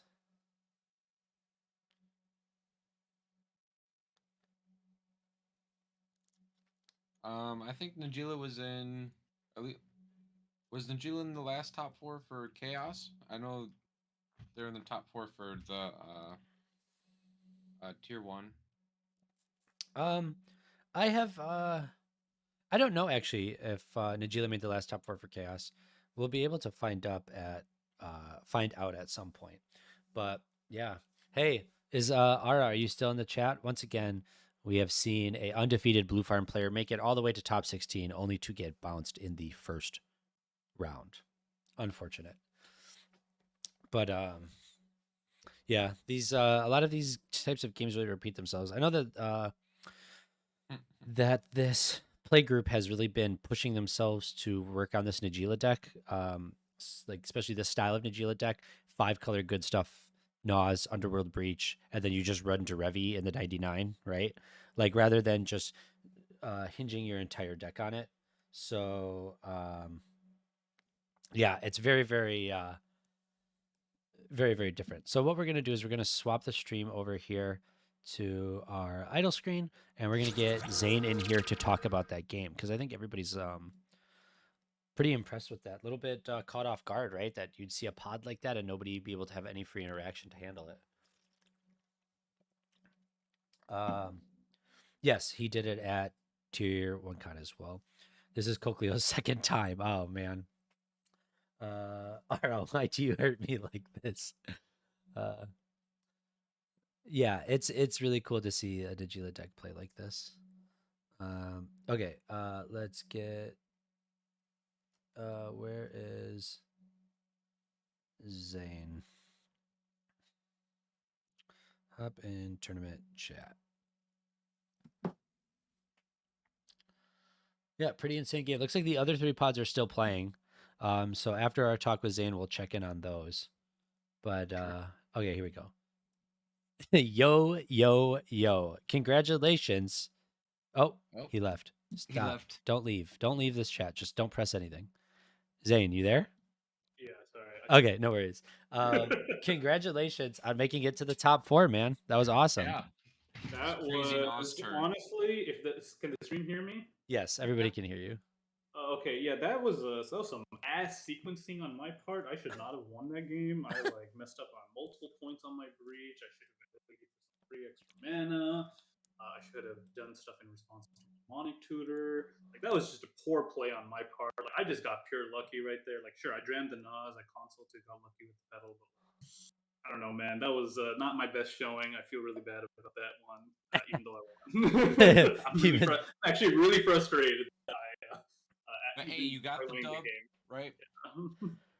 Yeah, that's what matters, right? You pulled the dub out. But that was intense. So like going into that Nas, right? You probably feel really good going into the Nas because yeah, you're like everybody's tapped out. They have to have free interaction at that moment, and you're most likely going to draw close to 40 cards. So like going into the Nas, I understand the reasoning, but after you started seeing those cards off the Nas, what was going through your mind? I was like, wow, this Nas sucks. And then I was like, do I die to this Crom? Like, do I just stop? What should I do? And then I was like, you know what? That's if I die on stream, that's like pretty goaded. So I'm down to just keep going. Yeah, So, basically. so that was actually my reasoning. So then I just kept going through, and then I should have actually wished I went more card because when I don't remember what I did. I think It was that LED, right? The LED was on top, and I was like, damn, that would have made my life so easy. Yeah, that would have made it a lot easier. But yeah, so I just intuitioned. I was like, I can consult for the Lotus Petal. If I don't hit both my Brain Freeze and my Thoracle, then we should be able to get there. And then I just started playing really loose and bad, and like not doing the things I was supposed to be doing to sequence it cleanly. But I got lucky. Richie didn't draw any free interaction besides that misstep, and that was that. Yeah, that consult was super risky because you named your Lotus Petal, and if you hit your Brain Freeze, that's it. Like Brain Freeze or Thoracle, it's pretty hard to win from that point. Yeah, I just needed to not hit both of those, and I determined that it was okay to not hit both of those, and this was it. Like Yeah. I had no clear outs. I think so. Yeah, no, that was awesome. Well, cool. We wanted to bring you in here before we check out some of these other games, talk to you about the what was going through your mind, like how that top 4 went down, or that that game went down, and just like how it went. So congratulations That top on that. 16 was awesome. It was all my friends from the free play server, colloquially known as the Cabal. Play with those guys all the time. They trained me. They're all better than me. I can't believe I had to sit through my ass sequencing, but that's okay. We got there. Yeah, you got there. That was awesome. Well, congratulations, Zane, and good luck in the top congrats. Good luck, man. Thank you. 4. All right. Yeah, you at least got a card worth $80 in value, so that's pretty good. Hell yeah! This is one of my last tournaments. Actually, I think it's my penultimate one, so it's nice to make a top 4. At yeah, least. Yeah, that's amazing. Yeah. Well, thanks for bringing me on. I'll get out of here, and you guys can go watch another game. Awesome. Thank you, Zane. Much appreciated. Good luck. Peace. All right, so let's go find the next game. We have Sick Robot joking. I think this is the game we want to see, right? Joking with Noobs and Vasher. Yeah. Okay, so we'll get in this spectate mode really quickly here. Get that game set up. Because these are the players that I think everybody's interested in watching right now. Spec Tate equals true.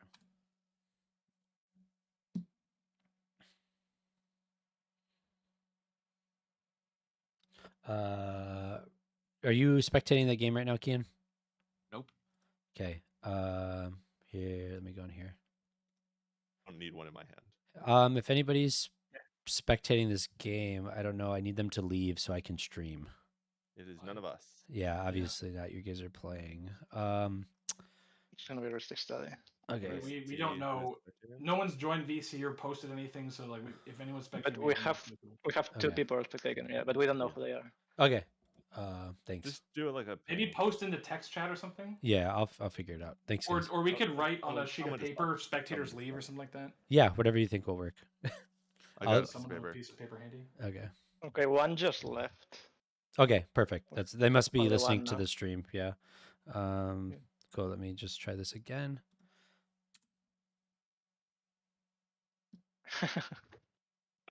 Awesome. Okay. My You my dog shit handwriting. it works. It works enough. All right. So just so you guys are aware, you are on the stream. Cool. Okay.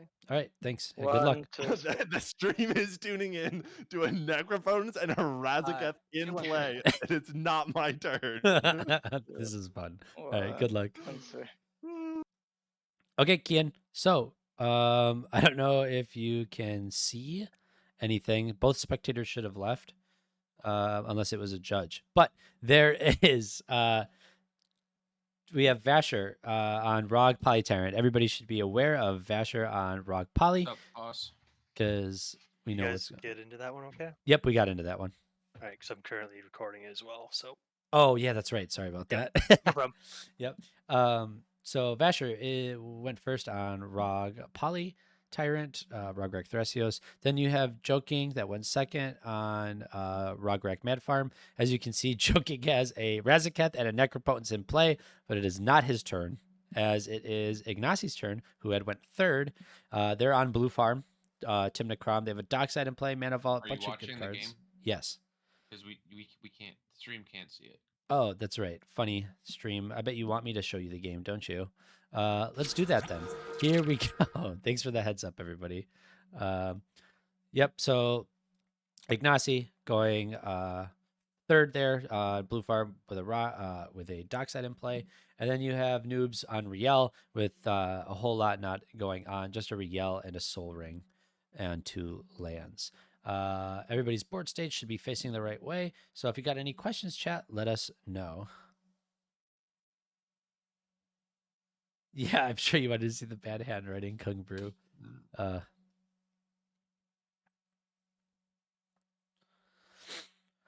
Man, intense games. Like, look at this board state, right? You have a Necropotence in play by the Rog Mad Farm player with a Razaketh on the board as well, right? 1, 2, 3, 4, 5, 6, 7 cards in hand and at 21 life, which is absolutely insane. Then you have this Blue Farm player who has a Dockside that's clearly resolved, probably to get the Timon and the Crom out on an earlier turn. A Mana Vault, Mox Diamond, like just good cards in hand for incremental card advantage. You have Riel in play. Riel, it looks like their life total is not being pressured at all. Riel is in play though, so as soon as you start discarding cards, you start to go off in an unexpected manner. And then you have Vasher with this Rograk Polytyrant deck, and it looks like Vasher's attempted a lot of stuff here. You see tons of spells in the graveyard. You got Thrasios out with some type of enchantment, or maybe that's another creature in play. And then I don't see a Rograk. I don't know what that card is. No, there's Rog. That's Guild Artisan. Oh, and Whenever Rograk's commander- behind Thrasios? Thrasios. Whenever a commander creature attacks, create 2 treasures. Okay, awesome. So you swing with Rog and you get 2 treasures. Yeah. So, yeah, just like crazy, insane board states throughout all of these games. Not gonna lie, we did spam Sadnaz though.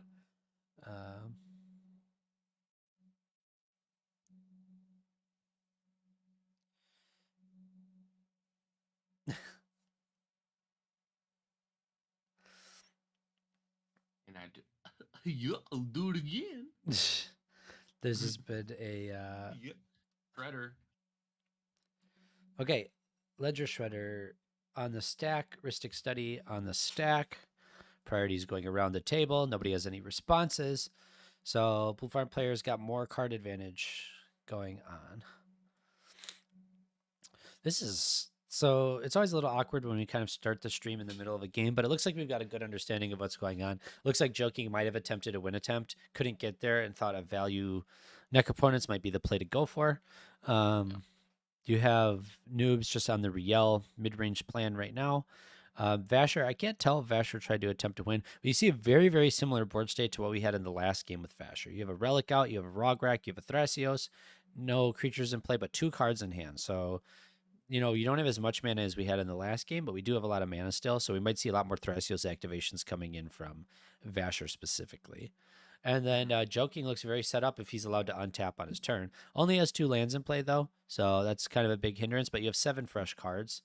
Yeah, Probably, just Necro. yeah, for that fresh Necro. So looks like things are going to go kind of crazy. Then you have a Chain of Vapor here being revealed by Vasher, but nothing being cast.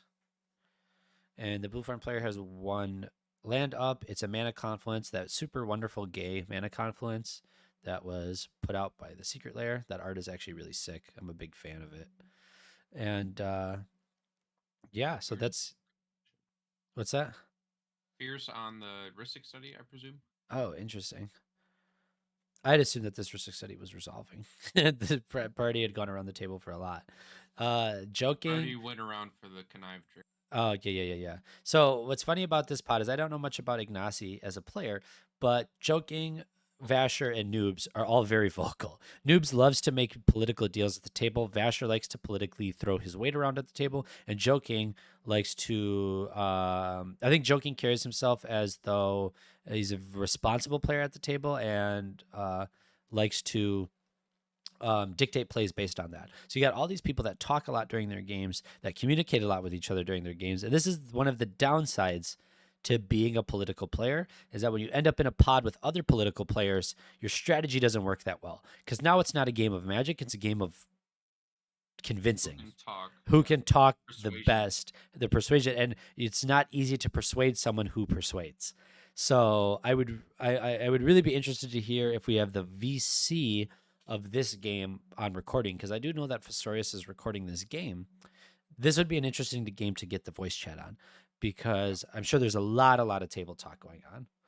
It is 6:20. Kian, if you don't mind checking the general chat, let me know when the time in round will end for this game.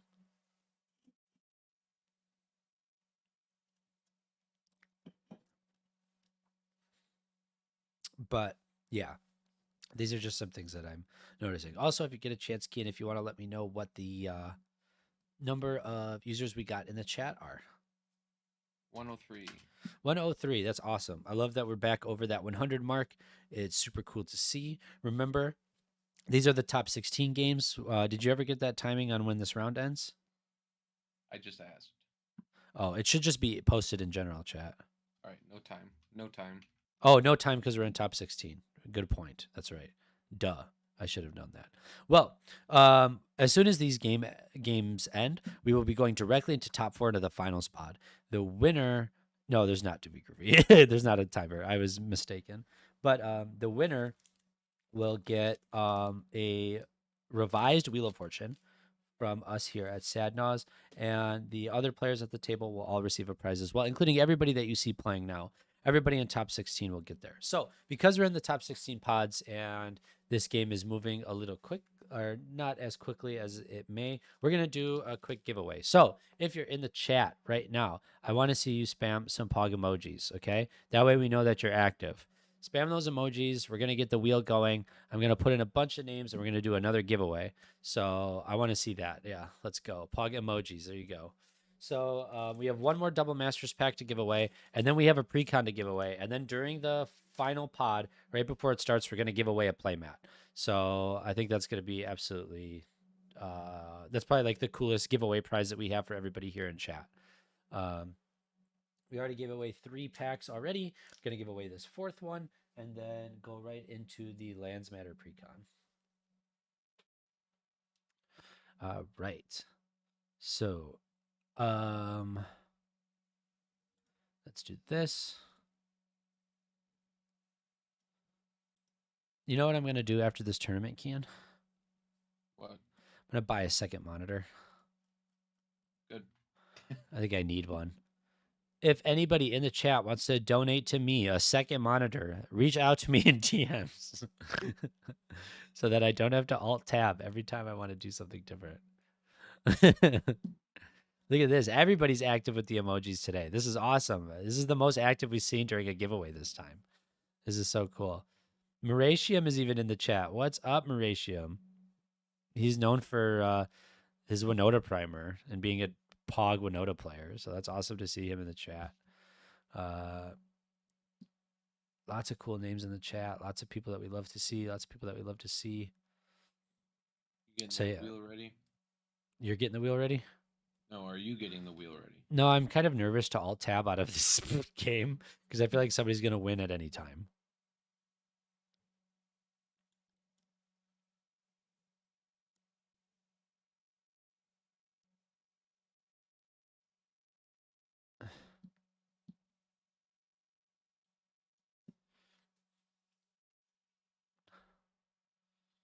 Love all this interaction in the chat.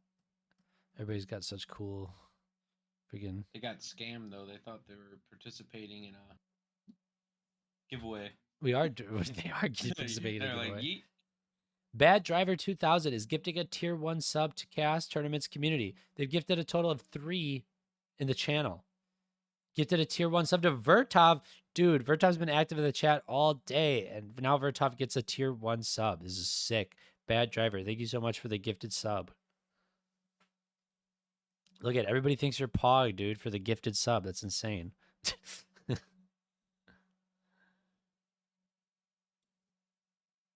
So nothing's really progressing right now. You can see that the Noobsaurus has the Riel. They played a City of Traders as land for turn. Not a City of Traders, duh. They played a Bazaar of Baghdad as their land for turn. Bazaar of Baghdad, kind of insane in Riel. Riel is all about discard draw. So when you have a City of Traders with Riel, you discard. How many do you discard? Discard 3, draw 2, and then you draw an additional 3 from the Riel trigger. So it's basically a wheel. Like you wheel every turn with Bazaar. Vasher revealing that in his hand, all he has is a Wheel of Misfortune and a Chain of Vapor. Some type of political play is going on here. You can just tell that they're talking a lot because the board state isn't really progressing at all. Here, I can hear one of my favorite players, Charles, saying, I would like to hear you make some game actions, please.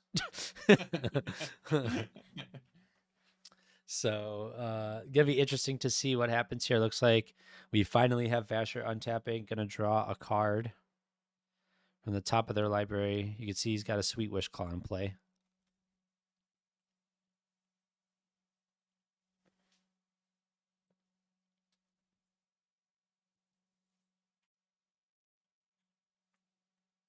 Sorry, I'm just eating a snack in between these game actions. So, looks like Nick is tapped out. Nick's playing Mardu. Being tapped out doesn't really matter anyways. Ignacy has 1 mana open as far as I can tell, and it is a mana confluence. And then you have Noobs on Riel with 2 mana open and a City of Traders to allow for him to draw 5 cards. Chain of Vapor, targeting something. Probably the Razaketh, right? Probably. It's got to be, right? Like, you guys are... Yeah, it's the Razaketh. Okay. I was like, what are we targeting here? So, Chain of Vapor targeting the Razaketh. Would you like to copy the chain? Looks like... Sakara, gasp. He targeted the Razaketh. Making the correct play. No.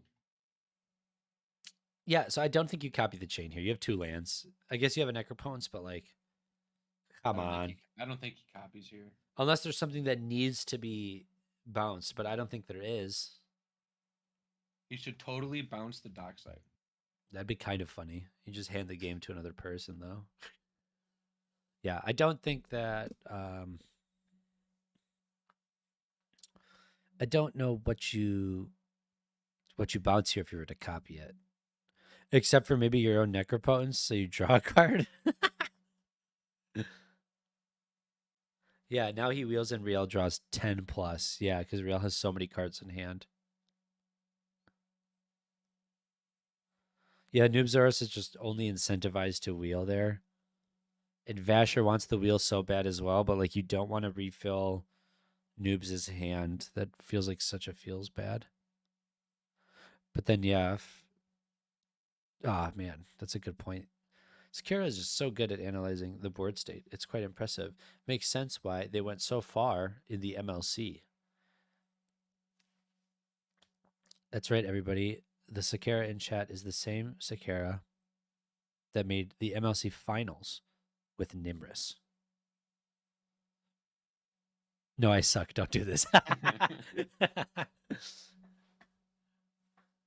So now there are probably some table talk among Nimrus or some. Una, You will right? see It's some Nimrus, right? hands, some hand movement. Hand Is movements, this still lots of time. deciding the copy of chains, or Yes, dude. I'm telling you, this is what I'm saying. These players talk. So if the first game actions weren't like so like easy, they would probably. I remember when Noobs. Yeah, Nimrus Una's Trickster. Thank you, Sakara. Remember when Noobs told us like, you know, the longest game I've ever played was a 5-hour game with 4 Timna Thrasios decks. And it's like, yeah, I can imagine because you guys just talk so much when you play. Look at all I don't want to be here for another 5 hours. So. They're karate chopping their game actions. They're just like displaying that with their hands.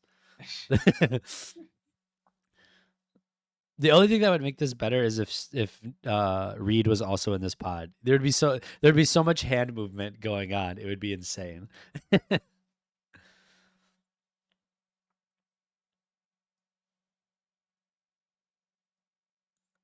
Riel is saying, I'm just playing Is It? It's just 11 cards. Yeah. Uh-oh. Noobs is revealing hand. Oh my gosh. Noobs is revealing hand, so we get a wheel. Wheel is getting put on the stack. Oh, man. This is insane. This is so cool. See, this is what I'm talking about. This table talk, these politics that are going on. So everybody knows now that Noobs wants to wheel. So they're going to talk about this spell. Oh, my God. How long do you think they're going to talk about the resolution of this Wheel of Misfortune? Probably a minute, because it also exiles the Razaketh that Joking kept. Tiki says, not another Wheel of Misfortune. Last time we saw a Wheel of Misfortune resolve in a pod with Joking, it was a mutual draw.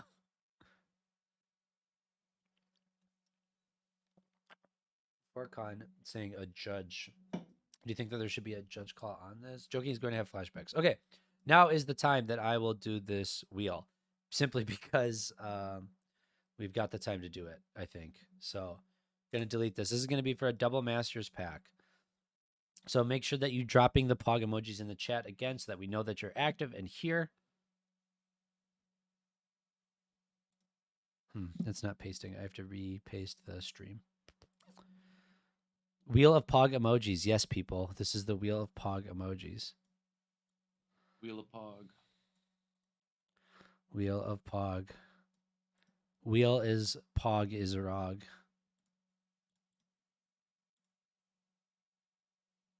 Okay, here we go. We got the names. Everybody's in here. Gonna go to advanced. I gotta go through the process of deleting.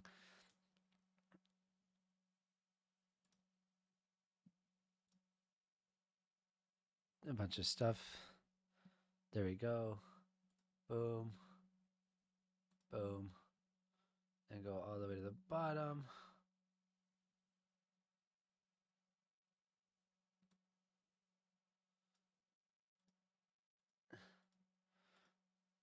We have so many blank names.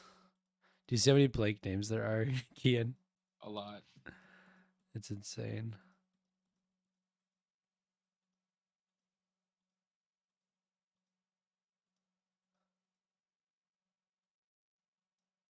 I wish there was a way to just like check all of these. We'll check it on the game here quick. As you can see, nothing is happening because they're talking about a Wheel of Misfortune. No. I love that this is like what I can analyze. Okay, so it looks like numbers are being picked. Okay. Did Vasher write a number squared? This is so. This is so ridiculous. Everybody has their numbers picked except for Vasher. So now Vasher's picking his number. Let me see where this goes. Cube number. All right, here we go. Here's the number.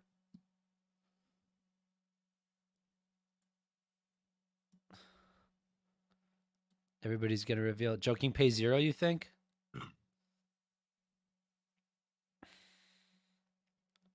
Lowest number doesn't wheel. So I think you pick 1, if you want to lose as little life as possible. Ignacy's got something in their hand. A dice, I believe. 2 from Vasher, 6 from Ignacy, 0 from Joking, and whatever Noobs picked. Called it. Sakara called it. All right, here we go. So activating Riel, I believe. 1, 2, 3, 4, 5, 6, 7. And then you get draws from Riel for the discard, or no? Pretty sure.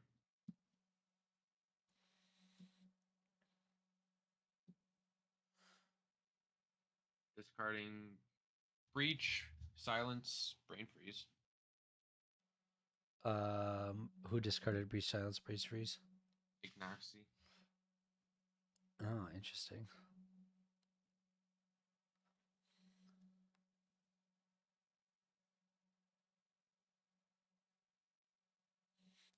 Okay, so it is Vasher's turn after that wheel resolved.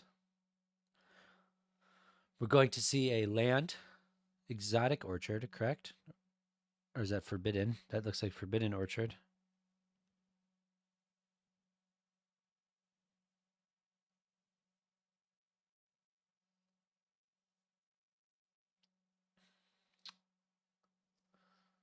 So pass. We pass the turn as Vasher. So now we're moving to Joking's untapped. Joking playing a plateau. Playing a mana crypt. Tapping the mana crypt. Casting the Pogman himself, Rog. And then passing turn. Going to Ignacy's turn, drawing.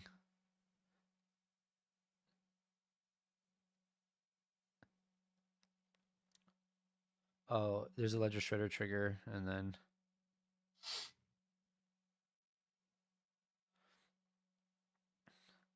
like Vasher's Playmax 2 playmat. Yeah, I would like it too, Mormonator, but it's actually a Playmax 3 playmat. Get owned. Looks like Pod 3 finished 2-1. Do you mind finding that out for us, Kian?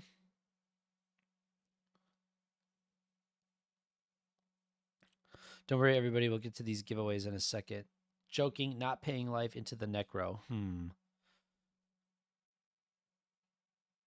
Oh, wait. That's Playmax 3. Yep. So, oh, okay. So Joking did not pass turn or anything like that. It was passing on the Ledger Shredder trigger. So now we're going to play a Mopal. There's nothing in play currently that draws cards besides the Shredder into a Demonic Tutor. So I feel like Joking here is just assembling a win. But with Go ahead. What are you going to say? So in Pod 3, the last standing was Opal Wave. Oh, the Opal Wave one? Yeah. Opal! Congratulations. Minsk making it all the way to the finals of Chaos 4. That's so impressive. Way to get there, Opal. We can't wait to watch you and stream your game in the finals.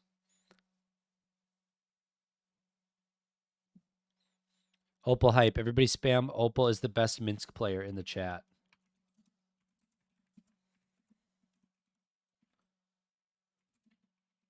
Hamster.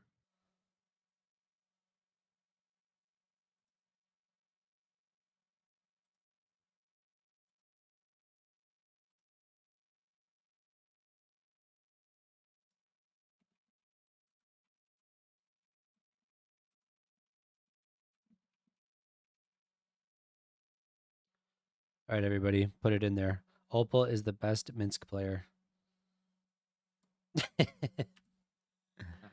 Opal is the only Minsk player, as expected.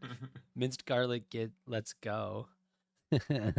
Should be Rocco, says Dinky. Oh my gosh. What is going on here? We're counting artifacts in play. Resolving a DT. Resolving a DT. It does look like we're counting artifacts in play, though. DT for dockside. Perhaps. Perhaps. Why is interesting board states going on here. Opal do be the best, though. My goal is to win a tourney with every major Naya commander. Well, props to you, Opal. You and only you hope to do that.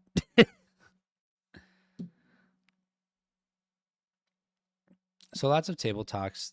Kind of moves the game pretty slow with things like this. Demonic Tutor on the stack. Everybody just wheeled. So everybody's got 7 fresh cards. So I'm assuming that, you know, someone has some piece of interaction for this. Joking, very aggressively pointing at the Demonic Tutor. Now he's Italian, speaking Italian to the table.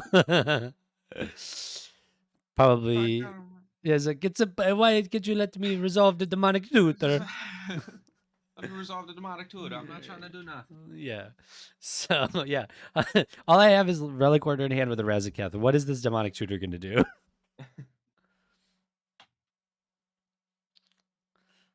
So Demonic Tutor's still on the stack. This Demonic Tutor has yet to resolve yet. That's also a beta Demonic Tutor, by the way. Flex over here from Joking. And signed.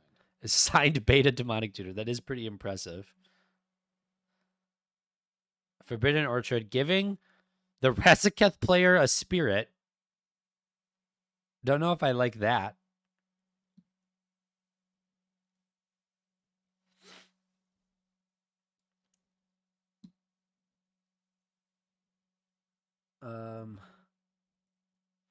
Very interesting. There's just so much hand pointing, and like this Demonic Tutor's been on the stack for 3 minutes already. Yeah, Joking right now is actually threatening to ban all 3 players from Monarch events if they don't let him win the game here. So this is the kind of politics that we expect. No, can confirm. we are joking. Don't take that seriously. We're showing you how to joke one-on-one. This is yeah, this is interesting. Well, we're gonna come back to this in a few minutes here as I delete more names from the wheel. Or more fake names from the wheel. Uh-oh. There we go. There you go. Close. I want to delete names from the wheel. There you go. All right, so we're going to check in at 6:42 to see if the Demonic Tutor has resolved yet. Kian, keep an eye on the chat. They'll let us know if the... Oh, no, they won't because they're watching my screen. Yeah, they're watching the wheel. They're watching the wheel right now. Let's go back and check this. Nope, still on the stack. We're going to go back to the wheel. Oh, this is so funny, man.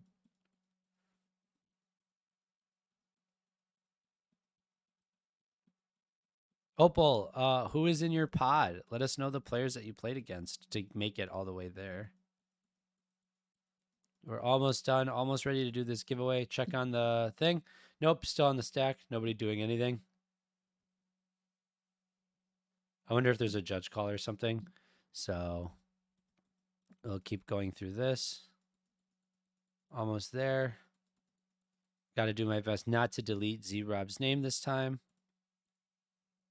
Boom, we got it. Okay, so everybody, Pog emojis in the chat. We are doing the wheel spin.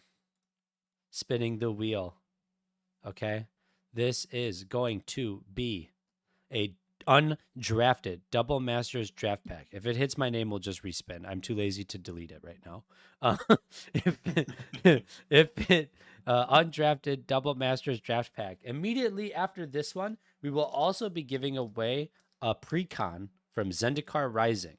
And then before we go into the final 4 pod, we'll be giving away a signed Sadnaw's channel exclusive playmat. It's actually really cool. It's bright blue and black, and it says sad Nas on it because everybody loves a sad Nas. But for right now, this wheel spin is for a undrafted Double Masters 2022 draft pack. So let's spin the wheel. Who's it gonna be? One lucky winner must be in the chat to claim the prize.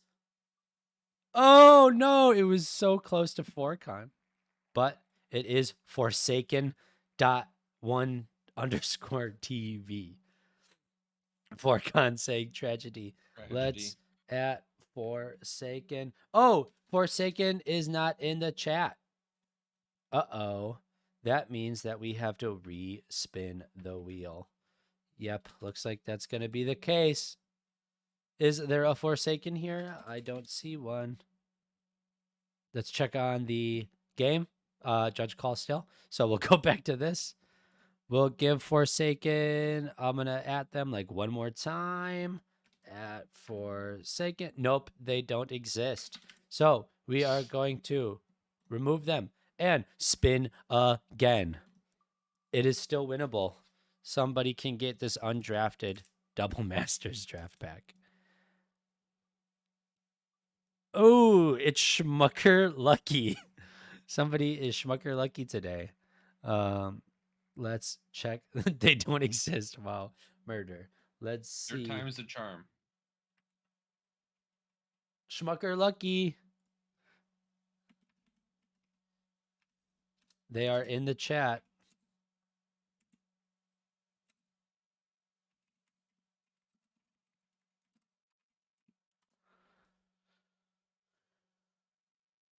Schmucker Lucky. I think that's a glitch. It actually said DMAC. Oh, let me look into that, DMAC. Schmucker Lucky, you won this pack, but in order to redeem it, you got to post some stuff in the chat. We added you. We know you're here. We're watching. Let's see it. Check it back in on the game. Nothing has happened. Go back to the wheel.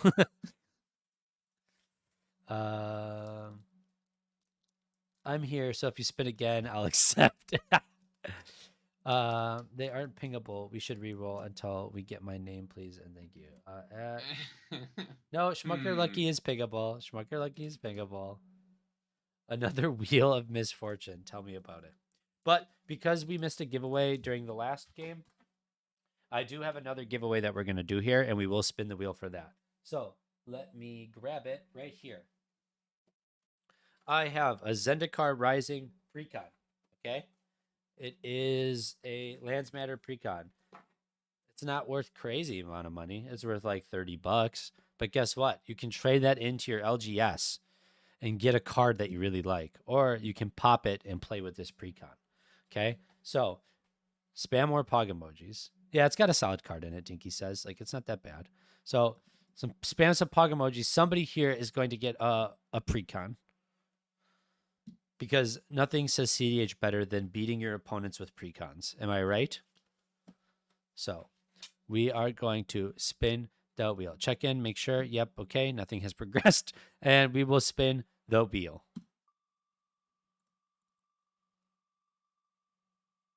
DT still on the stack. It was almost Schmucker Lucky again. Rotten Oni. Oh, that makes more sense. Rotten Oni.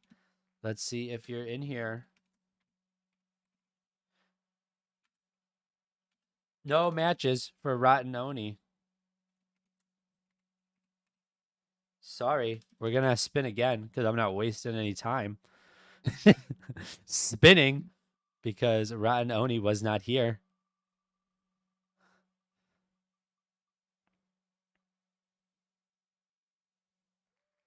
Yamikal. Yamikal, are you in here? No, there's no Yamikal. I just made this like literally 30 seconds ago. Okay, Yamikal's not in here, so we are going to spin. That's it. You get a one shot. That's it. You're either here or you're not.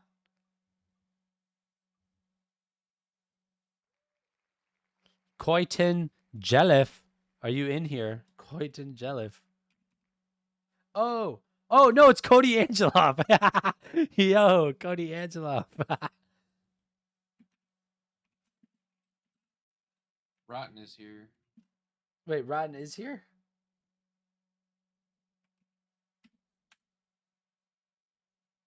Where is Rotten Oni, dude? I don't see Rotten Oni.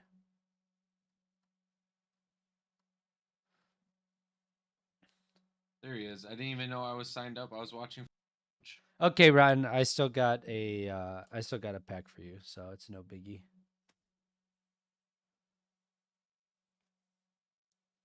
We'll also see if Cody wants to claim this this precon.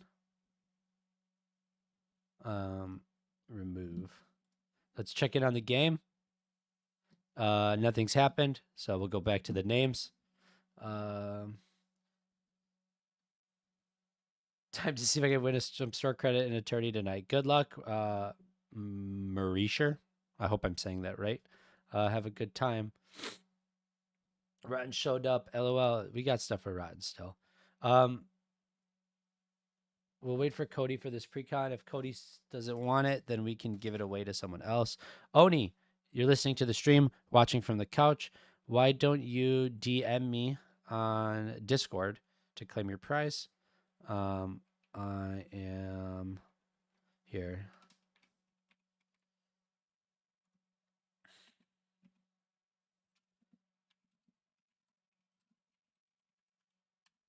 My username is the same username that I have on Twitch here. So just DM me.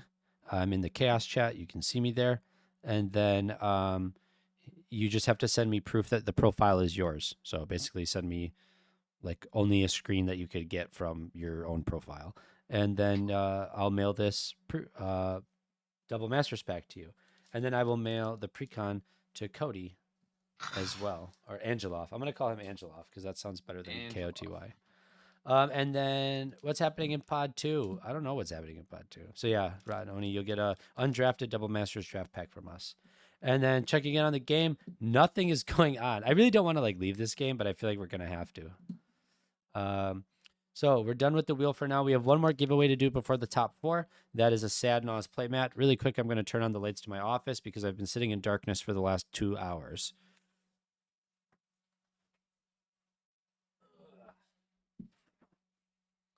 Okay, so chat, how's everybody doing? Wait, who am I DMing? I'm horrible with names and voices. It says right there. I said DM me on Discord. Poppyphobia. You can see it right there.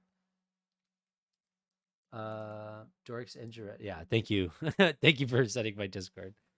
And then let's see here.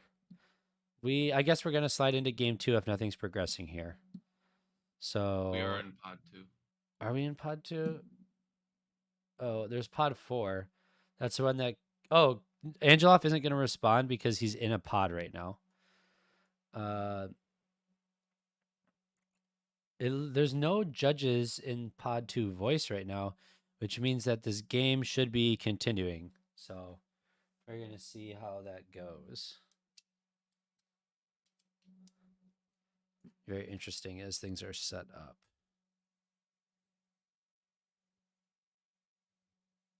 Oh, Joking just said we're waiting on a call for the head judge, please. That must mean that somebody appealed the decision. So, yeah, we're going to go to pod 4 then. Let this get resolved. We're going to go to pod 4. Before they do that, though, let me just clarify what the judge call is for. Yo, Tutoring, what's but up, you guys? still haven't tutored still. Yeah. Is this Hello? This Hello. is Adam. Hey, Do you guys Adam. just want to explain to me what the judge call is for the stream? It's okay. It's- So what's it's happening stupid here as is shit. More I've judge. tapped a Forbidden Orchard, and I said that I was going to give the spirit to Joking, and then the rest of the players came and said, "Hey, don't give it to Joking." And I have not yet declared what mana I was making with the Forbidden Orchard, and have not passed priority on anything, or asking a judge whether or not I could change the target of who gets the spirit. Oh And my then Ball's gosh. ruling on the floor Yeah. was that he can do a simple backup because he hasn't declared any mana. That he can just untap it, declare what mana, and choose the opponent at that time. And then Nick is appealing to the head judge, which is what we're waiting for. Okay. From All how right, up- cool. And we're Right, also so it politicking like The actively. spirit in the matters a meantime. lot for me. There's a Razaketh. Yeah, it in matters. Yeah. there. Oh no, no. The whole world knows there's a Razaketh no. in The there, first thing I right? said when I saw you pull out the spirit token was, "Wow, the Razaketh player gets a spirit." So like, Yeah. So it you see makes why sense. I'm like, I want to make basically sure it's what correct my that thinking I was, well, Razaketh's never gonna happen, so let's. It doesn't matter if I give him spirit. It's just one more thing he can block Tim the Dongers with, and Yeah. I don't want to Yeah. let Tremnick's like Tim the army build up to that degree. He's like, got to a 2 huge flyers, degree. you know. Like, I But don't know. at the same time, Joking's getting to enough mana or close to it that he can almost just hardcast a Razaketh, so it's probably not worth the risk in my mind. Yeah. Also, there's Yeah. like you're right. I could deny you the 2 treasures, Vasher, but we're very clearly on the team here. Yeah. Right? But something the stream can Hey, hear it's you guys. Maria. Oh, there we go. Hi. Yeah. Hi. I will hop out of here then. Sorry. Okay. All right, can I explain the So situation? the way Oh my gosh, Kian. This is the dumbest judge call ever. Okay, what's the judge call? It's just about a it's about who gets the spirit off of the Forbidden Orchard. Are you serious? Yes, there's an appeal on a backup for a spirit token. Because Vasher tapped Forbidden Orchard, declared that he would give Joking the spirit, but hadn't declared what color mana he would be making yet. The rest of the players were like, why the hell would you give the spirit token to the Razaketh player? And then he was like, oh yeah, good point. I'll take that back. And then Joking called a judge, or somebody appealed the judge saying that you can't do that. And so, because the judge's ruling on the floor was like, yeah, he can back up and do it. So then they appealed to the head judge. And that's what's happening. And that's what's happening right now. So it's just Was an this last turn, or is this is all in response to the? This is in DT, response correct? to this is in response to tapping the this is in response to the DT. Awesome. Yeah.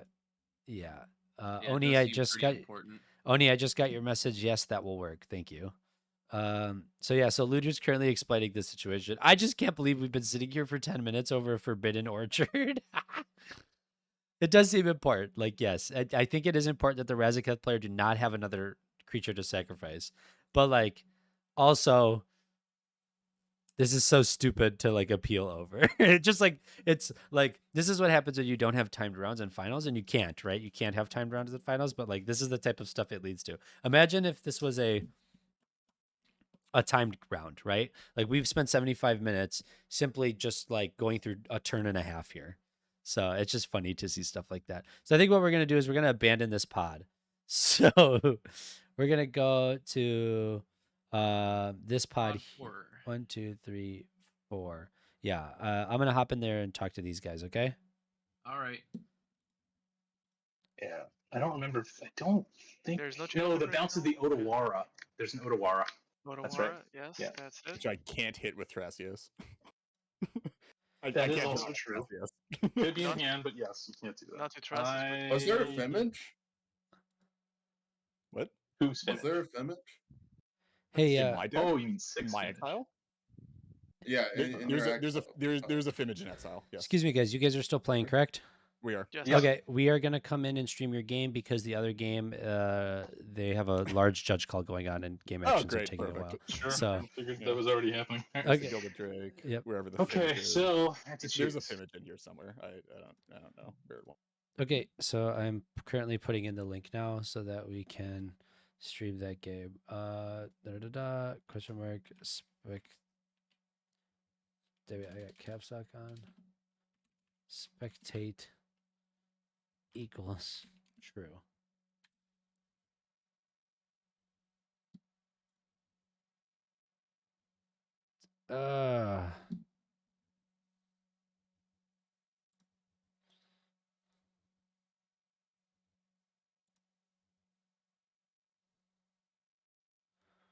I'm assuming somebody's recording that game because I cannot physically get in the game there. This is so That's silly. not good. Yeah. Really? Wait, does Toski stay in exile? If there's an extra Yeah, he's not spectator, coming back. He's just gone. There's an extra spectator in this game that doesn't need to be in here. If you could please leave. I don't know. We have no control over that. Yeah, I don't. Well, I know Smurs is spectating. I don't know if there's another judge that's also spectating that I has am contact. not sure. Okay. Can you like go ping judges or something? If you'd like, I can hop out. Just give me one moment. Okay, cool. I'm leaning towards that fiend artisan, I guess. It's not really a lot of better. Now we're gonna do this again. Back. Spectate. Boom. We've got a game now. All right, people. We are back on track. This looks like a much more manageable board state. So, wow, all these cameras are tilted way insane.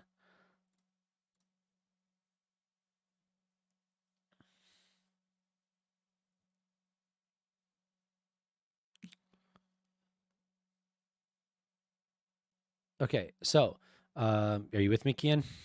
Yep. Okay, so we have Blood and Beast on Thrasios Timna. We have Sick Robot on Thrasios Timna. We have Toonlaz on Joda, which we've seen Joda. And then we have Cody Angeloff on Blue Farm. So Cody Angeloff has a bunch of mana in play, bunch of mana rocks, along with a Notion Thief and a Smothering Tithe. Blonde Beast has a Carpet of Flowers, Spellseeker, Oppo Agent, and a Heuristic Study. Oh my god, this pod is so toxic. And then you have Sick Robot on with a Thoracle in play, so there must have been an attempted win with a Biomancer's Familiar, Thrasios, a Llanowar Elf, and a Timna with a bunch of mana rocks in play, a Wingcrafter, and a Douthie Voidwalker. And then you have the Joda player with a bunch of permanents in play: Drannith Magistrate, Birds of Paradise, Deathrite Shaman, some other stuff, an Elf, a Kogala, a bunch of other legendaries, but no Joda. Oh wait, no, yes, there is a Joda. And then yeah, so this is just like a really insane pod with a lot of value. This is like a mid-range value fight, which is pretty hard to see. So, for those of you asking about what the judge call was about, there was a Forbidden Orchard that was tapped for mana in response to a demonic tutor. One player has a Razaketh in hand. The person that tapped the Forbidden Orchard, it was Vasher. They declared that they were going to give the spirit token to Joking, the player with the Razaketh in hand. Then the other players at the table were like, hey man, that's not a good idea. Because Vasher had not tapped the land for mana yet, like had not declared what mana it was, they called the judge to see if he could rewind and choose a new target for the Forbidden Orchard tap. And the original judge said, yes, you could rewind that. And someone at the table wanted to appeal that decision. So that's what happened. And the game was just really slow and not progressing very far. So we wanted to go to this one and see if this game was progressing very far. But it's also not. It's also not progressing very far. This is like a lot of mid-range value piles. So there's a lot of things going on right now. It's weird. You had one pot of pure gas turbo and then 4 pods of just value on top of value. Yeah.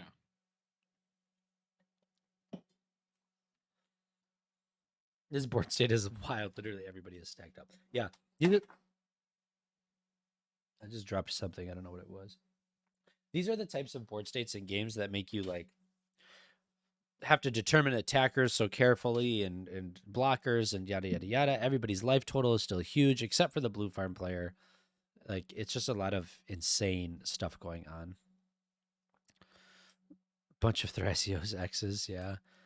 Stream Tremneck game, please. We were just on that game for forever and wasn't nothing was going on, so we will not be going back to that game for a while. What the fuck is the other TNT deck? I don't know, Dan, what this TNT deck is. I can't really tell by the graveyard, but we will find out. In a deafening silence. Wait, I stepped away for food. Is this the top 4? No, Mercs. We left. It's still top 16. Still top 16. We left one pod to go to this pod because that pod was resolving an issue and the game state wasn't progressing really good for a positive stream. So, March of Swirling Mist targeting some stuff. Has Kian fallen asleep left? Quiet myth. No, Jordan. Kian has not fallen asleep yet. No, not yet. But we I almost did. We definitely feel like we want to. Yeah, after 2 hours of sleep. Yeah.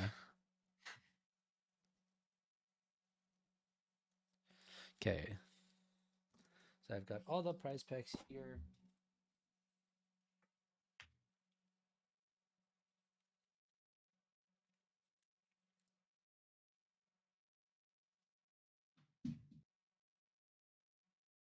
March of the Swirling Mist. Yep, we don't know what the targets are yet. Can you handle the stream for a little bit for a sec? Sure. So March of the Swirling Mist on the stack. Minx is in the top 4. Naya Squad. Hampter. Can I get Hampters in the chat?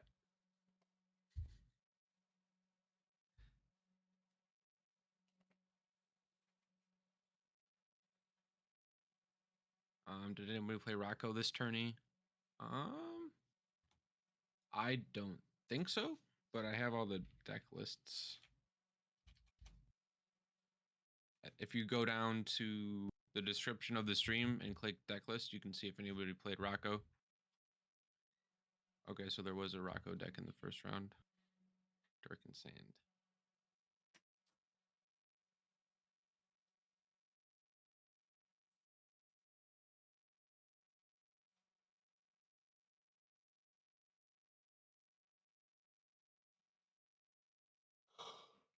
So March still resolving.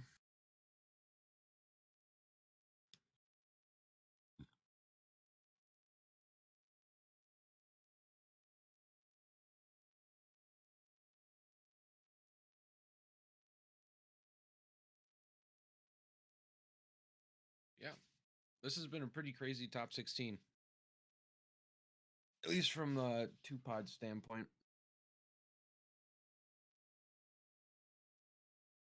So yeah. Looks like the March got countered and exiled with a counter. I think the other TNT list, Dan, might be CST or like a mid-range version. That's what it looks like.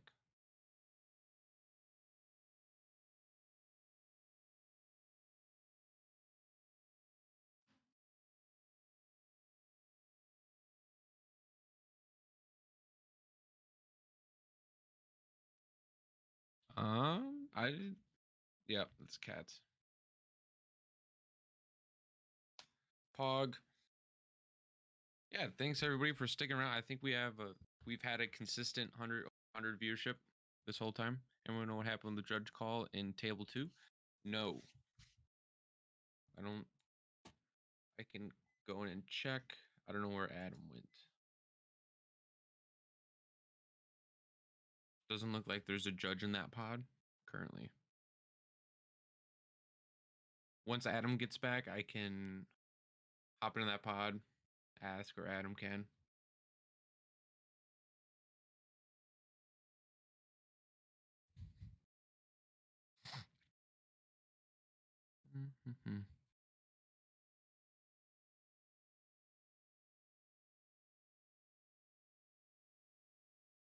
So Cody Angelov trying to decide out what to tap here. Can't play Crown. There's a Dranith out. Casting a Demonic Consultation on the stack. Ristic Trigger.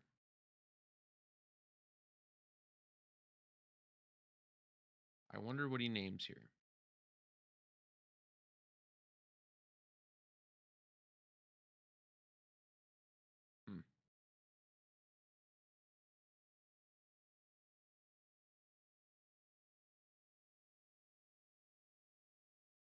Blue duels.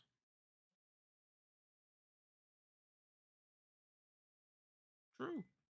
He is swagging. What do you mean is he missing? What blue duels is he missing, Dan?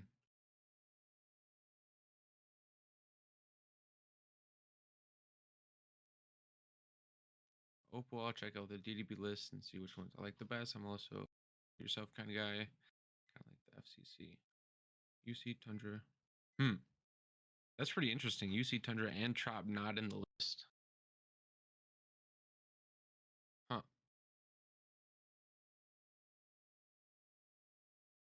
Talking about the TNT list. Top left.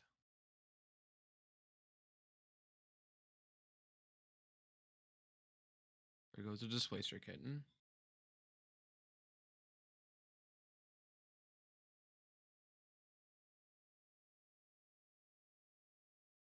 So I wonder what he named off this. What do you guys think he named off the Consult? No more Ranger Captain. I don't know what that is. That looks like a Ledger Shredder Goodbye. Ad Naz.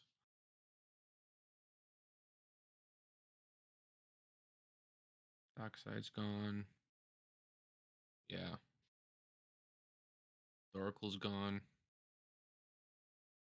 Maybe a wheel?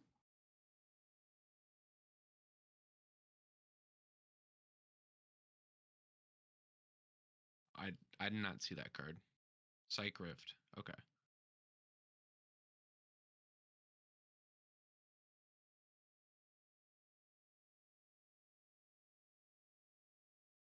Passing the turn.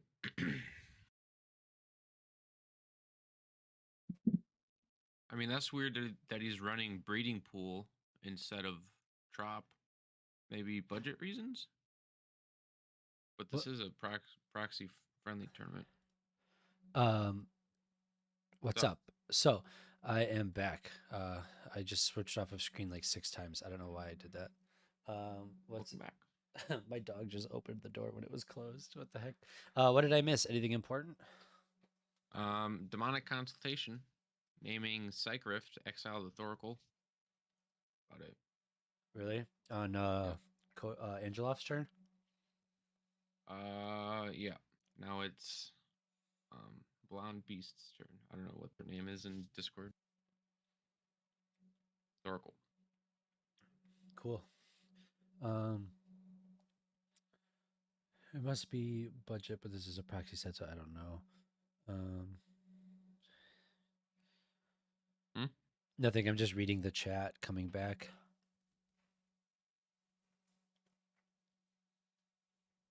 Very. Oh, Thassa's Oracle Tainted Pact right here. Is this a win attempt? Will a game finally end? Find out next week on Yu-Gi-Oh! Dragon Ball Z. Ooh, the ka0s list doesn't have the blue duels. Blue duels, yeah. Interesting.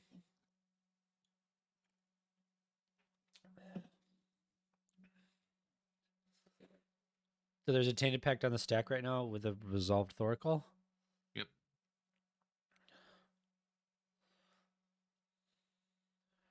Either. Reed is shuffling pretty hard. Priorities on him. Trying to determine whether to counter or prying the table for information, it seems. Tapping mana. Oh, looks like he may have a response. Otherwise, we're going to activate Thrasios here. Activating Thrasios 1 time. I don't think Crom is out.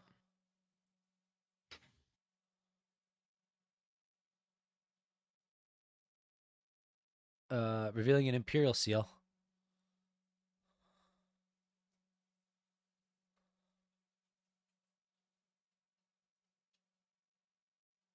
What land is that? I'm curious.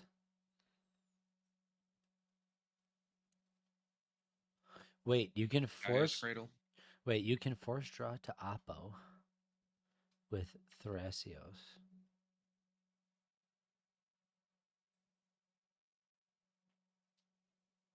Oh, because there's a Notion Thief out.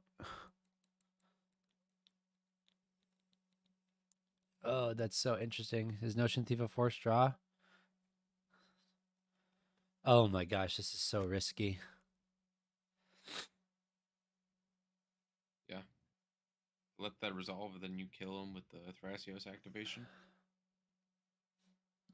Oh, but there's a Tainted Pact in play. You have to have enough Thrasios activations. Right? So he can Tainted Pact down to 2 cards, and then someone could kill the Thoracle.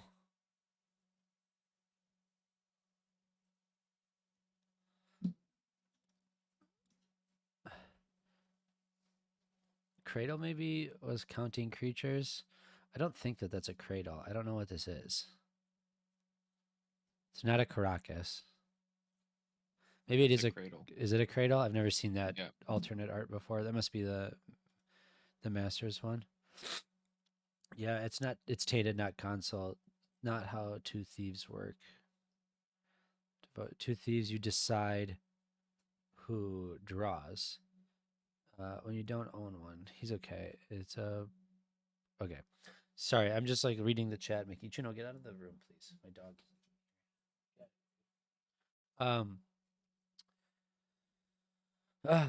I Yeah, I mean, you have enough mana that maybe you could activate Thrasios enough times, but also, how many cards does Sick have in his library?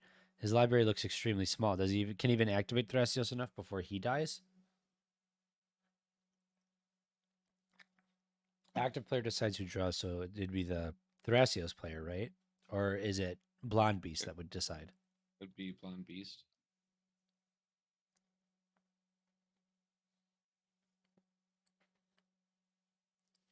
The player drawing decides. So yeah, Blonde Beast would send it to the other Notion Thief. Yeah. Yep. But it looks like Angelo's tapping mana here. There may be a piece of interaction.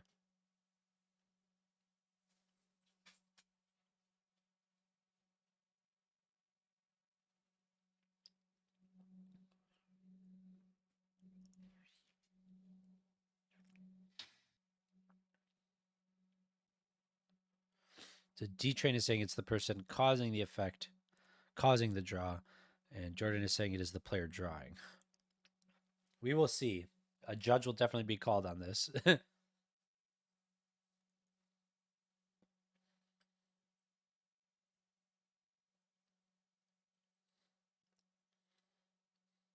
What's interesting is we're 100 people in a chat room talking about this. These are 4 players trying to convince each other that what they're doing is incorrect or wrong, right? It's like, I know Angeloff is a Yu-Gi-Oh player, not primarily a Magic player. Sick Robot is very good at manipulating the way that he speaks. I don't know much about Blonde Beast and I don't know much about Tom Laz, but like, if they don't call a judge here, you get the wrong ruling and someone makes a play mistake, that could cost you the game. So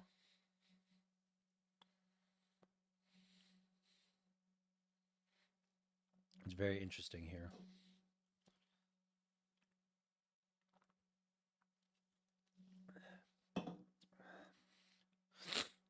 Oh, Fierce Guardianship. So we don't even have to worry about it. Our dreams will not come true.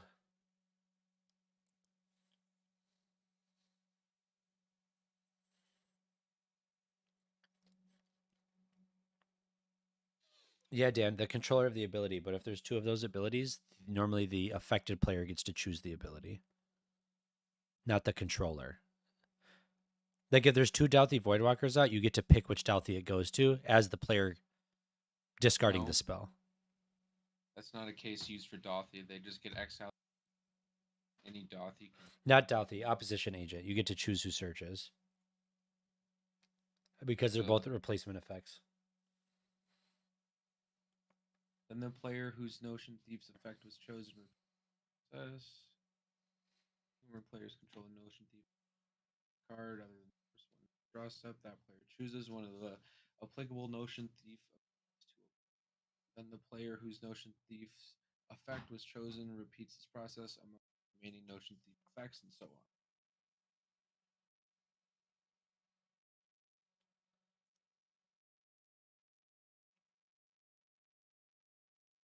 Okay, whatever. It doesn't matter because the Tainted Pack got countered.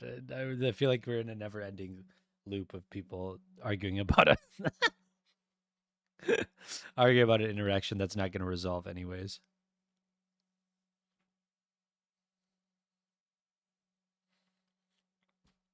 Magic is hard. That's why I just cast. I don't play. No.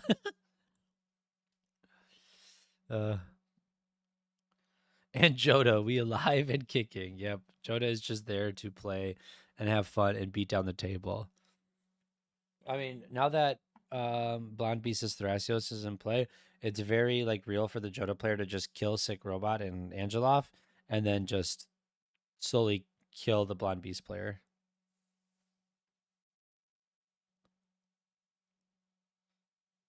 Do we want to see if the other pod resolved their judge call? I don't want to keep switching back and forth between pods, but if you want to check in and see if that game has ended, that would be cool. I mean, I assume it hasn't ended. Why are they still in there? Kian? Yeah, they're still in there. Okay, so then yeah, it hasn't ended. Currently, we have moved on to Sick Robot's turn. Going to see what goes on in here. Maybe here, this is what I'm going to do. I'm going to see if I can drag somebody that wants to hang out and talk.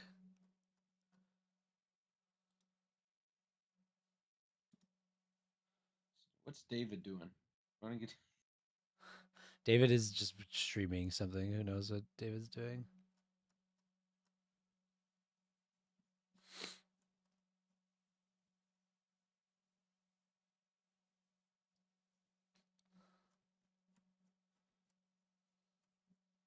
Oh my gosh, I have so many messages.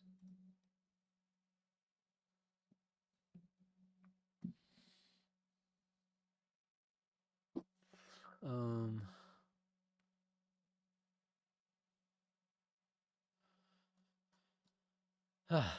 man, what a tournament day, right?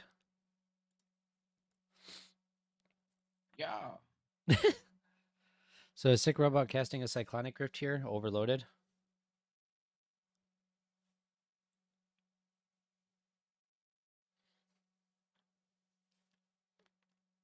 It looks like that may be what is in play. Yeah, one Krark deck in the top 16. Yeah, only one Krark. Yeah, sorry, Jordan.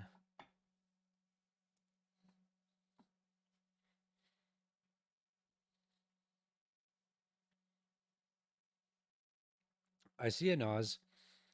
It looks like there was a Gaia Cradle tapped. Looks like this Naz is being overloaded. Rift. Or yeah, not an overloaded Naz. You can tell it's Naz. you can tell it's been a long day for me. Holy shit. All right. So overloaded Psych Rift is what it looks like we are casting here. No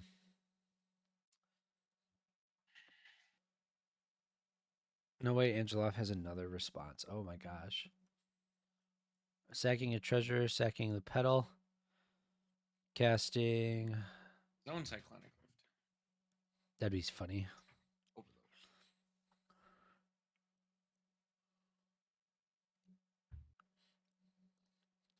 Cyclonic Rift still on the stack. I'm assuming Sick Robot here is attempting a win. We're going to see what happens. There's one card left in library. Smells to me like a Thoracle. But I don't know.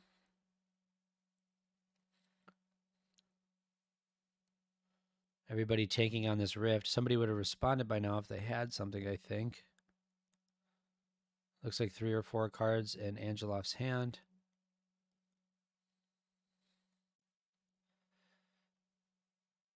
We're back.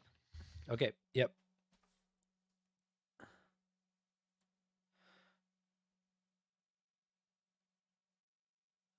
I think he's going to bounce Thoracle, right? Then to win by casting it. No, so Sick Robot is the one who's casting this rift. There is no Thoracle in play on his board. And you can't bounce your own permanents with a Cyclonic Rift. So he can't bounce his own Thoracle. Yeah, he might have already had it bounced. Yeah, so he already bounced his own Thoracle.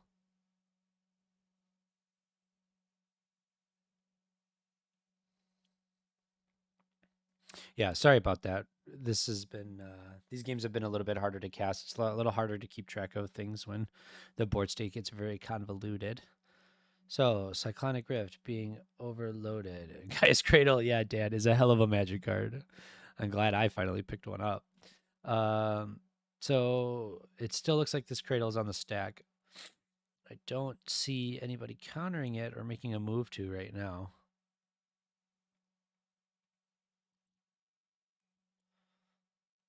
And from what I can tell,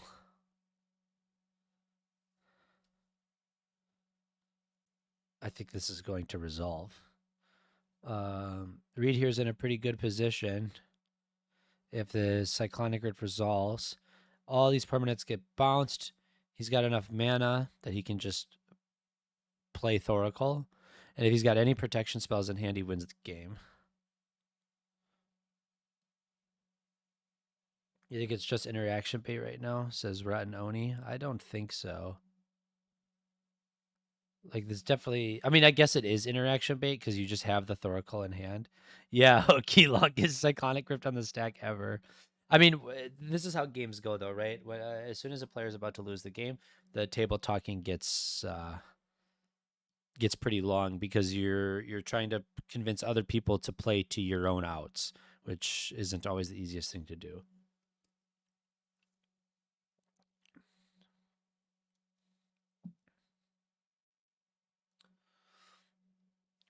Lots of talking, lots of hand motions. Nothing being cast. I can't tell if Angelov has tapped a bunch of mana here, and that's what's he's using these dice to represent.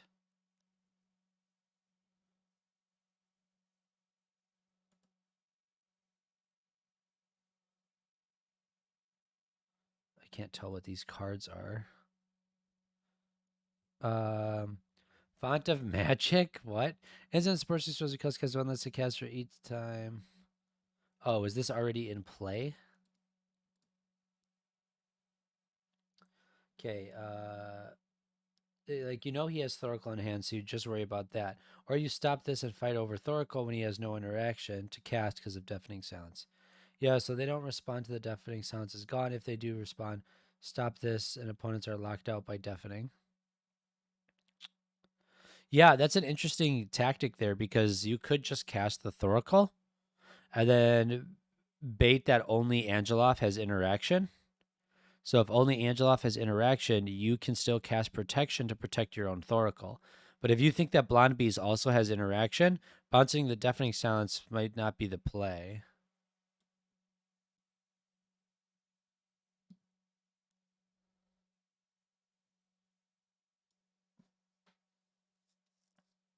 Is that not a Spell Pierce?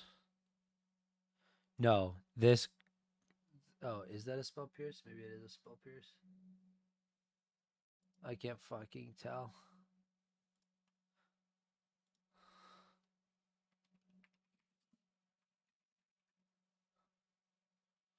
This is the one downside to Scryfall. There's so many different arts of so many different cards. It's just so hard to tell what cards are what now.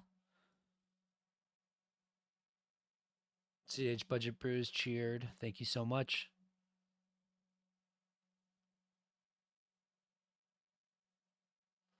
So is this another Psych Rift being cast in response? Reed is rolling a dice right now.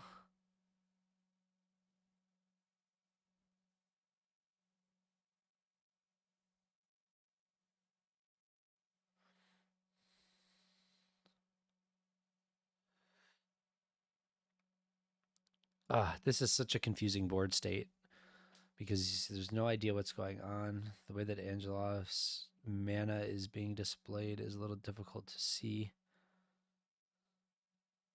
I can't tell what mana is floating in. I can't tell what mana is not. Do you know what I'm saying? Like there's a dice on top of this lotus petal, a dice over here, a dice over here, a dice over there. He keeps ticking things down off the dice. I don't know if this is keeping track of storm or what it's keeping track of. So...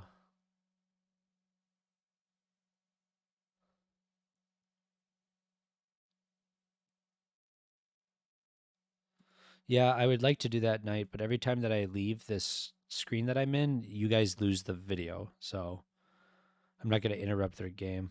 Looks like people are scooping it up. No, they're not scooping it up. Okay. There's a Psych Rift resolving. Bouncing everything.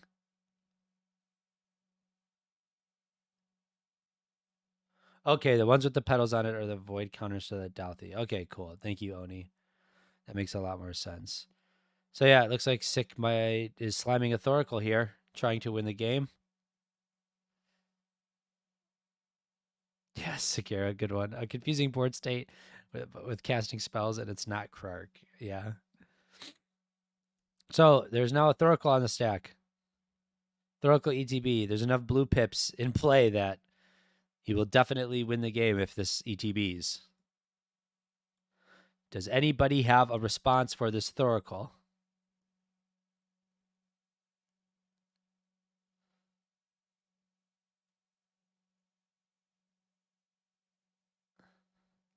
CDH Budget Brews revealing to us that Sick Robot is a political mastermind and you cannot trust anything that they say in a game. Okay, so here we have a snap targeting the Thoracle. That's still not going to be enough because there is still 2 blue pips in play. That being the Wingcrafter and the Thrasios. It looks like Sick Robot only has 1 or 2 cards in their library. That's why Sick did not fight over the snap here.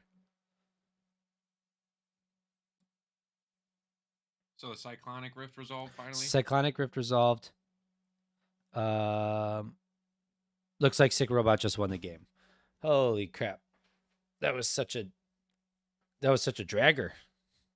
So, yeah, for those of you that didn't see what happened there, Sick Robot overloaded a Cyclonic Rift. It looked like nobody had interaction for the Cyclonic Rift. So they were just a lot of table talk, a lot of politics.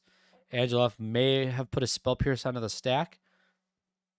No, put their own Cyclonic Rift targeting a certain permanent. And then that wasn't able to be fought over. So then the Cyclonic Rift that Sick Robot cast resolved after he had already bounced his own Thoracle with an Otawara on Blonde Beast's end step. Then Sick Robot jammed the Thoracle after the Cyclonic Rift resolved. All that was in play was a snap, but he had enough blue pips to draw his library. So I think if we get an opportunity to, I'm going to have Sick Robot kind of come into this chat and talk about this game. So let me message Sick.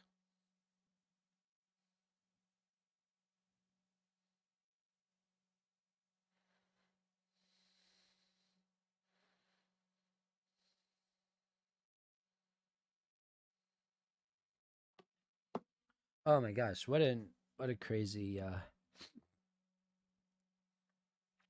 overload the Cyclonic Rift instead of snap is what Jordan says.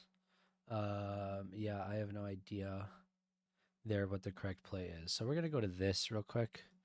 Transition to this screen, just hang out for a little bit. Not really, to be honest, I need food unless it's quick. Just explain the game.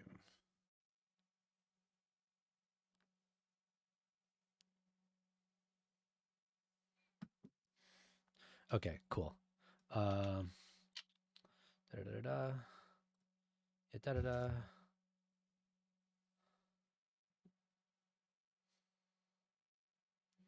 All right, so we're gonna get Sick Robot to come on real quick. Okay, perfect.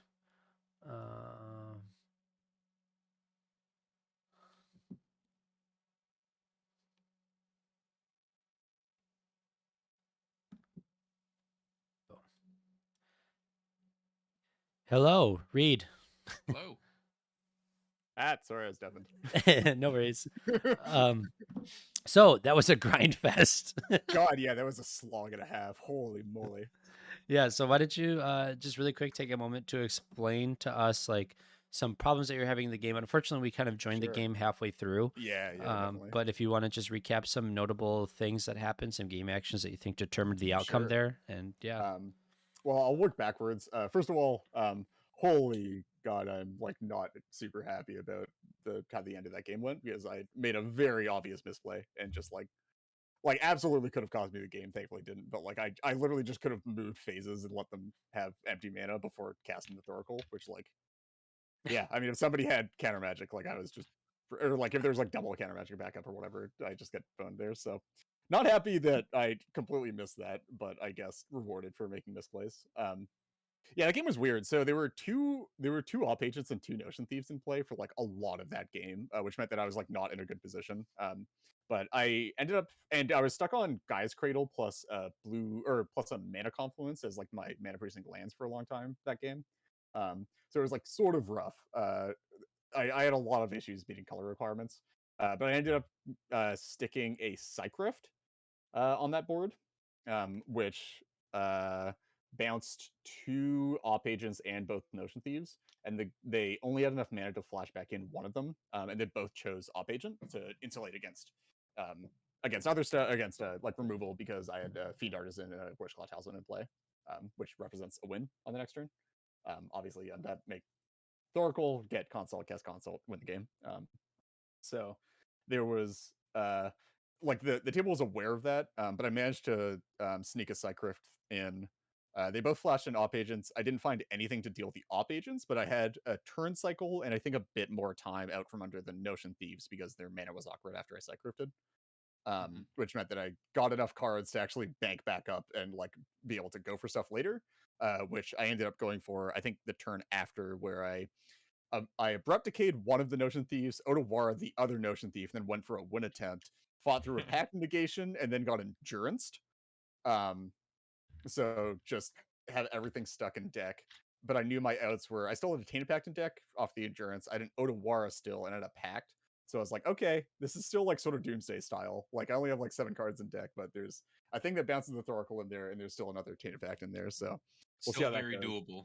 Yeah, and then when I resolved the Thoracle, I saw both Tainted Pact and Otawara, and I was like, oh, this is like dream scenario, because I can put the Otawara on the bottom and then put the Tainted Pact on the top, and then at some point in this game I might be able to resolve a Tainted Pact, find the Otawara, bounce the Thoracle, and go for the win again, which is exactly what happened at the end there. Yeah.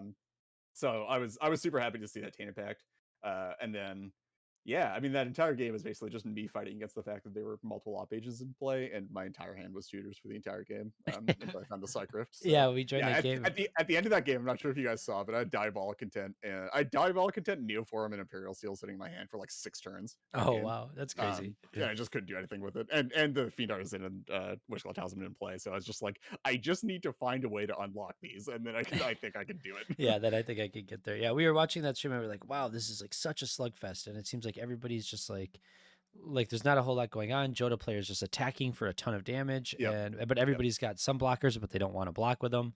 And then like there was a big moment there where we were trying to determine like what happens with 2 Notion Thieves if you activate Thrasios. Yeah, so it's actually for anybody listening, it's a weird one. So we actually were talking about this in game because we had to explain it to people in game as well. In terms of Notion Thieves and op agents don't stack the same way.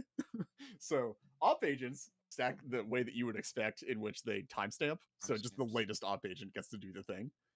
Notion Thieves are a lot weirder because the person that controls the effect that's trying to be replaced determines the order that the replacement effects apply in. So the end result is that 2 people are playing under Notion Thieves still, but the 2 people with Notion Thieves just get to sort of act like they don't exist. Yeah, they draw a card. Yeah, so that was a weird one. Oh, that's so funny. I know we hopped in when there was both Oppo, or at least one Oppo out, 2 Notion Dranith. Yep. And yeah. Oh yeah, like, so and the Dranith was in play for the entire game. Yeah, well, and then like I snuck a Thrasios in before it came down, and then it took the Psych Rift to get it off the board so I could stick the Tymna. And then I got 3 draws off the Tymna for that one turn, and then it never drew again because Notion Thieves. That's so funny. Yeah, and then we like saw like, oh, we're like, oh, there's a Thoracle Tainted Pact in play. Like, this is exciting. And then it was just like, yeah, that got shut down. Yeah. Keep playing. Yeah, so that was really funny. But congratulations, you made it to top 4. Thanks. So, yeah. That's awesome. Right now, it looks like the pod comp is going to be Zane on Nijila, you on TNT, and then Opal on Minsk. And then we don't know who's going to win the 4th pod yet. One last one. Alrighty. Let's see if the DT finally resolved. Yeah, we were in there, and there was a DT on the stack for 15 minutes because of an Exotic Orchard judge call. Oh, great. Yeah, that's super fun. Yeah, so it was just like a funny time. So yeah, we might go hop into there, but congrats, go get something to eat, relax a little bit. I'm literally just go shove food in my face so I have energy for finals, because if it's anywhere as long as that one was, then I'm gonna be playing until like midnight. So yeah, basically. All right, see ya. Have a good one. Good luck. We'll see you guys in a bit. Good luck. Reed is too strong. Please nerf. Yes, Dan, you are correct. So that was a slugfest game. This pod is looking really spicy so far. We got an Agila, we got a TNT, and we got a Minx. A lot of decks that can play around other decks, but how will they play against each other, right? This is something that's going to be. What was the policy in this time for tourneys, Jordan? So 75-minute rounds. There was 4 rounds of Swiss. After time is called, if there is after time is called, active player can finish their turn. After that, there are no turns. It's for time constraints. The active player will finish their turn, and if the active player doesn't win the game, it is a draw. That's just the quickest way to handle the tournament. But yeah, this is a mid-range pod for sure. And then we're gonna see what comes out of this game. You want to switch to the other pod? Yeah, I think we might as well, right? Before we get to the finals. I think there's a judge in there again. Yeah, it's ball, which is probably a good thing. So I'll just check in on this really quickly here. Okay.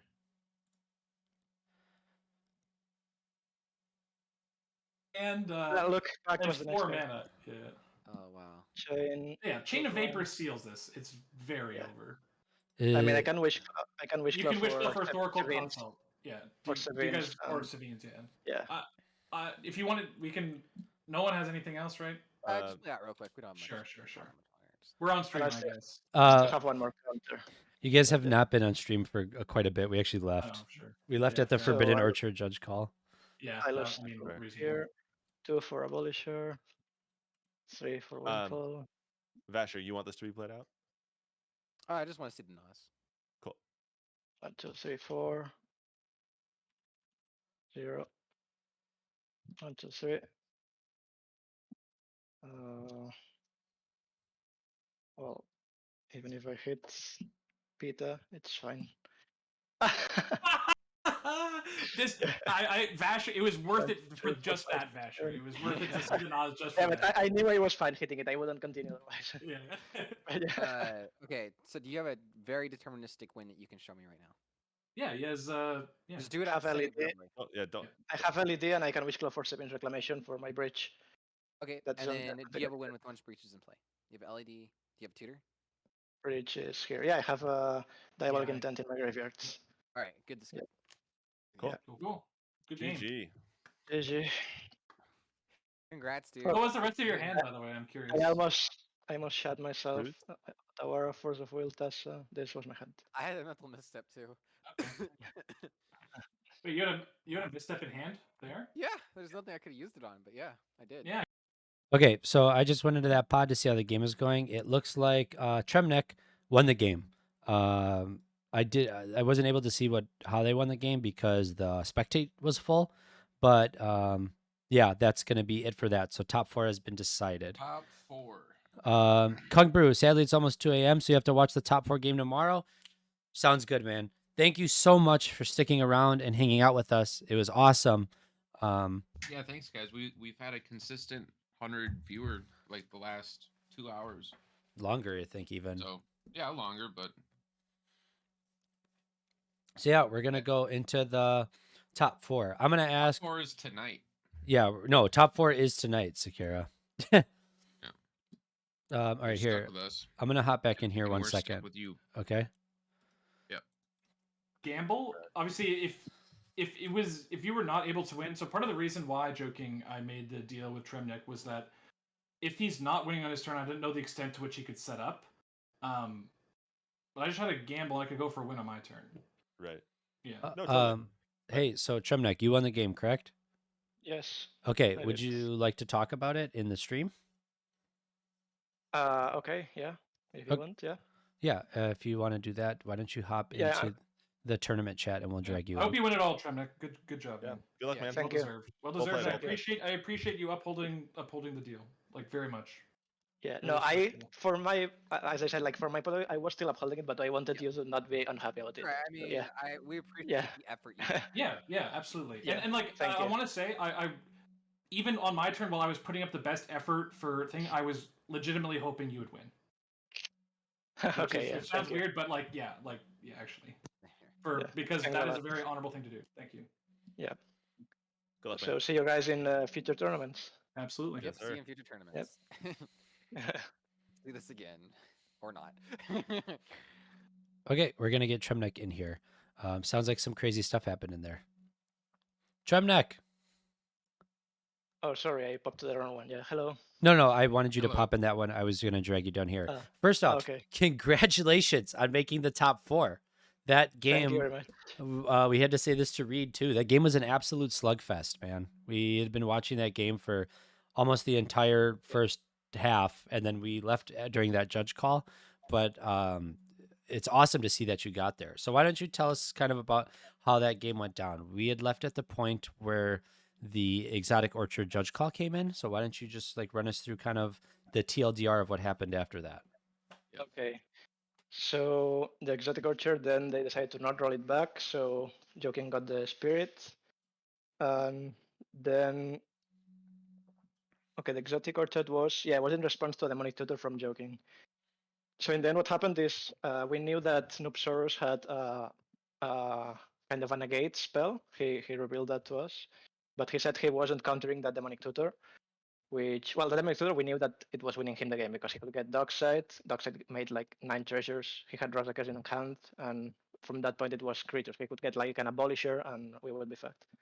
So we passed priority. I passed priority on it. Noobsaurus passed again, also because he wanted to keep his counter for my turn. And then Basher casted Model the Mixture on the Demonic Tutor. So Joking responded to that with a deflecting swat. So priority got again to me. I passed, and Noobsaurus proposed me a deal that I do not win on my next turn, and then he counters that because we knew that Joking was winning otherwise. And I agreed to that deal. So Noobsaurus used his counter. So Joking got stopped from getting the Dockside. Then what he did, he was like, he had so many gas to keep winning. So what he did was he casted Damn on my Dockside.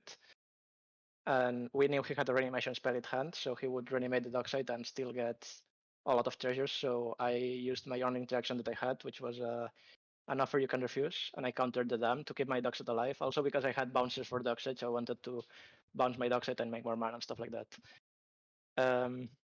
Then, so with that, we all spent a counter on Joking's turn, and with that, his turn ended, and my turn came.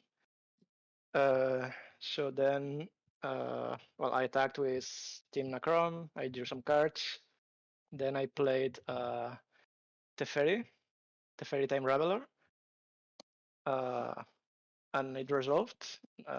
Nobody had interaction for it. So I had promised to not win on my turn, but I had a Final Fortune in hand, but I revealed that that was my intention to do that, to cast the Final Fortune, because I had specified on our deal that I would not win in my next turn. So Final Fortune is not my next turn. Final Fortune is one more turn after that. Yeah, absolutely.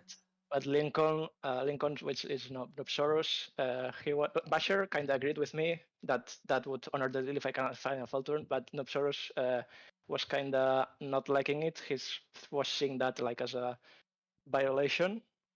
So I didn't want to win like that. So what I did is I tutored for some stuff so I could cast Final Filter on his turn. So I would pass turn to him and then cast it on his turn. He said that that would be totally fine, that that would be honoring the deal. Even though I thought for myself, because I promised my next turn, for me, casting Final Filter on my turn was honoring the deal, but he didn't think like that. So I wanted everyone to be happy and not win in a way that one player didn't like. So I tutored Ranger Captain of Years, I played Ranger Captain, I made some more mana with Dockside, and I passed turn to him. Then on his upkeep, I cracked the Ranger so he couldn't do stuff on me. And then he played as land for turn, what is it, Barbarian Ring, which it was the only thing that he could play that would fuck my Teferi, because Teferi was in play, so if when I casted Final Fortune, I would get to my turn with a silence effect and I would be safe. So he played the Barbarian Ring, which he could crack to kill my Teferi because it was on 1 loyalty. So that's what he did. And in response to that, I casted the Final Fortune. So, but yeah, my ranger, sorry, my Teferi was destroyed. So when I entered my last turn, I had no silence affecting play, which was like I was very concerned. But yeah, then in the end, I casted. Well, I went to combat. I drew a bit. I casted a Wish Claw Talisman. I had a lot of mana because I had treasures from Dockside. I had like 12, 13 mana, something like that. Yep. I casted Wish Claw Talisman. Then I casted an Adnos. Nupsaurus cast a miscast on it. I misstepped his misstep, and sorry, misstepped his miscast, and then he misstepped my misstep. So we were back to miscast pointing at Naus, and at Naus I had like 7 mana die points, so I just paid 3 for miscast. And yeah, and yeah, I still didn't want to pay 3, so I spent my counter first. I still had at that point a Force of Will in hand, but I would have to exile Tassa's Oracle for it, so I preferred to pay 3, and that's it. Yeah. And then I paid 3, and my Adnos resolved, and from that I got well, I didn't get much things. I had 24 life, I think. So well, funny thing, when I was at 9, I said, yeah, can I continue? Yeah, even if I get Pita, Peer into the Abyss, I am still fine. And then I rebuilt, and it was a Peer into the Abyss. So I went from 9 to 2. Yeah, but and you I had stopped enough. there. You had enough cards at that point though that the win was deterministic. I think I heard that from Yes, the thing. yes, it was because I had the Wish Claw. I had a bridge in the graveyard with like 20 something or 30 cards. Mhm. So I could, at any point, just Wish Claw for Seven's Reclamation, get the bridge back with the lead in hand. And I had some tutors in the graveyard, so I had the win in there, and then they just scooped. I also could, like, I had different lines. I could also tutor for Consult and do Tassa Consult with Force of Will backup. Yeah, they scooped at that point. Cool. All right. Well, it looks like Chaos is asking for you to head into the tournament chat. So once again, congratulations. Congratulations. I will tell you from my perspective, winning with Final Fortune on your turn to go to your next turn is 100% honoring the deal. I think Noobs was leveraging politics a little bit there. I would agree with Vasher. It's not your next turn. It's you are taking an extra turn and winning then. So I think most of the CDH community would agree with that. But I will say congratulations on making top 4. Hopefully you win the whole thing. But thank you very much. Good luck, man, and have a good time. I'm going to throw you in that tournament chat, okay? Okay, thanks a lot. Yeah, see ya. See ya. Wow, that's insane. See, in my opinion, when it comes to politics, if you make a deal and you say, "Hey, I'm not going to win the game. I'll make this deal if you don't win the game on your next turn." And you say, "Yeah, I'll make that deal." And then you cast a Final Fortune, you're taking an extra turn. It's not your next turn, it's the turn after. I think that's 100% holding up the deal. I understand Noobs kind of getting a little bit of salt in the wound and saying like, "Hey, I don't think that that's honoring the deal." But in my opinion, I would 100% honor that.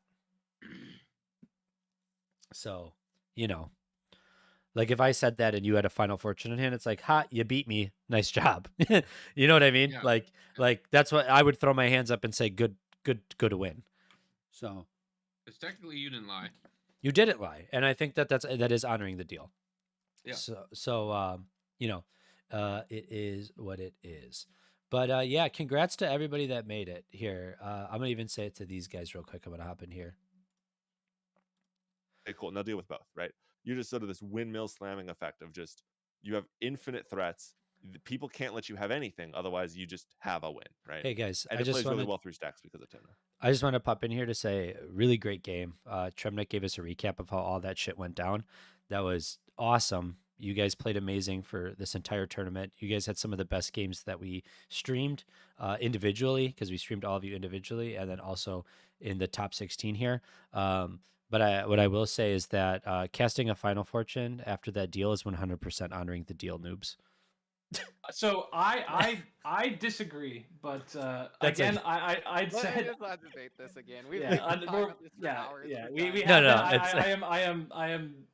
If you want to, Joking had the game recorded, and I told him, I said you should upload it because maybe in 2 months I'm gonna watch. I want to watch the game, but Yeah. and even in the thing I said, like, and everyone in the pod can attest. I said it's your at the end of the day, it's your call, and like it's not you don't have to worry about me. It's you whether or not you feel like you upheld the deal. Sure. Yeah. I Yeah, just wanted to meme on you, but Okay. yeah. Yeah, But got memed, bro. yeah. Got memed. You got fucking memed on. What a noob. Exactly, dude. What a noob Zoras for real. Yeah. But yeah, congratulations to all you guys. You guys will be getting prizes based on your seating, so you don't go home with nothing. So exactly, Vasher.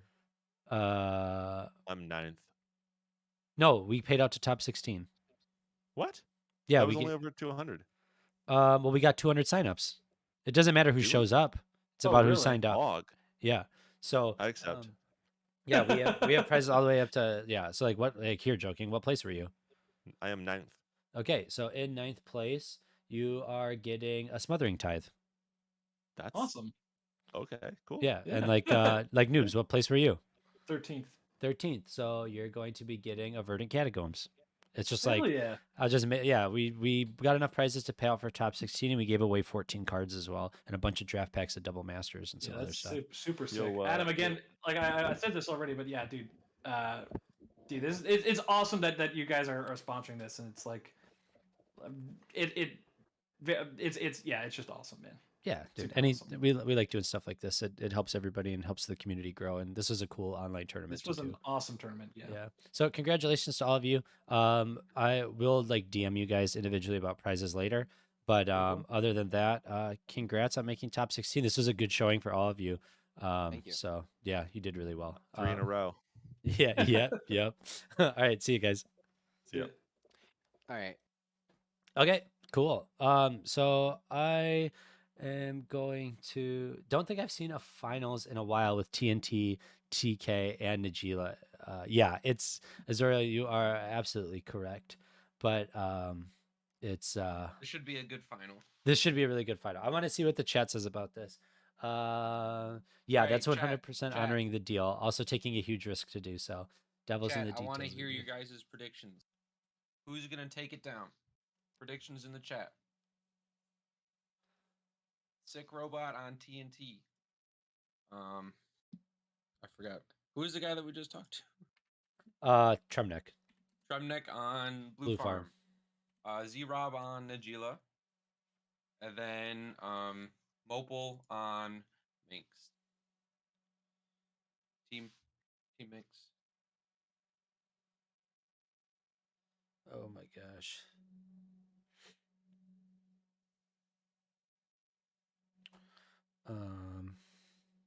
Looks like overwhelming Naya. The Naya fanboys. The Naya fanboys want it the most.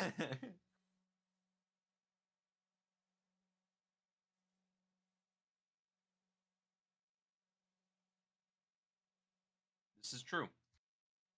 Kevin, go to sleep. Please. Go to bed.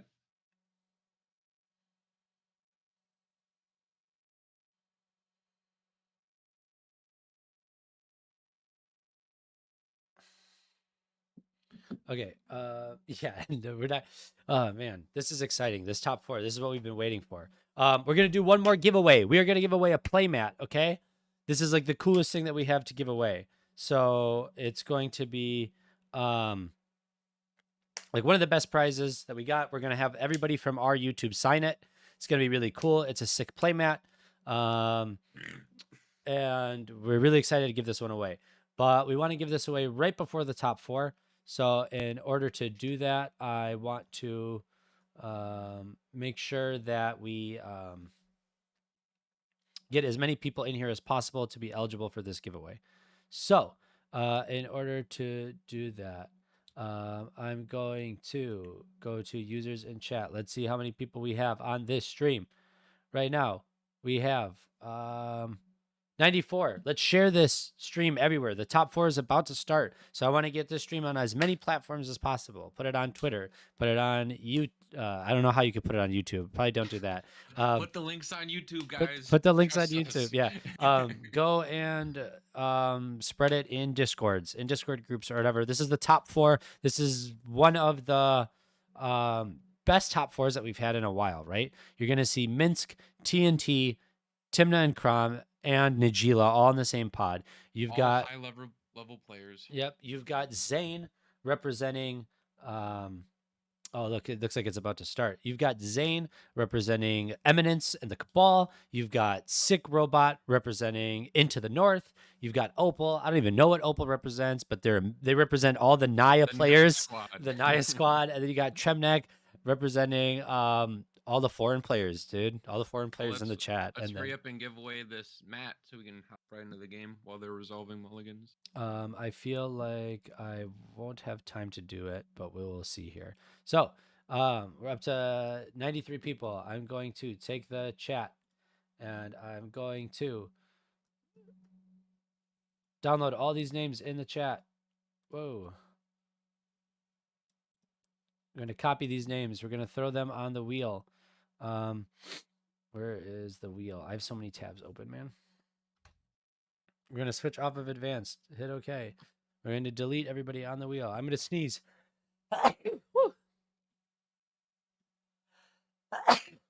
Woo! Okay, now I'm going to paste all the new names. We're going to go to advanced. Right now, I know you guys can't see this. I will put the wheel up once I'm finished resolving all this stuff. Delete those two because they're naked names. And then go all the way to the bottom and delete all the... Uh-oh, I spammed too many clicks. Okay, here we go. So, what is everybody saying? Who are they high on as players, not just the deck? I know we all want the Minsk deck to win, but who do you think has the best advantage in this pod? We saw Najila win on turn 2. We saw Reed win with Timna Thrasios with like no cards in library and like the hard way no cards in library. We saw Tremkin win with Timna Krom against all odds. You know, so what do you guys think about this game? Where do you think it's going to go? Who are we leaning with, right? Oh my gosh, this wheel is not going in my favor. Cochlear going into the VC really quick. Okay, we almost got the wheel finished. They just put the spell table link up. So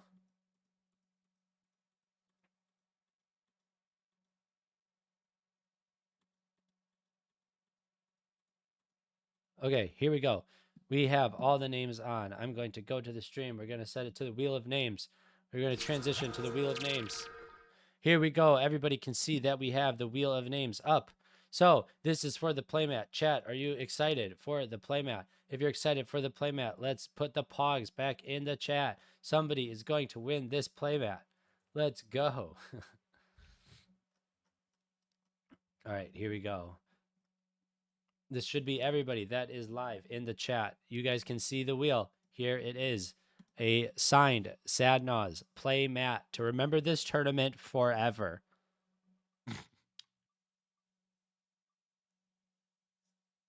EMS Max. EMS Max, are you in the chat?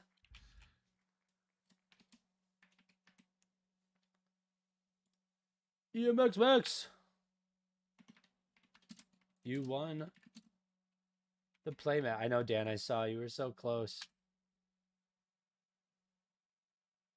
Wait, that wasn't me.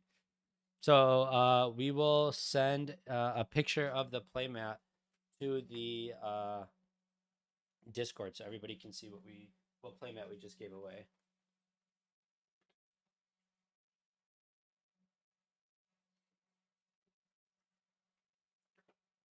Congratulations, EMS Max. I know that you exist and I know that you're here, so I'm not going to respin. But oh, Jerry said it was alphabetical. It's a wheel, bro. It's random. It don't matter. Like it still spun a random name. We also did a bunch of prizes for everybody that was in the Discord as well. So if you were in the Discord, you had an opportunity to win a bunch of stuff as well. But we're gonna rush into this pod because we want to see this finals game go down. Me and Kian have our casting faces on for this because this is the big one, and it's probably going to be a grind fest. Great. We're gonna hit paste, and then we're gonna hit question mark spectate equals True. Finals pod. Okay, we got in it for spectating. Going to hop in here. I have this on this. We're gonna go to this. Make sure See that if that's good. Discord works this time, so I can watch real time. Yeah, we can try to do that. So I'm going to go in here. I'm going to hit share your screen. Da-da-da. I'm going to share this, hit go live. And then go into this. Okay, can you see everything, Kian? I don't see any flashing. You have to do the right scene. Streamlabs. I'm in the right scene for the Streamlabs. Oh, no. I didn't transition yet. Good point. All right, here we go. Boom. It's crazy cool transition screen. So yeah, EMS Max. And for anybody else, if you want to see the playmat that we just gave away, let me see what's going on.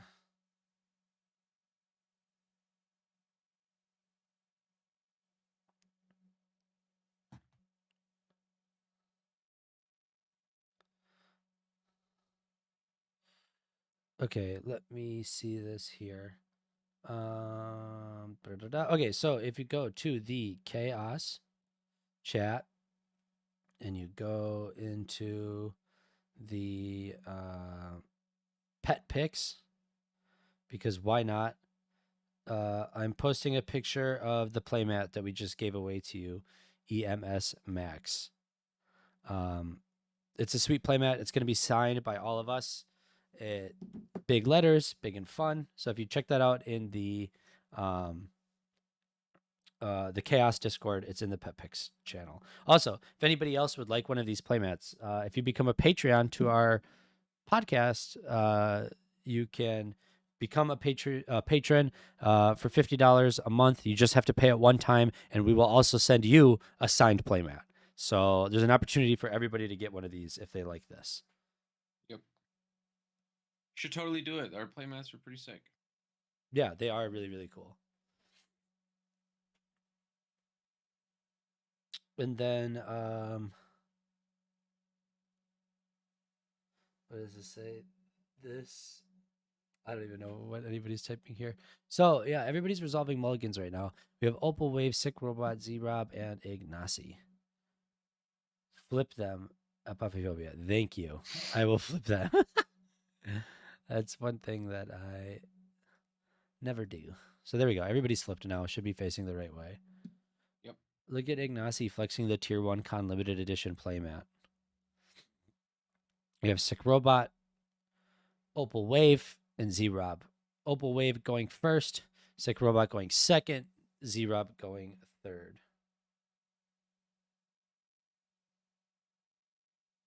All right, Adam, what do you think? Mulligans. What are their strategies here? Seeing this pod. What? We'll start with. You want to start with Sick No, Robot, or do you want to go? No, we'll start in turn order. So I think if I'm viewing turn order, Opal Wave going first, you're an Aya Stacks deck. So playing a Stacks deck first is pretty crucial. If you can get something really backbreaking, like if you can do a turn 1 Dranith Magistrate here, that's huge, right? Against all these decks. That would be what I would try to mulligan for if you can get there. Otherwise, I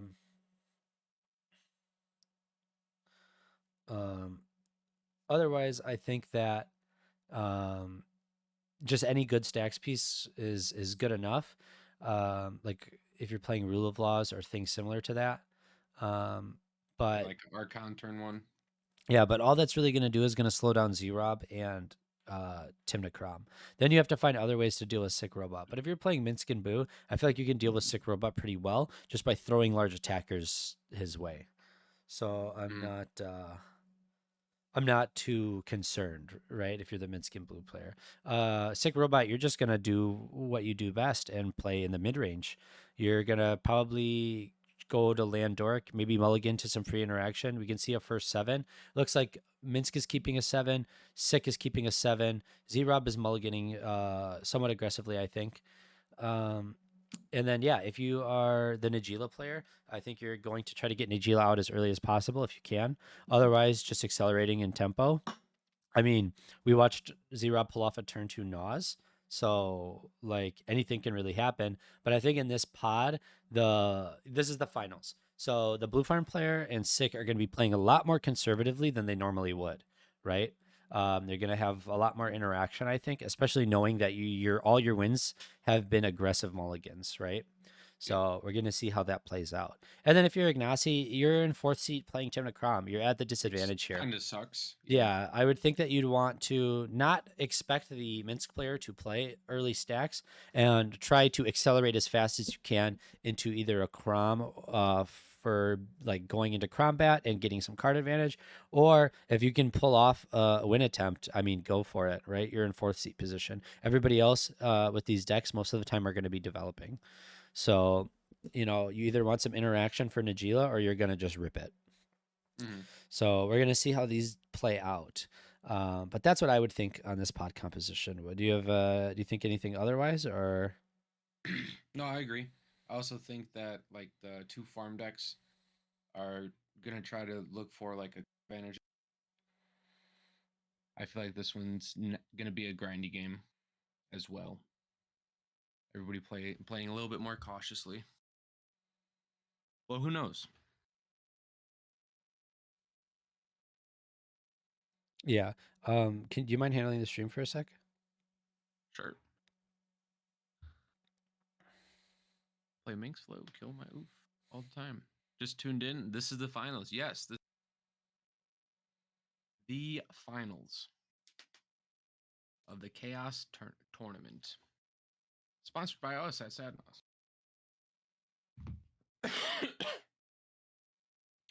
So yeah, we just have players resolving mulligans. Ignacy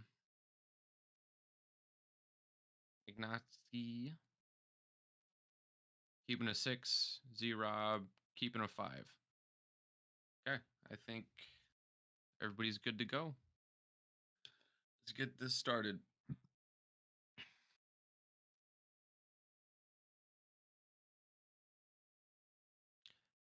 Yield finals.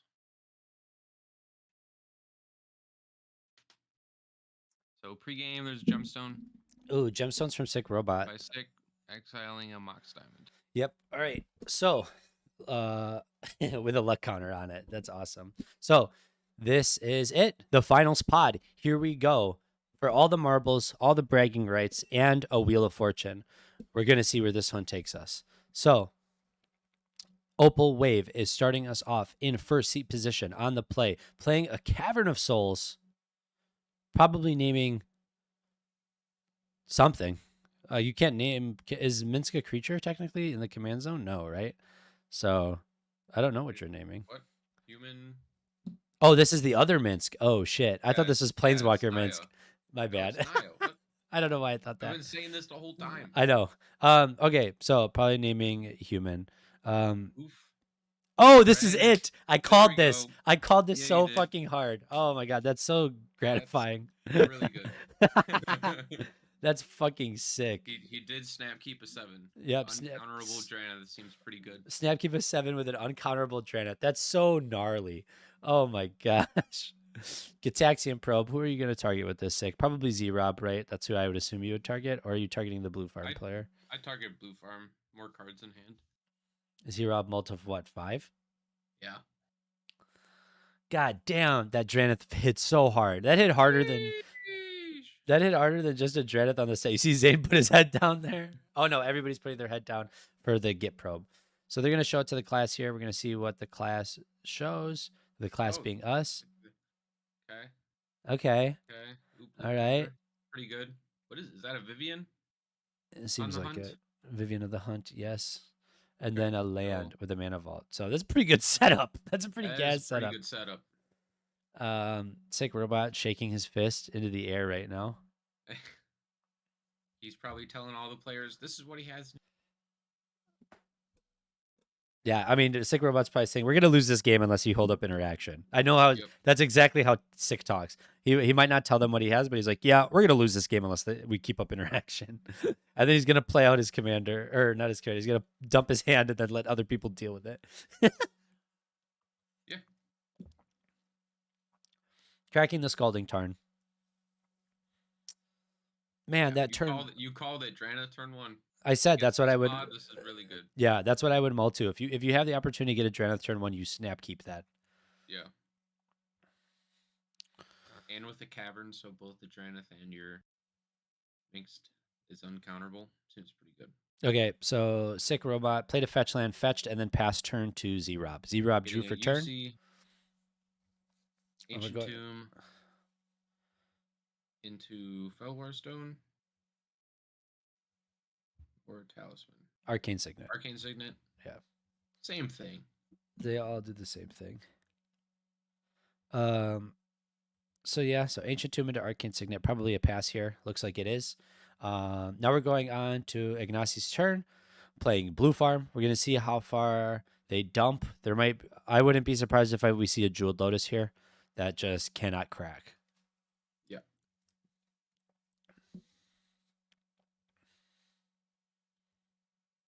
Fetching for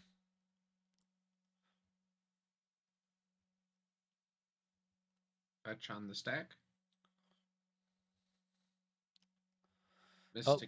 Mystic Remora. That's pretty good there. Yep. Especially now that commanders can't come out. That's actually pretty huge. Yeah. Blue Farm going last definitely wants like a fish or like a risk study. So they're still resolving the fetch here and not passing priority. So I'm assuming there might be more spells coming. Like I said here. There's a Veil Summer cast, draw. Oh, Veil Summer from Sick Robot. Yep. And then going on to Opal's turn. So I'm guessing plays Horizon Canopy Mink. Whoops, my bad. So yeah, we have the Horizon Canopy coming into play as land for turn. We don't know what they could have drawn, but we know that there's a Mana Vault. Yep. But you maybe don't push out the Mana Vault here. You maybe just play the Minsk for value. Yeah. Looks like they are going to play a Finhorn Elves. And then maybe the Bloom Tender. Yep. Finhorn Elves into Bloom Tender. So Minsk already developing a huge board state compared to the rest of the table. Yeah. Not casting moving to combat. Interesting. No, they're moving to combat right now. Oh. Yeah, I wouldn't jump the gun too far. So He did. Never mind. Yeah. So swinging the Dranath Magistrate at the Ignacy, right? Correct? Yes. Yep. And passing the turn to Reed. So Reed is going to draw here. Unfortunately, cannot develop a Timna or a Thrasios due to the Dranath Magistrate. We're going to see a Marsh Flats being dropped as land for turn, cracking the Marsh Flats immediately. So is this a Hulk deck? I don't know. You have the deck list. I don't. Oh, let me find that out. Yes, usually Naya Minsk is a Hulk deck. Yeah. It uses New Vivian, so it's potting into. It's got pod lines and stuff like that. The game could end realistically next turn. Okay, so Sick Robot playing a Deathrite Shaman. That's actually really huge. And that's actually like a really important piece to get down, I think, in this pod. You have Underworld Breach decks and things like that. Having a Deathrite Shaman is really, really cool. But if Opal can pull a win out on their turn, that's even crazier, although I don't think it is possible. But obviously, Opal is the threat at the table at this point in time. Yeah. I mean, not through obvious, like. Oh, yeah, so Minsk is a Hulk deck. It's a pod deck, runs Kiki lines, all the above, so. Because you could just go play uncounterable, do the Bloom Tender activation, get Naya, use one of the floating Mana Vault Vivian, sack Minx, go get Guardian, proceed to go off. Yeah. Looks like Z-Rob put into play a Ristic Study. That's another big card here. You're going to see Ignacy pay for the fish trigger on upkeep, drawing their card for turn. So everybody's like developing like a decent board state around this. You can trigger and putting the trigger into play.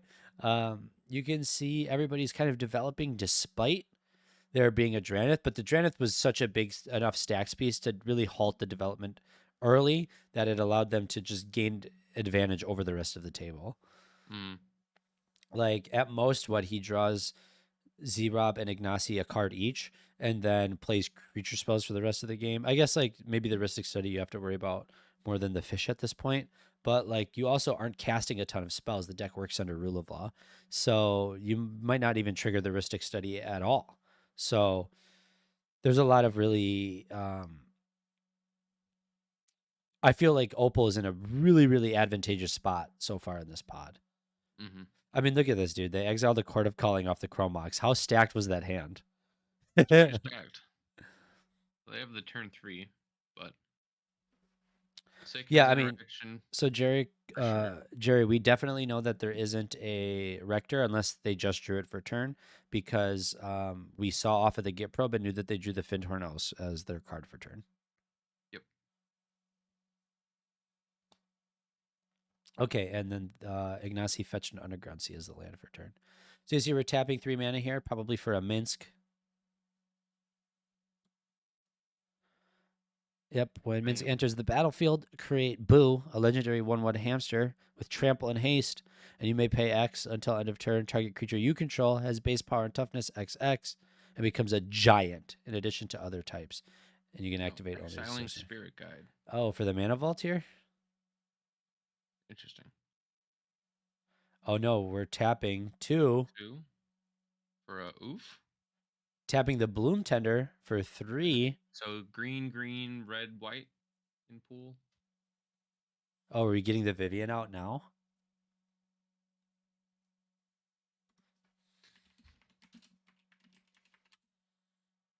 I mean, if that was the case, I think he'd want to play the Mana Vault first in case there's like a Spell Pierce or something. Yeah, no, you have Simian Spirit Guide. Yes, you have green, green, red, right in pool currently. Vivian's 6 mana anyways, isn't it? Yeah. 4 green, green. I don't know how to spell Vivian. Okay, so Mana we're Vault. playing the Mana Vault. We have a red and a white in pool, I believe. Opal Wave really needs to turn off autofocus on that camera. Yes.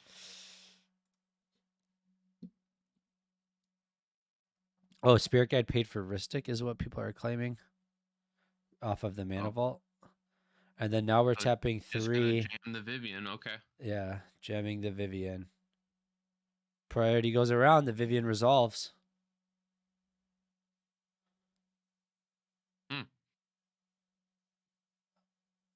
Right? No. Oh, Mystical Tutor. Okay, I do not think the Vivian's resolving here. There's a Rhystic Study trigger on the stack. In response to the Rhystic Study trigger, Z-Rob is Mystical Tutoring. We're going to have to... while this Mystical Tutor is resolving, I'm going to have to try to fix this. Dying here, but I'm very not super happy with the card drawing that I don't get to participate in, and also I'm under Dranith. Opal, if you can fix your camera focus, that'd be amazing for stream, Oh please. my gosh, what the heck? Dude, this is... I'm sorry. Let me No see if I worries. Okay, I just let Opal know that his camera focus was fucked. Really showing off the Dranith Magistrate now at this point. Can you stream again on Discord? Oh yeah, did I leave Discord to do that? Sure. Show you my screen. There's that for you. Thank you. Yep. So we may have missed what the Mystical Tutor was. Unfortunately, you can see Opal's trying to fix their camera settings right now. Looks like a Mindbreak Trap. Yeah, that'd be a good tutor target here. It's a free spell, doesn't cost you any mana.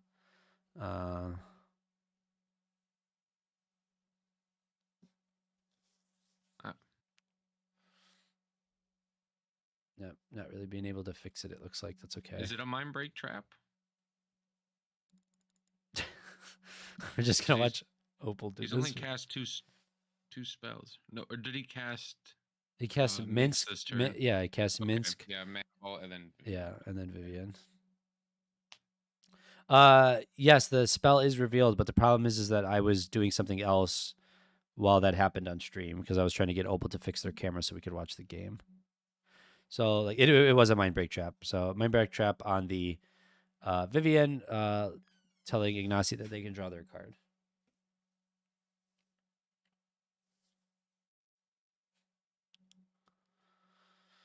And yeah, I mean Jerry makes a good point here. After it's revealed through a Git probe, you do have to kind of jam it because everybody's going to hold up the interaction for it anyways. So just go for it. If they have the interaction, so be it. If they don't, then you luck out, right?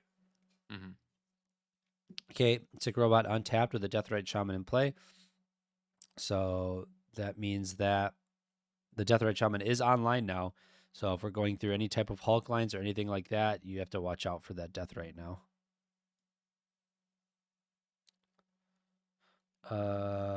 Yes, you are correct, Hoki. The Minsk player missed the trigger to make a boo on ETB. Yeah, where the boo at? So that actually might be huge because boo is kind of a very important part to the Minsk game plan.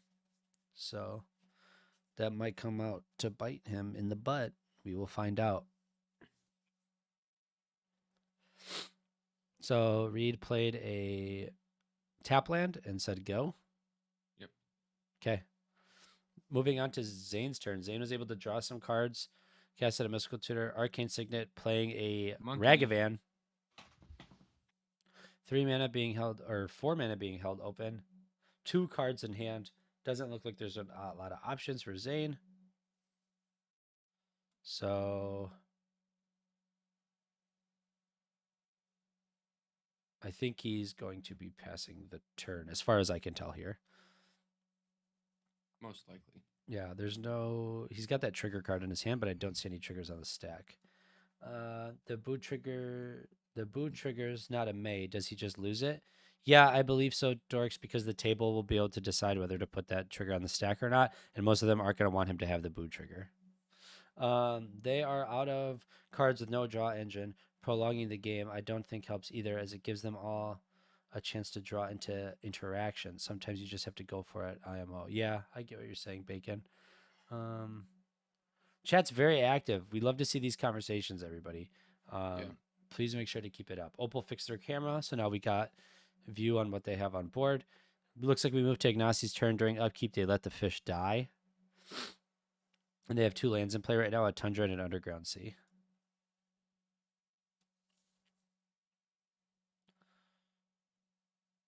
So, so far, it's very interesting to see that the Minsk player now doesn't have a pod line to go with. They don't have a ton of cards in hand.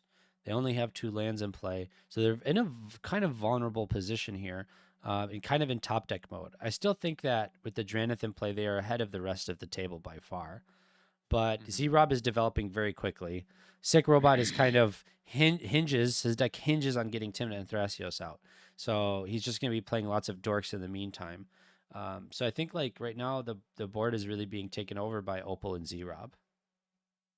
Okay, we're seeing 3 tapping out from Ignacy Ristic. in order to exile a Simian Spirit Guide. And we have no idea what that card is. Grim Hireling. I'd like him to move that out of the glare. It's It is a Grim Hireling. Hireling. Yeah. Yeah, I want to confirm. Okay. Oh, you don't trust me? Why not? Because you said that he was skipping combat. And he went to combat. No. What? So played a Grim Hireling. Not that. I mean, it's a good card. It's a good blocker, good attacker, but you can't see Sick Robot or Z-Rob's life. Oh, that's because I don't have this out. Sorry about that. Thank you for the clarification. I don't think Mix is ahead anymore. Not much grind available. Other decks can outdevelop. Yeah. Yeah, I think that there's a good. That's a good assessment. Oh, they only have 1 card in hand. Is that what I'm seeing? Yeah, then that's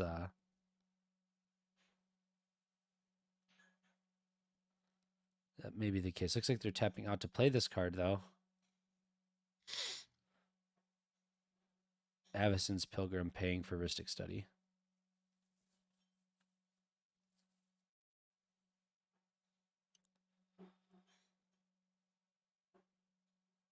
Go to beep beeps. Or not. Oh, okay. Avison's Pilgrim using the Bloom Tender, untapping the Mana Vault. Yeah, it Yep. all makes sense. Yep.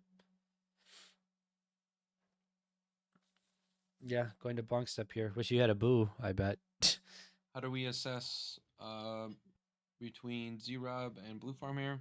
I think Z-Rob's definitely ahead right now. Yeah, I mean, Z-Rob is playing almost the same deck as Blue Farm, just minus the card advantage in the command zone, right?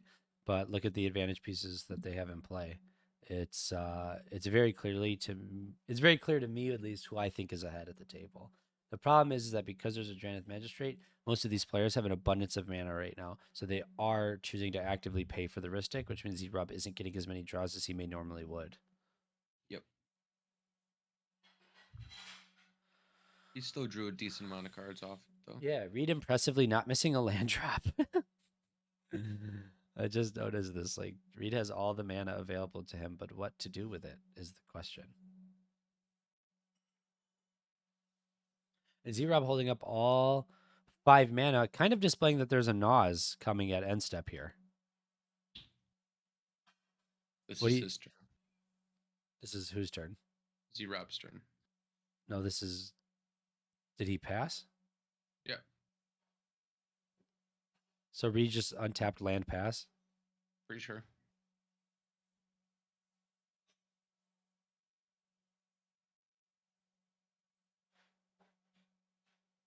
I think he just passed just now. Najila cannot just cast Najila soon. There's a Drannith Magistrate in play. So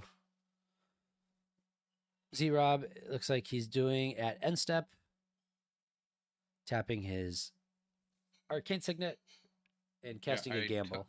Told you it was his turn already. What are you talking about? Oh, because it's sorcery speed? Yeah. Yeah. It's just confusing. This is like Sikru is doing absolutely nothing. So it's hard to tell when priority is being passed. Now he gets to add Naz. Yeah. If you have a land in hand, do you just jam it main phase? Probably not. Not with... No. You swing Monkey at Blue Farm. They're not going to block. But then that leaves you open for the crackback. Or you get an answer to Drannith. Answer to Drannith here could be interesting. I don't think that's usually the playline a deck like this likes to fall into. No, because then that unlocks both the other players. And Reed only has 4 cards in hand, but really isn't developing anything at all. Makes me question what they kept.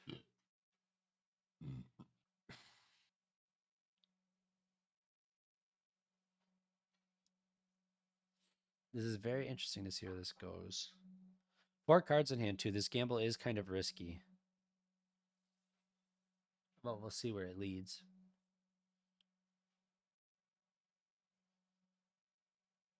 Sick Robot has not tutored yet this game, besides fetch lands. Con. You can see there's fetch lands in the bin.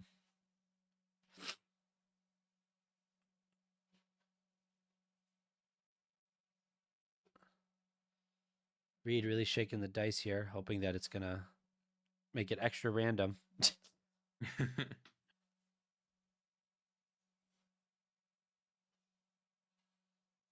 And Deathray Shaman. Shaman. Okay, so I don't think that's the card he would have tutored for. So we're going to see what comes out of this here. If you have removal for the Drannith, I don't think you crack it now. I think you wait till like Reed's end step and try to do it so that you gain all the advantage from it, right? Correct. And it looks like that's the case. Whatever he tutored for, we're passing the turn over to Ignacy. We also have 5 mana open. 1, 2, 3, 4, 5. Did not swing with the monkey. Displaying to me at least that there's a Naz incoming. Could be add Naz. Yeah.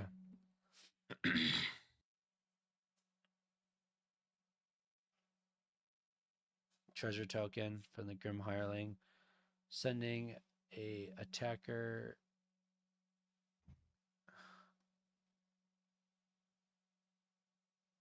at Reed. It looks like they attacked Reed, knowing that Reed wouldn't want to block with the Deathrite Shaman. Creating 2 treasures here. 1, 2, 3, 4, 5. Having 5 mana available themselves. Could we see a Counter Naz? Citadel. Imagine you I see think just a pass, maybe. Yeah, imagine you see a Naz counter and then someone Naz on top. Naz is on top. That'd be so funny.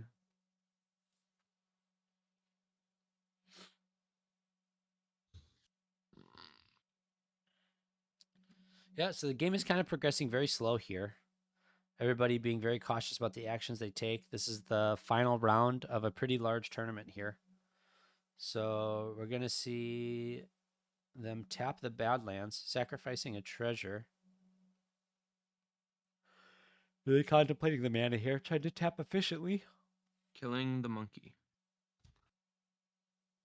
Oh, sacrificing a treasure, yeah, to kill the monkey. Imp Seal. I wonder if Ignacio's just playing in a very dark room with nothing but a lamp above them. Because of the glare on all their cards. Probably. Yeah. I mean, that looks like it. Anti-monk technology with the Grim Hireling. Yeah, keeping the Deathrite Shaman in play seems like a very smart play right now, especially going into Minsk's turns. Minx. Yeah. I think this could be like the ultimate sandbag, you know? Like Reed could have absolutely nothing in hand and just like wants players not to go for it because he's holding up 5 mana. Or he just has Thoracle Consult and is picking. Picking his timing. Yeah.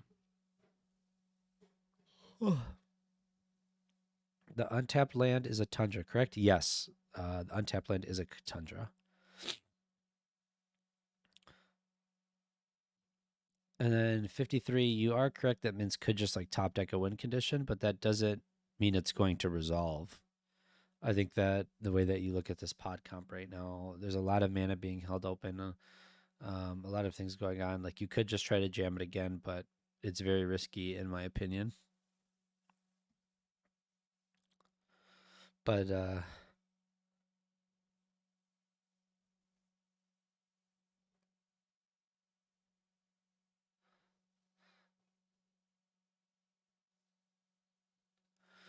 yeah, it looks like we're just resolving this MCL right now.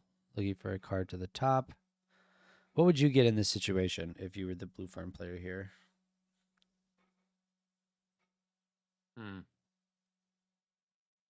think this is very tough.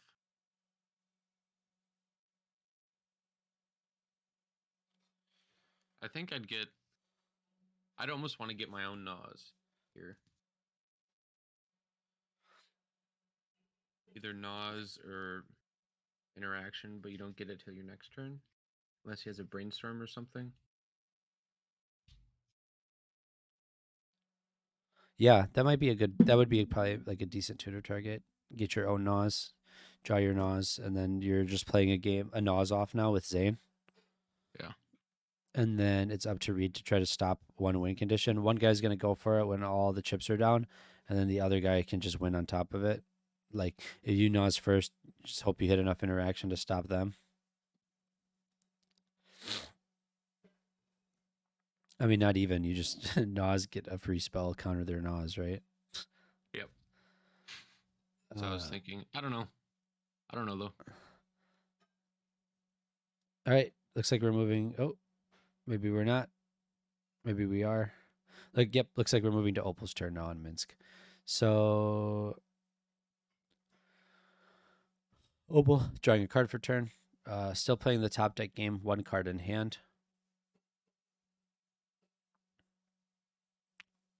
Counting their mana. You have a lot of it. 3, 4, 5, 6, 7, 8, 9, 10. Is there a 10 mana human that we would want to jam right now?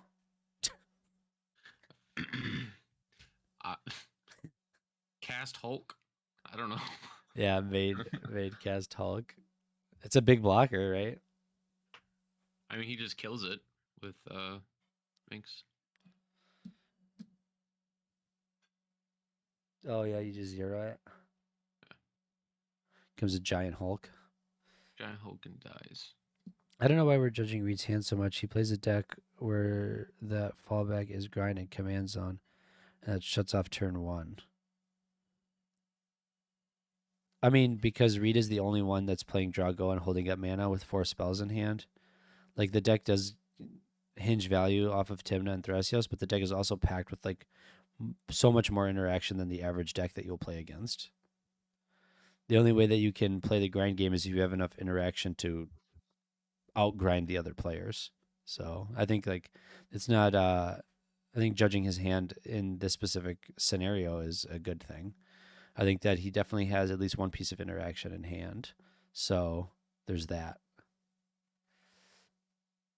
And everybody else has looks like they're presenting a win condition, and they're all trying to time it because whoever goes second, whoever attempts to win second, is probably going to win the game here. Tapping the mana vault. Cracking the Horizon Canopy. Drawing a card. Huh. This seems very interesting to crack your land to draw a card here. Playing an Arcane Signet, probably going to pay the mana for Ristic.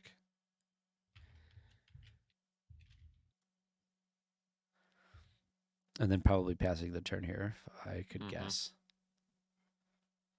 I mean, I guess that worked out okay, right? Like, oh, and the other card in hand was a land. Okay. Tapping Blue Tender, tapping Arcane Signet, tapping Chromux. Are we going to make Dranith Magistrate huge? Oh no, we're making Minsk a huge giant.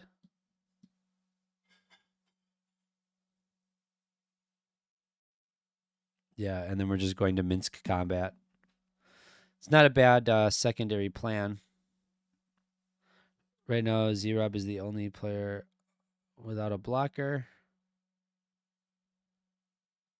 Oh, cracking a fetch land in response to declare attackers. I think this is end step. Oh, do you think Reed took the damage here or Ignacy? Ignacy did. He's at 27. Oops, what the hell happened there?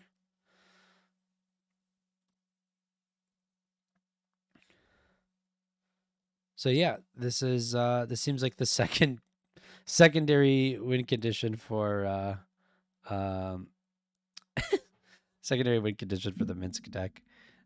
Just start pumping Minsk with as much mana as possible and swinging out at people till they die. Interesting that he went for Ignacy though. Like, yes, Ignacy imp sealed here, but Zerob also tutored. Yeah. And Zerob has the mana to physically Naws this turn. Whereas Reed doesn't, right? Or not Reed, Ignacy doesn't. So I would almost be incentivized to swing at Zerob because Zerob has the Ristic Study in play and enough mana to Naws. But to each their own, right? I mean, you usually hit the blue farm player. I think this Najeela deck kind of wins a lot by hinging on people thinking it's not a Naws deck when it is, you know? So I think that's a good way to meta Najeela against the meta. Okay, we have Reed actually tapping some mana here, putting a lab man into play. Interesting. Not as good without a Thrasios. And paying for Ristic, holding up a gemstone. Oh, this is so spicy. Oh, and passing to Zerob, who's choosing to untap and draw. So presumably not a Naws, right? Because at that point, do you think you would just jam it there? Look at that, drawing a card and saying go. And say go, yeah. This is funny. Maybe Z-Rob reading that there may be a waiting for that. This is so interesting. I think that everybody's pointing loaded guns at each other right now. Yep. You know? Or at least Ignacy and Zerob. Zerob is kind of displaying like, hey, I'm gonna make you go for it first. I got stuff. Look at this. We're getting rated with fins in the chat.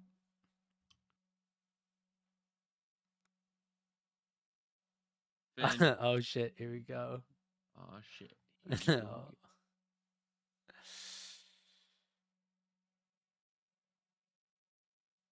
What's gonna happen here?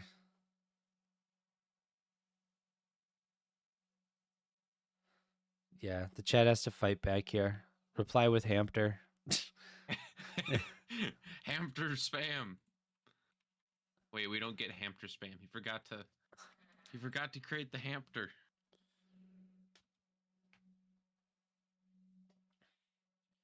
Ignacy's really tanking here. I think this is the decision of whether or not you go for it. He has 7 mana. Sick has 2 available, and Z-Rob has a lot. Zero has 6. 6. I can't believe this man's left his hamster in the car at the store. Honestly, dude. Leaving your hamster is it feels bad. It's dead.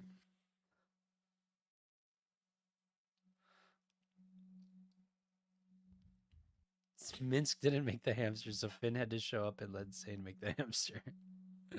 What the heck? We have hamster at home, everybody. All right, so nothing going on here.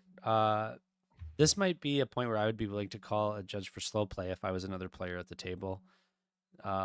We've been sitting here for a little over a minute now with no spells being cast. So no game actions are taking place. I'm a little interested to see what's going on. You only have 5 cards in hand, so I'd assume you'd have to cast them at some point.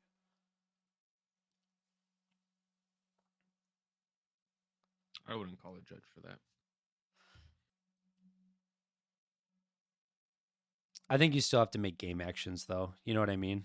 Like, as a player. It's something that I've been a lot more... Yeah, you shouldn't be talking about this.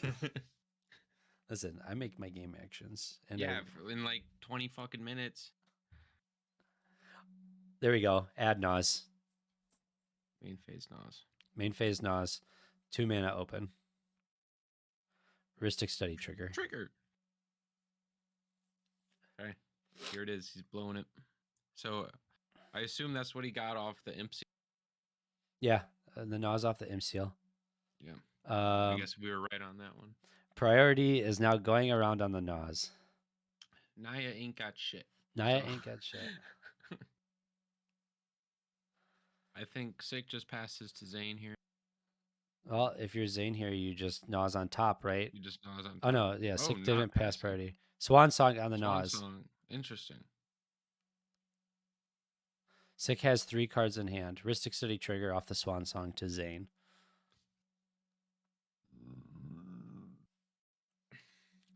So here's the thing. Z-Rob has a window with his Nas, but there's also a freaking Minsk with huge power and toughness, and Z-Rob doesn't have a blocker.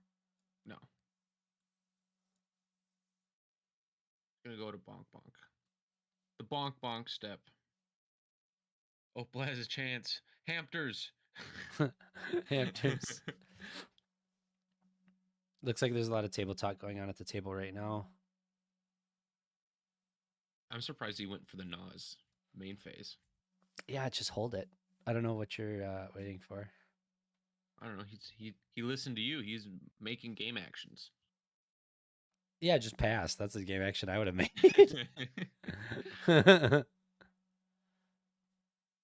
53 saying, what do you mean hold it? I mean, it's very... What if Minsk rips a rule of law? You cast it in response.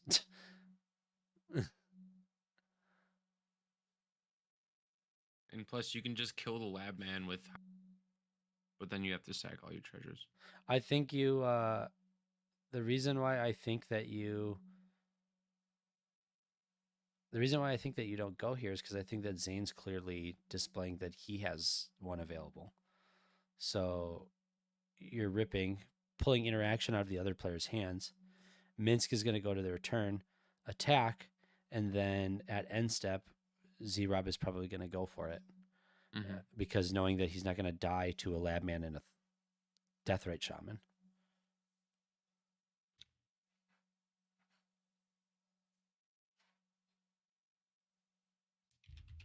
look at counting the mana.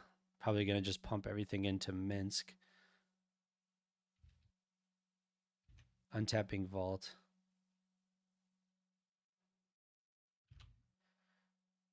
What did Minsk mull to? Turn with Drannith for it was a snap 7.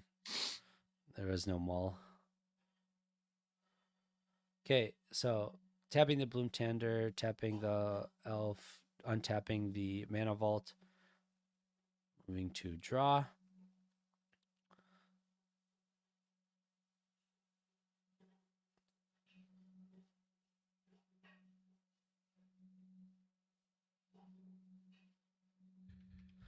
Yeah, Z-Rob did tutor with Gamble. I think they are sandbagging a Nas. This deck, we've watched this deck win with a turn 2 Nas already, and they had 5 mana available when they used the Gamble. I think this is a high risk, high reward type player, and this deck really likes to play like that. Helenium saying, sack the Hulk into Felidar, Flicker, Viv, sack for Karmic, get back foe. Sack for Kiki line. Minsk is the 3 CMC creature. Correct. Yeah, that would be how he would win with the Vivian. Yep. If it resolved.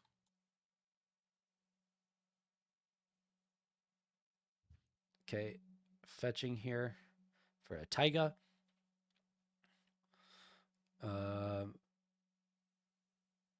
Tapping the Taiga. And I'm assuming we're pumping here, right? Unless we're casting whatever spell we have in hand.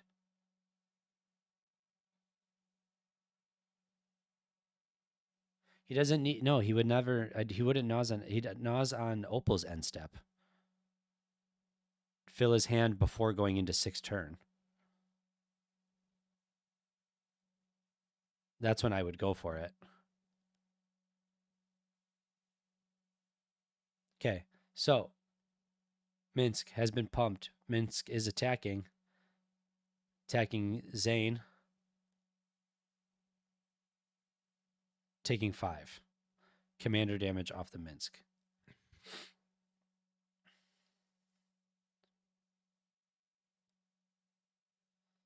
Yeah, I guess not. Maybe it's not a Nas that he tutored for. I don't think you wait for. I don't think you wait for Reed to untap to try to go for the Nas. Oh, that's weird. Maybe we just read that wrong. Sylvan Library coming down Paying the from one. thing, paying the 1 for Ristic. Maybe you just do it to get counter spells out. Oh no, this is he hasn't made any actions besides. Unless the gamble was for the Ristic study, that would be such an interesting playline, though. I thought he played the Ristic before gamble. Yeah, I'm really unsure of what the playline is here. I was reading this as a Nas the entire time. Hey chat, did Zane play Ristic before gamble? Oh, here we go. Dockside. Schnockstein. There's 2 treasures in play, so Dockside 2, for 3, 4 or 5. 5, 6. So 6 treasures.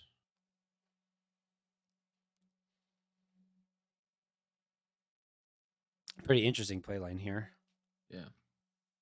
Also, 6 signed Dockside there. That signature is awesome. It does. A little jealous.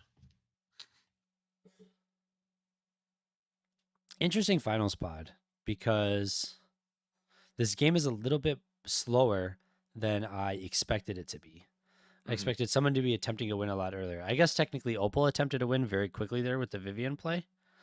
But this Drannith has really, really slowed down the pace of play. Normally you see a lot of commanders out, a lot of combat going through, and a lot of what you call it? You can see Zayd putting out all the individual treasures for the dog side. Yeah, just a lot of incremental card draw coming out. But when the Drannith comes down, these decks don't do that as well. Specifically, all 3 of them, right? Like the Ristic Study and the Remora were big early. But other than that, everybody's just drawing for turn. Very low amount of cards in hand except for Zane, who's got, I think, 5 at this point. But it's very, very, very, very interesting. Zane's got 6, 7, 8, 9, 10 mana right now because there's a colorless floating off the Ancient Tomb.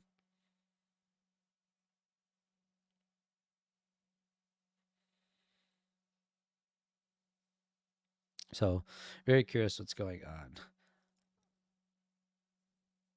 Once again, thinking through the game decisions very methodically, using the colorless that he has floating, tapping the Arcane Signet.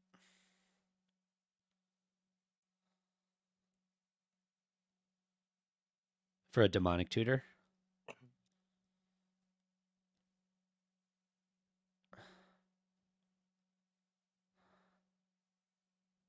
Reed is letting the Demonic Tutor go. Okay, so now we have 2 tutors in a row. I'm assuming the gamble must have been for Dockside, right? Yeah. So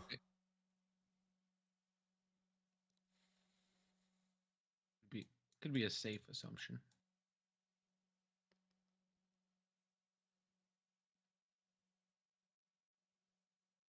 Zane should be at 23 is what Alex is saying.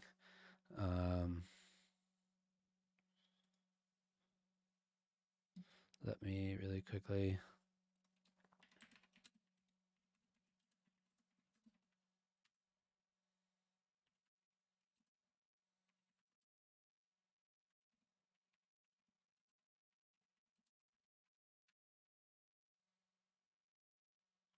Just reminded them in the chat. So hopefully Smurs the judge will see that.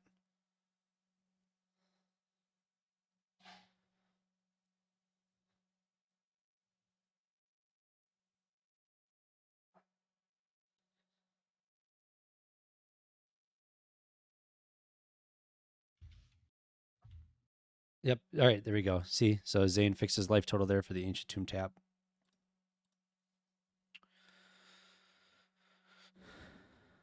Yep. Don't worry, guys. We fixed it. But yeah, so we just had a Demonic Tutor go off. 6 treasures in play. Dockside has resolved. Demonic Tutor has resolved. 3 cards in Reed's hand. I'm not sure how many cards are in Ignacci's hand. Is there a win attempt incoming? There's also an untapped Deathrite Shaman.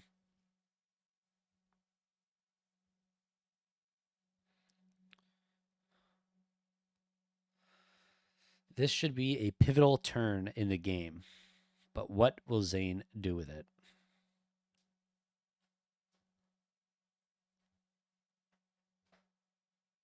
Lots of cards in hand.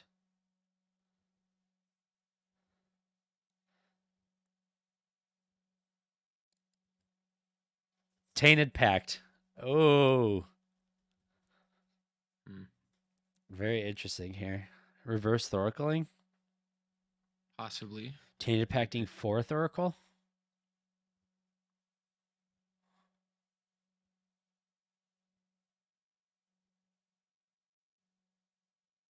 Here's some interaction. A Flusterstorm. Yep. Heuristic Study trigger.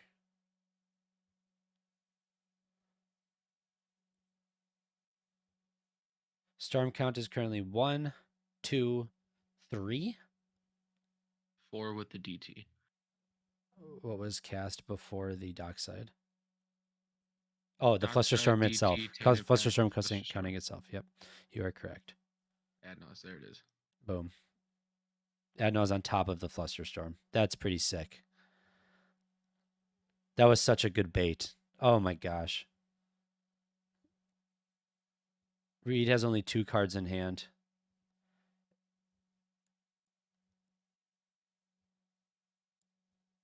Pretty sure Z-Rob has it. If this Adnos resolves, well, there's 22 life, so we can't guarantee that.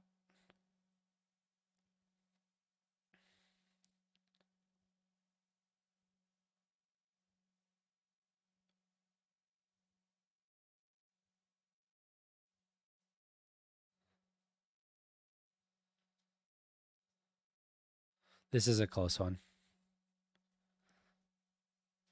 Yeah, because he had to tap the Mana Confluence, so he's at 22. 22 life, half of what a normal. Oh, Ignacy had a pact. There's a heuristic study trigger on the pact.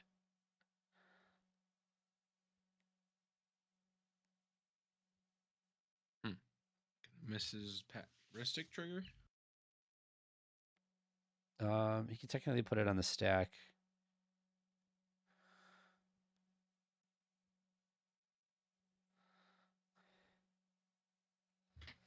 Dang, that was a lot of interaction there.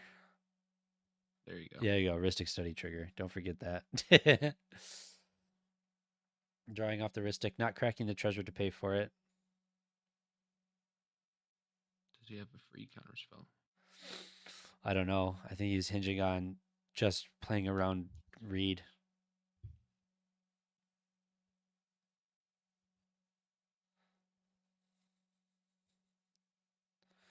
Man, that's so sick to see the pact there. You do not want to see that as Z-Rob.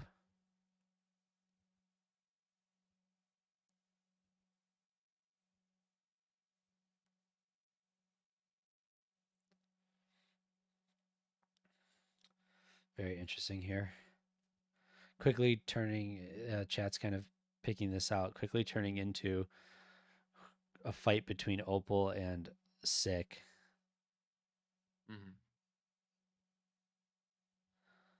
Without a Thrasios, I don't think Sick wins with just a Labman in play, but Unless I he think has the upkeep consult or Retain Impact. yeah, I guess yeah. The upkeep Tainted Pact can be huge here. Force of Force, Will, exiling Thor- Thoracle.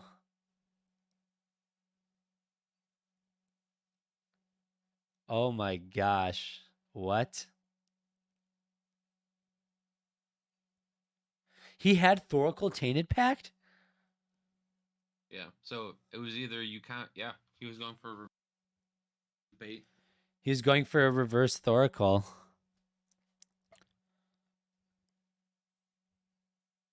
That's crazy. Yo, what? With a Heuristic Study, he can bank on one of the bottom 3 cards being interaction to protect his own Thoracle. Right? With the Tainted Pact? So you go for reverse Thoracle, you hope that one of the bottom 3 cards is interaction, and then you stop it, whichever one is, and then you cast the Thoracle because you have 3 blue pips. Adnaz is back on the stack. Here we go. My gosh, that's so crazy. He's at 21.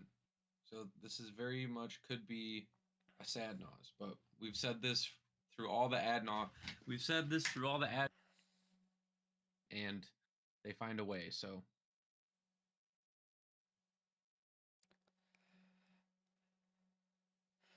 Okay, Worldly Tutor.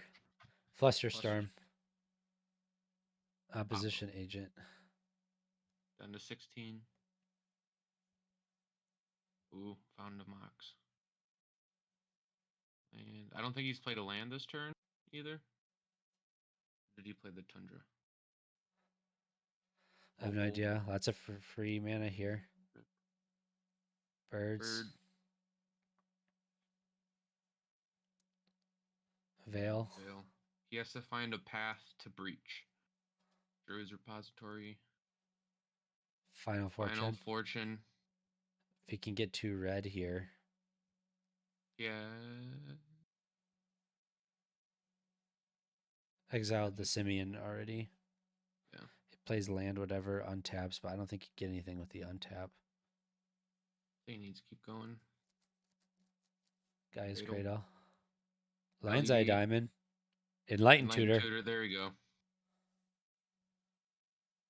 Does he have another red source to cast the Enlightened Tutor? He needs to be able to like bounce the dockside in some way.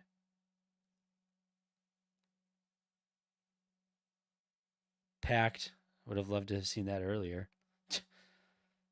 I mean, he just land, mobile, Chromox, LED, Final Fortune, upkeep, Enlightened Tutor, get breach. Crack the LED. Crack the LED in response to the Enlightened Tutor. Oh, you don't even need to. You don't need to, but I think. Oh. Deadly Relic. You probably stopped there. Yeah. I don't know if he has a Chromox, though. I didn't see that. He has a Chromox. And he has a mobile. Did he play a land for turn?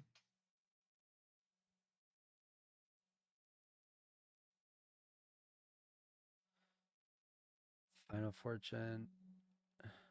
Mobile. Yeah, there's no Chromox. Oh, no, there is a Right Chromox. there. So if he didn't play land for turn, yeah, that line would work, right?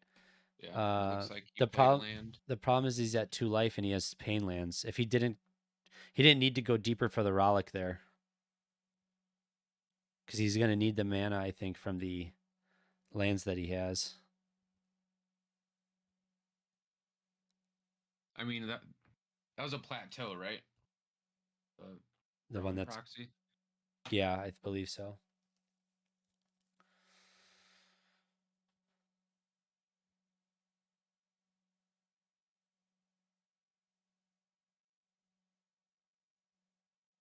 Yeah, he's letting the Tainted Pact go. There's a Flusterstorm on it. There's no reason to let the Tainted Pact resolve. Oh, I guess like you could technically go get Brain Freeze or Underworld Breach and make your line easier. But I think you're right, Kian. I think you literally just play Lion's Eye Diamond, play the Chromox, play the Opal. Even if you don't have a land for turn, you okay, yeah, so you do have a He land. does have a land. Yeah. Okay. Okay. Yeah, he wins. Yeah, I think he wins here. Play mobile FF.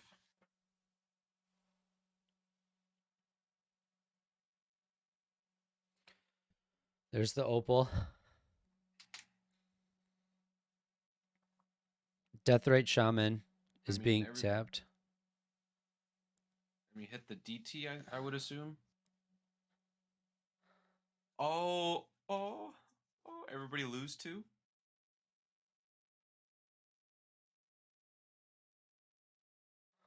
Oh.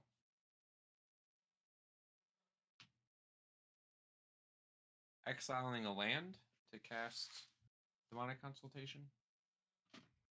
Exiling a land to cast Demonic Consultation. Exiling a land from Ignacie's library.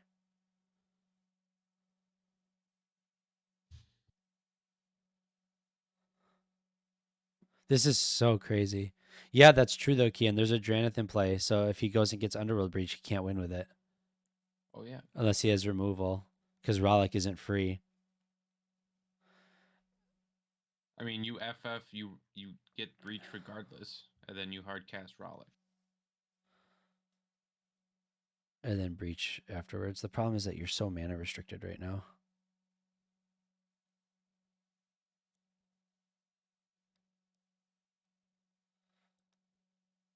Yeah, I wonder why we're getting a... Unless we're consulting for Mindbreak Trap.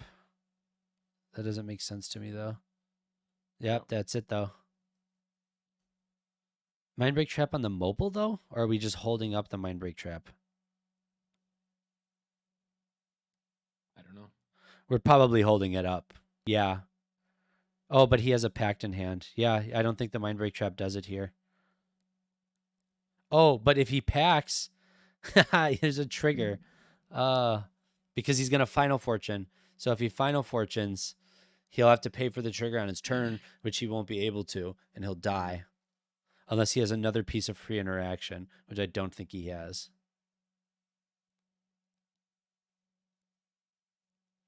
There is a Flusterstorm, though. So he could tap the Orchard, Flusterstorm, the Mindbreak Trap, play the Chrome Mox, and then Final Fortune, and still get there. He needs double red.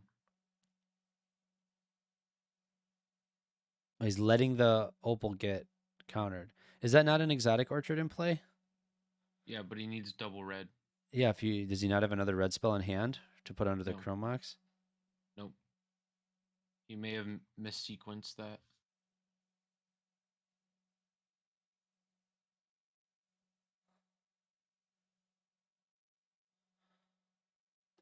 Damn.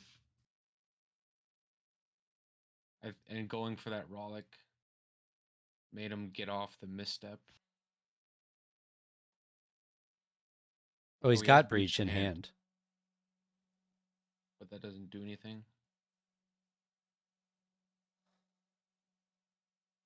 And he exiled the Thoracle off the Forcible. That's crazy.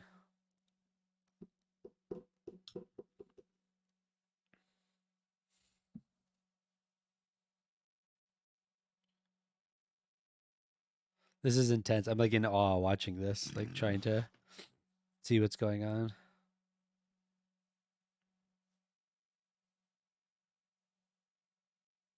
Yeah. Like I said, I think he was supposed to play the Chromox with a blue before the Mopal. Because does Sick Robot mind break trap the Chromox with the Chromox, or does he wait for the Opal? I think he just waits for the Opal regardless, right? Maybe not. I don't know. But you don't know he has a consult. So like No. putting up a blue. I don't know if you put up a blue there, but I mean, but like if he's still like 1 mana with the Death Right, and you have Flusterstorm, which is unbeatable. did he? this Oh, he board drew position. the Underworld Breach off the Ristic. I'm pretty sure, on the Mind Break trap.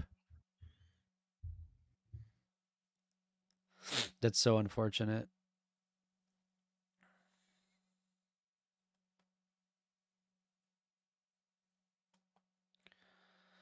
Yeah, I think this is RIP for Zane here. Yeah. With Deathrite tapped, Minsk has a real chance to sneak a dub if Blue Farm doesn't have it. Blue Farm has to pay for Pact. Yeah, so I think that Minsk has an opportunity, but they have one card in hand. Like, what is it, So right? just go to Bonk Town, baby. Brum! Who do you go to Bonktown on? Ignacy, and then try to hit Sick afterwards? Probably.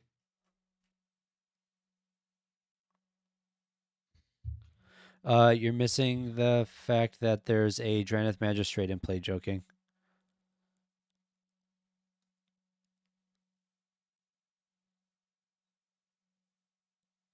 Oh, the pact was countered? Oh, that's right. It got forced. So Oh, yeah. Okay, Veil of there's the Summer. Veil. Draw a Draw a card. card. Mystery card. Is it the card you needed to win the game? You're right. There's a Force of Will. So Blue, like, Ignacy might realistically have it next turn. There's a good point to that. Although they did tutor for Adnaz and cast an Adnaz, so. This is true. And he's scooping it up. Yep, looks like Zane's scooping it up. Damn. Unfortunate to see. Yeah. Hey, sequence cost him. there's still an out. This is a finals pod. If someone forces an intentional draw, they have to play again.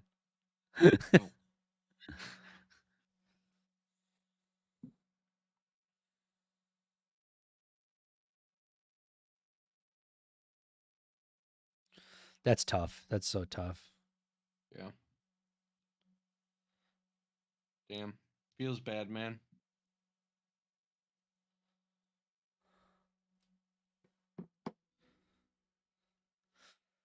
Yeah, because what do you have it with the FF, right? So he plays the Crow, plays Mopal. Sick Robot goes Consult for Mind Break. It gets Flusterstorm. He then goes FF, untap. He drew Breach for turn. Kill the Draneth, go off. Yeah, I think if you I don't know what other spells were in hand, but I don't know if he needed the Rollick or not, but I wouldn't have gone one deeper. But if you I'm just thinking about the Ancient Tomb mana, the Ancient Tomb and the Mana Confluence. You have 3 manas that ping you. Many prayers in the chat for Hamper Gang. So we're attacking through here with the Deadly Rollick, or with the Grim Hireling. So I'm guess killing Z-Rob with the bird.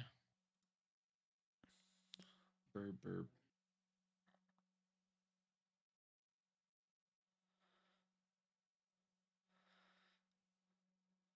Yeah, unless Z-Rob scooped.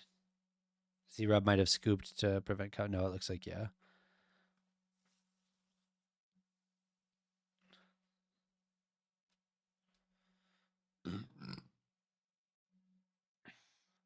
Oh. 1, 2, 3, 4, 5, 6, 7, 8, 9. Oh my gosh. With a Thoracle in hand? That's it. Oh my gosh. Ignacy takes it. But yeah, That's hard cast insane. Pier in the biz. That's so fucking insane. See, Pier, good card. What? Oh my gosh. That's insane. The Adnos was the bait. That's so crazy. That's such a sandbag. I mean, you don't have it, but like, wow. That's so. Blue Farm finally won something. Oh my god, Blue Farm, the first place finish for Blue Farm. Oh my gosh. That's insane. Blue Farm finally won something. Holy shit. That's insane. Oh, I never would have suspected that. Are you kidding me? Grim Hireling into Pier? Kind of had a feeling. Blue Farm just untaps and wins. Yeah, that just comes out of nowhere. GG's. Good games. GG's. What good play from everybody there. That was so tight. I mean, everybody's tapped. He just goes gets consult, I guess. Yeah, I mean it's a Chain Pier, Impact. it's a Pier into the Abyss, and you have Thoracle in hand. Like you basically got it. Well, he's tutoring right now. He doesn't need a resolve Pier. I would do it just for the memes. Oh. Cast Pier and win. You just win if it resolves. Yes. Who just Except when won? you don't. Leviathan Deep. Leviathan Deep, I believe, let me make sure that I can confirm this with you. Tremnek is the player's Discord name. Right now on the stream, this is Ignacy that's resembling that. But yes, Tremnek won the game. Playing a Thoracle in response.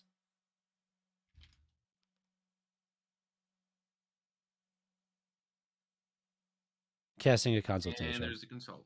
Bing bong. Fuck your life. Damn. Fuck your life. That's so crazy. What a good game. Holy shit. That was a good game. Yeah, that was awesome. I want to know what the card that Reed has in his hand is. Flip that card, Reed. I want to see what it is. Yeah, there's a Neoform on top too. Oh, that's crazy with the Neoform. And then it looked like an Abrupt Decay. Yeah. GG's. GG's in the chat, everybody. GG's. So I think we're going to have an interview with Tremnek about that awesome win. Hopefully he feels like we started the tournament at 10, so this is almost 12 hours. 12 hours worth of work was worth it for a Wheel of Fortune. That was a lot of insane games. Oh, man.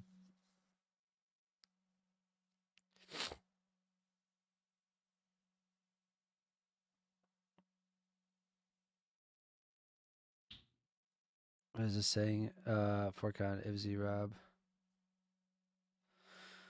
Oh my gosh. Congratulations to Tremnek. Let me message this dude. All right, here, let's see what's going on in here. I'll be back.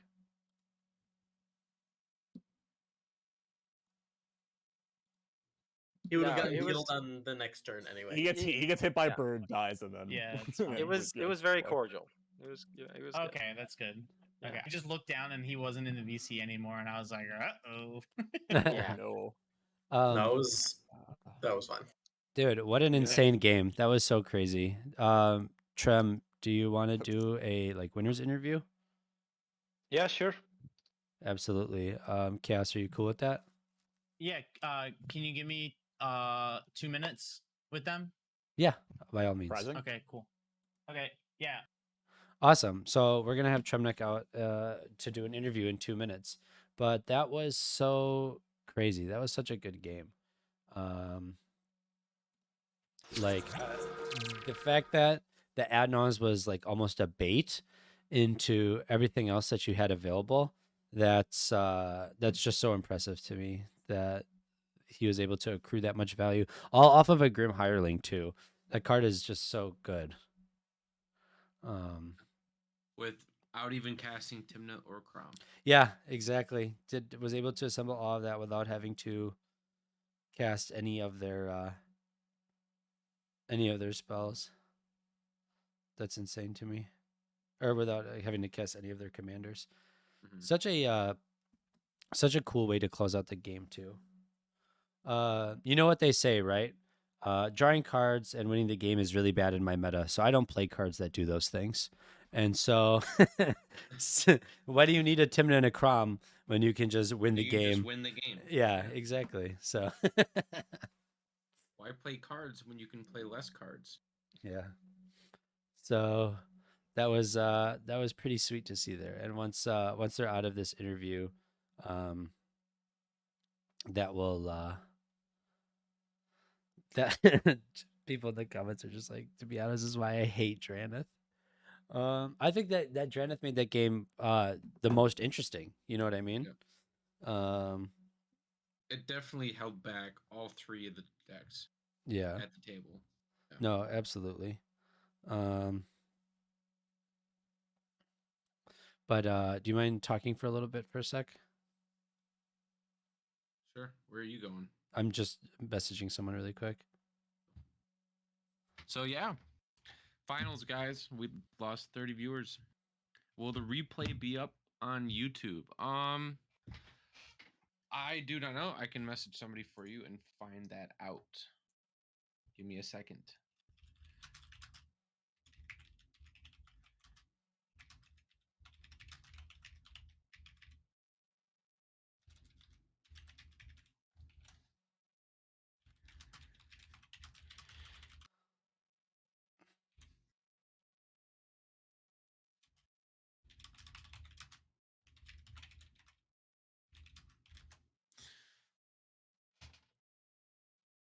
Yeah, Draneth was very impactful this game.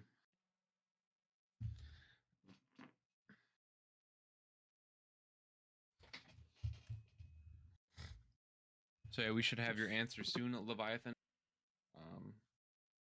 So did Z-Rob from the wrist. 6 cards from more health to win. Tapped.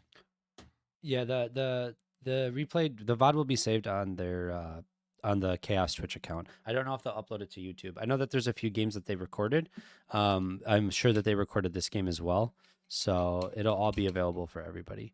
But yeah, it's super super cool to see. And let me just check in with everybody here to see. They're still figuring out price support right now.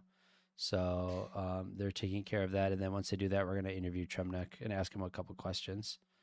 But yeah, for those of you that have stuck around, we are still planning on doing a giveaway in our Discord. We have a couple packs to give away and a bunch of, and including an MCL to patrons. So if you're a $5 patron or higher, we will be giving away an Imperial Seal after the tournament if you want to be a part of that. But yeah, I think that was pretty sweet. That was a good last game. Yeah. That was. I was really impressed by that. What's crazy to me is that like every player was presenting a win because Reed's next card that he drew was a Neoform. So he can Neoform his Deathrite Shaman into Thoracle, and he had a consultation in hand. Yeah. So like Reed would have been able to win the game as well. I mean, yeah. Well, So- you just upkeep. He a lab man, so. Oh, you just upkeep consultation too? Yeah. Yeah, I guess that'll get you there too. So really impressive to see like what everybody was holding on. Can I get a link for Blue Farm? Yeah, Darks and Degenerates, that'll be in the Sadnaz Discord. We're doing that as our own separate giveaway outside of this tournament, but it kind of as a thank you to all of our Discord members and patron members that participated. Kian, if you also want to actually, yeah. Here, I'll drop a link to our link tree as well.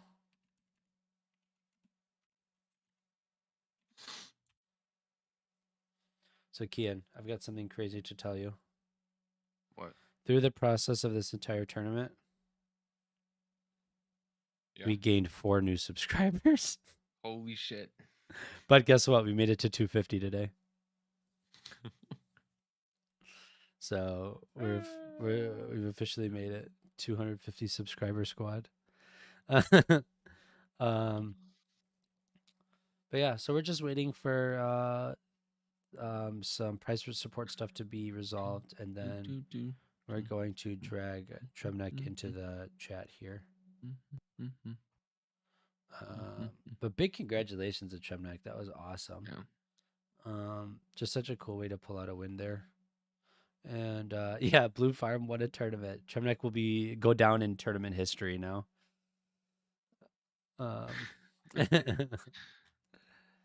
That's just so funny to me.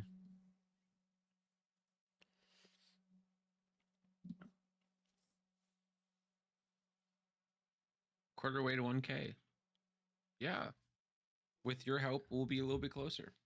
Yeah, we are working for the 1K goal. So that's our goal. We started 6 months ago, and we're really happy with where things are going and how things have progressed for us in the community. So we're very happy to see all the support and all the kind faces, and feel a little bit more well known in the community now. So it really helps us out. But yeah, we're having a good time, having fun. Streamed for 12 hours today, basically. I told you it was going to be that long. You didn't believe me. Yeah. But so we're just waiting to talk to Tremnek here to congratulate him on the win and talk about what was going through his mind when Z-Rob couldn't get there. How crazy do you think that felt, man? That must have been insane. It must have felt so bad. You're just watching Zane rip a nose. You're like, no, I was so close. Oh, here, look at Tremnek posted their list in the Discord general chat, by the way. So, oh, So posted the list. hey, what's up, man? What's up? Yeah, they moved me Hello. here. Hey, Congratulations. Yeah, congratulations on winning the tournament, dude. That was first question. Was Yeah. the Adnaz the bait? Yes, my plan was like Okay. it was a two turns plan basically. I try to add mouse. If they counter it, I win next turn with the tutor and the Tassa. Mm-hmm. Did you you knew that Zane What I had the was not, Nas, right? what I was not expecting was a counter from Sigro, but we talked about that later on, and I think we all agreed that he should have passed on that and let Zero Up deal with my Adnos by either Adnosing himself or countering it. Yeah. But, yeah. The Swan Song, correct? Yeah. Yeah. Yeah. That was I'm surprised he went right away because Z-Rob was like fully untapped. With like Yeah, exactly. And we all knew that cards. he had Adnos in hand, so Yeah. yeah. Yeah, that was insane. But- It was funny too when you flashed the Peer into the Abyss, and you're just kind of like, I could do it however I want, really. Yeah. I was telling them that Fear has been my top deck that turn because Sigrobot said when I made the choice of with the game Howling, he said, and now you Pita. And I said, yeah, look, I have a Pita, I draw it this turn, but I'm not gonna do it. I'm gonna make sure I win with Tassa console with the tutor. That's so funny. He's like, Well, and now the you chat Pita. definitely wanted you to resolve the PETA. Yeah, the chat was going crazy when they saw the Pita. But yeah, but I mean, Pita has a like a 0.1% chance to fizzle, and tutoring for consult and doing Tassa consult wins 100%. So I went for the yeah, play. I mean, you know that there's no interaction, right? Everything's been Yeah, wasted. Z-Rob is out of the exactly. game. You can kill Z-Rob with your bird. So, you know, Yeah. he just scooped in response, right? At the end of the turn there. He decided to scoop at the end. Yeah. 'Cause Yeah. he knew he was dead with my attackers. Yeah, my so birds, basically. yeah, his interaction doesn't really matter anyways. So, yeah, that was just so impressive. Like it was just such a fun game to watch. When Z-Rob was going through the Nas, were you nervous that he was going to be able to pull it off?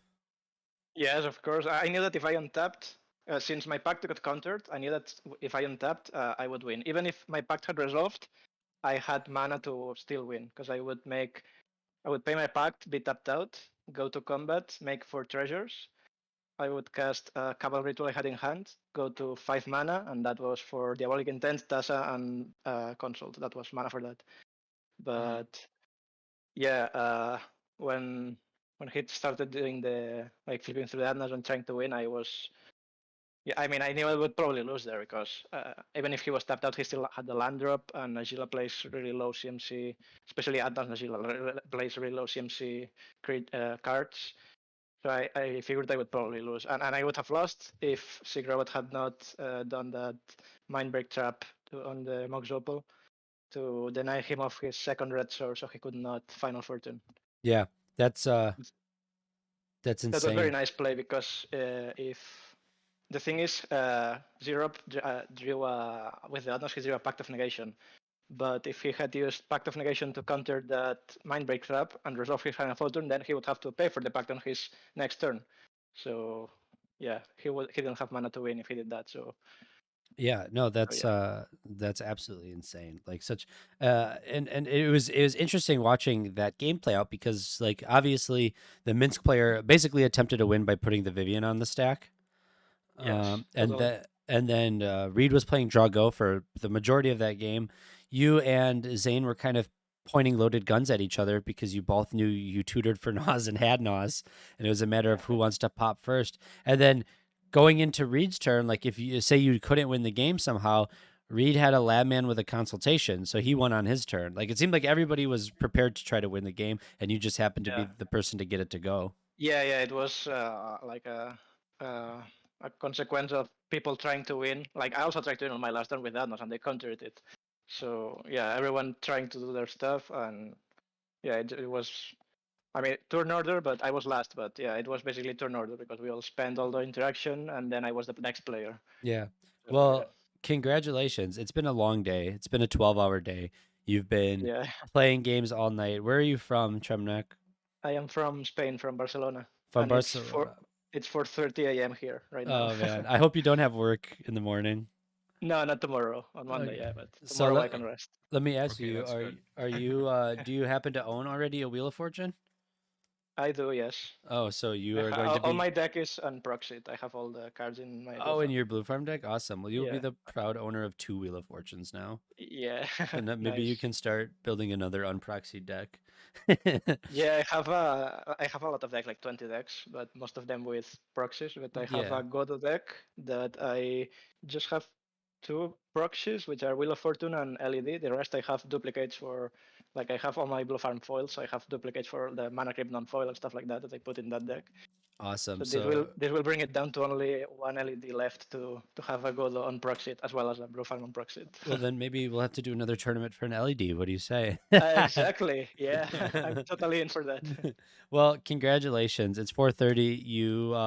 You won. You are the champion. You'll be the champion for a while because the next cast tournament won't be for a month or two. So, enjoy the fame. Someone's finally won a tournament with Blue Farm. So be proud of that. Yeah, yeah. All the memes, all the memes about Blue Farm not never winning a tournament, they can disappear now. Yeah, exactly. They finally won one. And this was a big one with really good players. So Yeah, exactly. no one can try to undermine your win because you played against some of the best players in the format to get where you're Yeah, at. So that was I did. really Yeah, awesome to I had, see. had some crazy games. Yeah, at the semifinals as well was pretty crazy. Yeah, right. Yeah, It is very, very well deserved. Um, thank you very much. yeah, so yeah, we're gonna talk to Chaos and kind of close things up, but enjoy it, man. Congratulations. We're super proud of you. Thanks again, and thanks for sponsoring it and doing these tournaments. I love them. Yeah, absolutely, Yeah, man. not a problem. Yep. I'm able to do it, I'll do it. If I'm not able to do it, I don't want to promise it because Hey, Yeah. just we are on the stream. Chaos, do you want to say anything? Do you want to go into VC and say anything and close things out? Hi, mom. if you do that, I'll slap you. No, I mean, basically, just thank you for you guys for casting, and thank you to all the Sadnaz crew for sponsoring the tournament, and all the staff who are always amazing, including the judges and mods and all that good stuff. The players were great. Congrats to Tremnek, who won the tournament and wins a revised wheel, which is crazy. And yeah, I mean the viewers and all the people who sub. There's actually a bunch of like subs on Twitch, which is pretty sweet. Yeah, I mean just like thank you to everybody, and I'm pretty sure the next tournament we're gonna have, I think is tentatively gonna be November 5th. Yeah. So keep it in your hat or Awesome. whatever. Cool. Sorry, I'm probably gonna skip the Hey, next thank one. you. Thank you guys. for everything. Appreciate that. Yeah, what you guys do here, Yeah, thank you guys. Chaos and Foss, this is amazing. You know, Yeah. we wanted to support you guys. This is like a group that we thought was worth it to donate some stuff to and really promote. And I think it worked out awesome. This was a great tournament. It ran, I think, super smoothly. I think like without really any hitches at all, which is really impressive. We got some of the best players in the format to make top 16, which was really, really cool. We saw some insane games with some insane results. And yeah, this couldn't have gone any better. I don't think this was like a really, really fun time. Long, Yeah, it was, and especially with how many players we had, yeah, it did go like super smooth, super smooth. yeah, and long day, exhausting day, but definitely well worth it. So congratulations to everybody. And you know, I'll drop all the links one more time in the chat so that everybody can check out us here at Sadnaz. You can check out Chaos Tournaments, support either of us on Patreon, subscribe to the Twitch, to our YouTube, to everything else, and hopefully we'll see you guys again at another tournament. Hell yeah. And with that, we'll end the stream.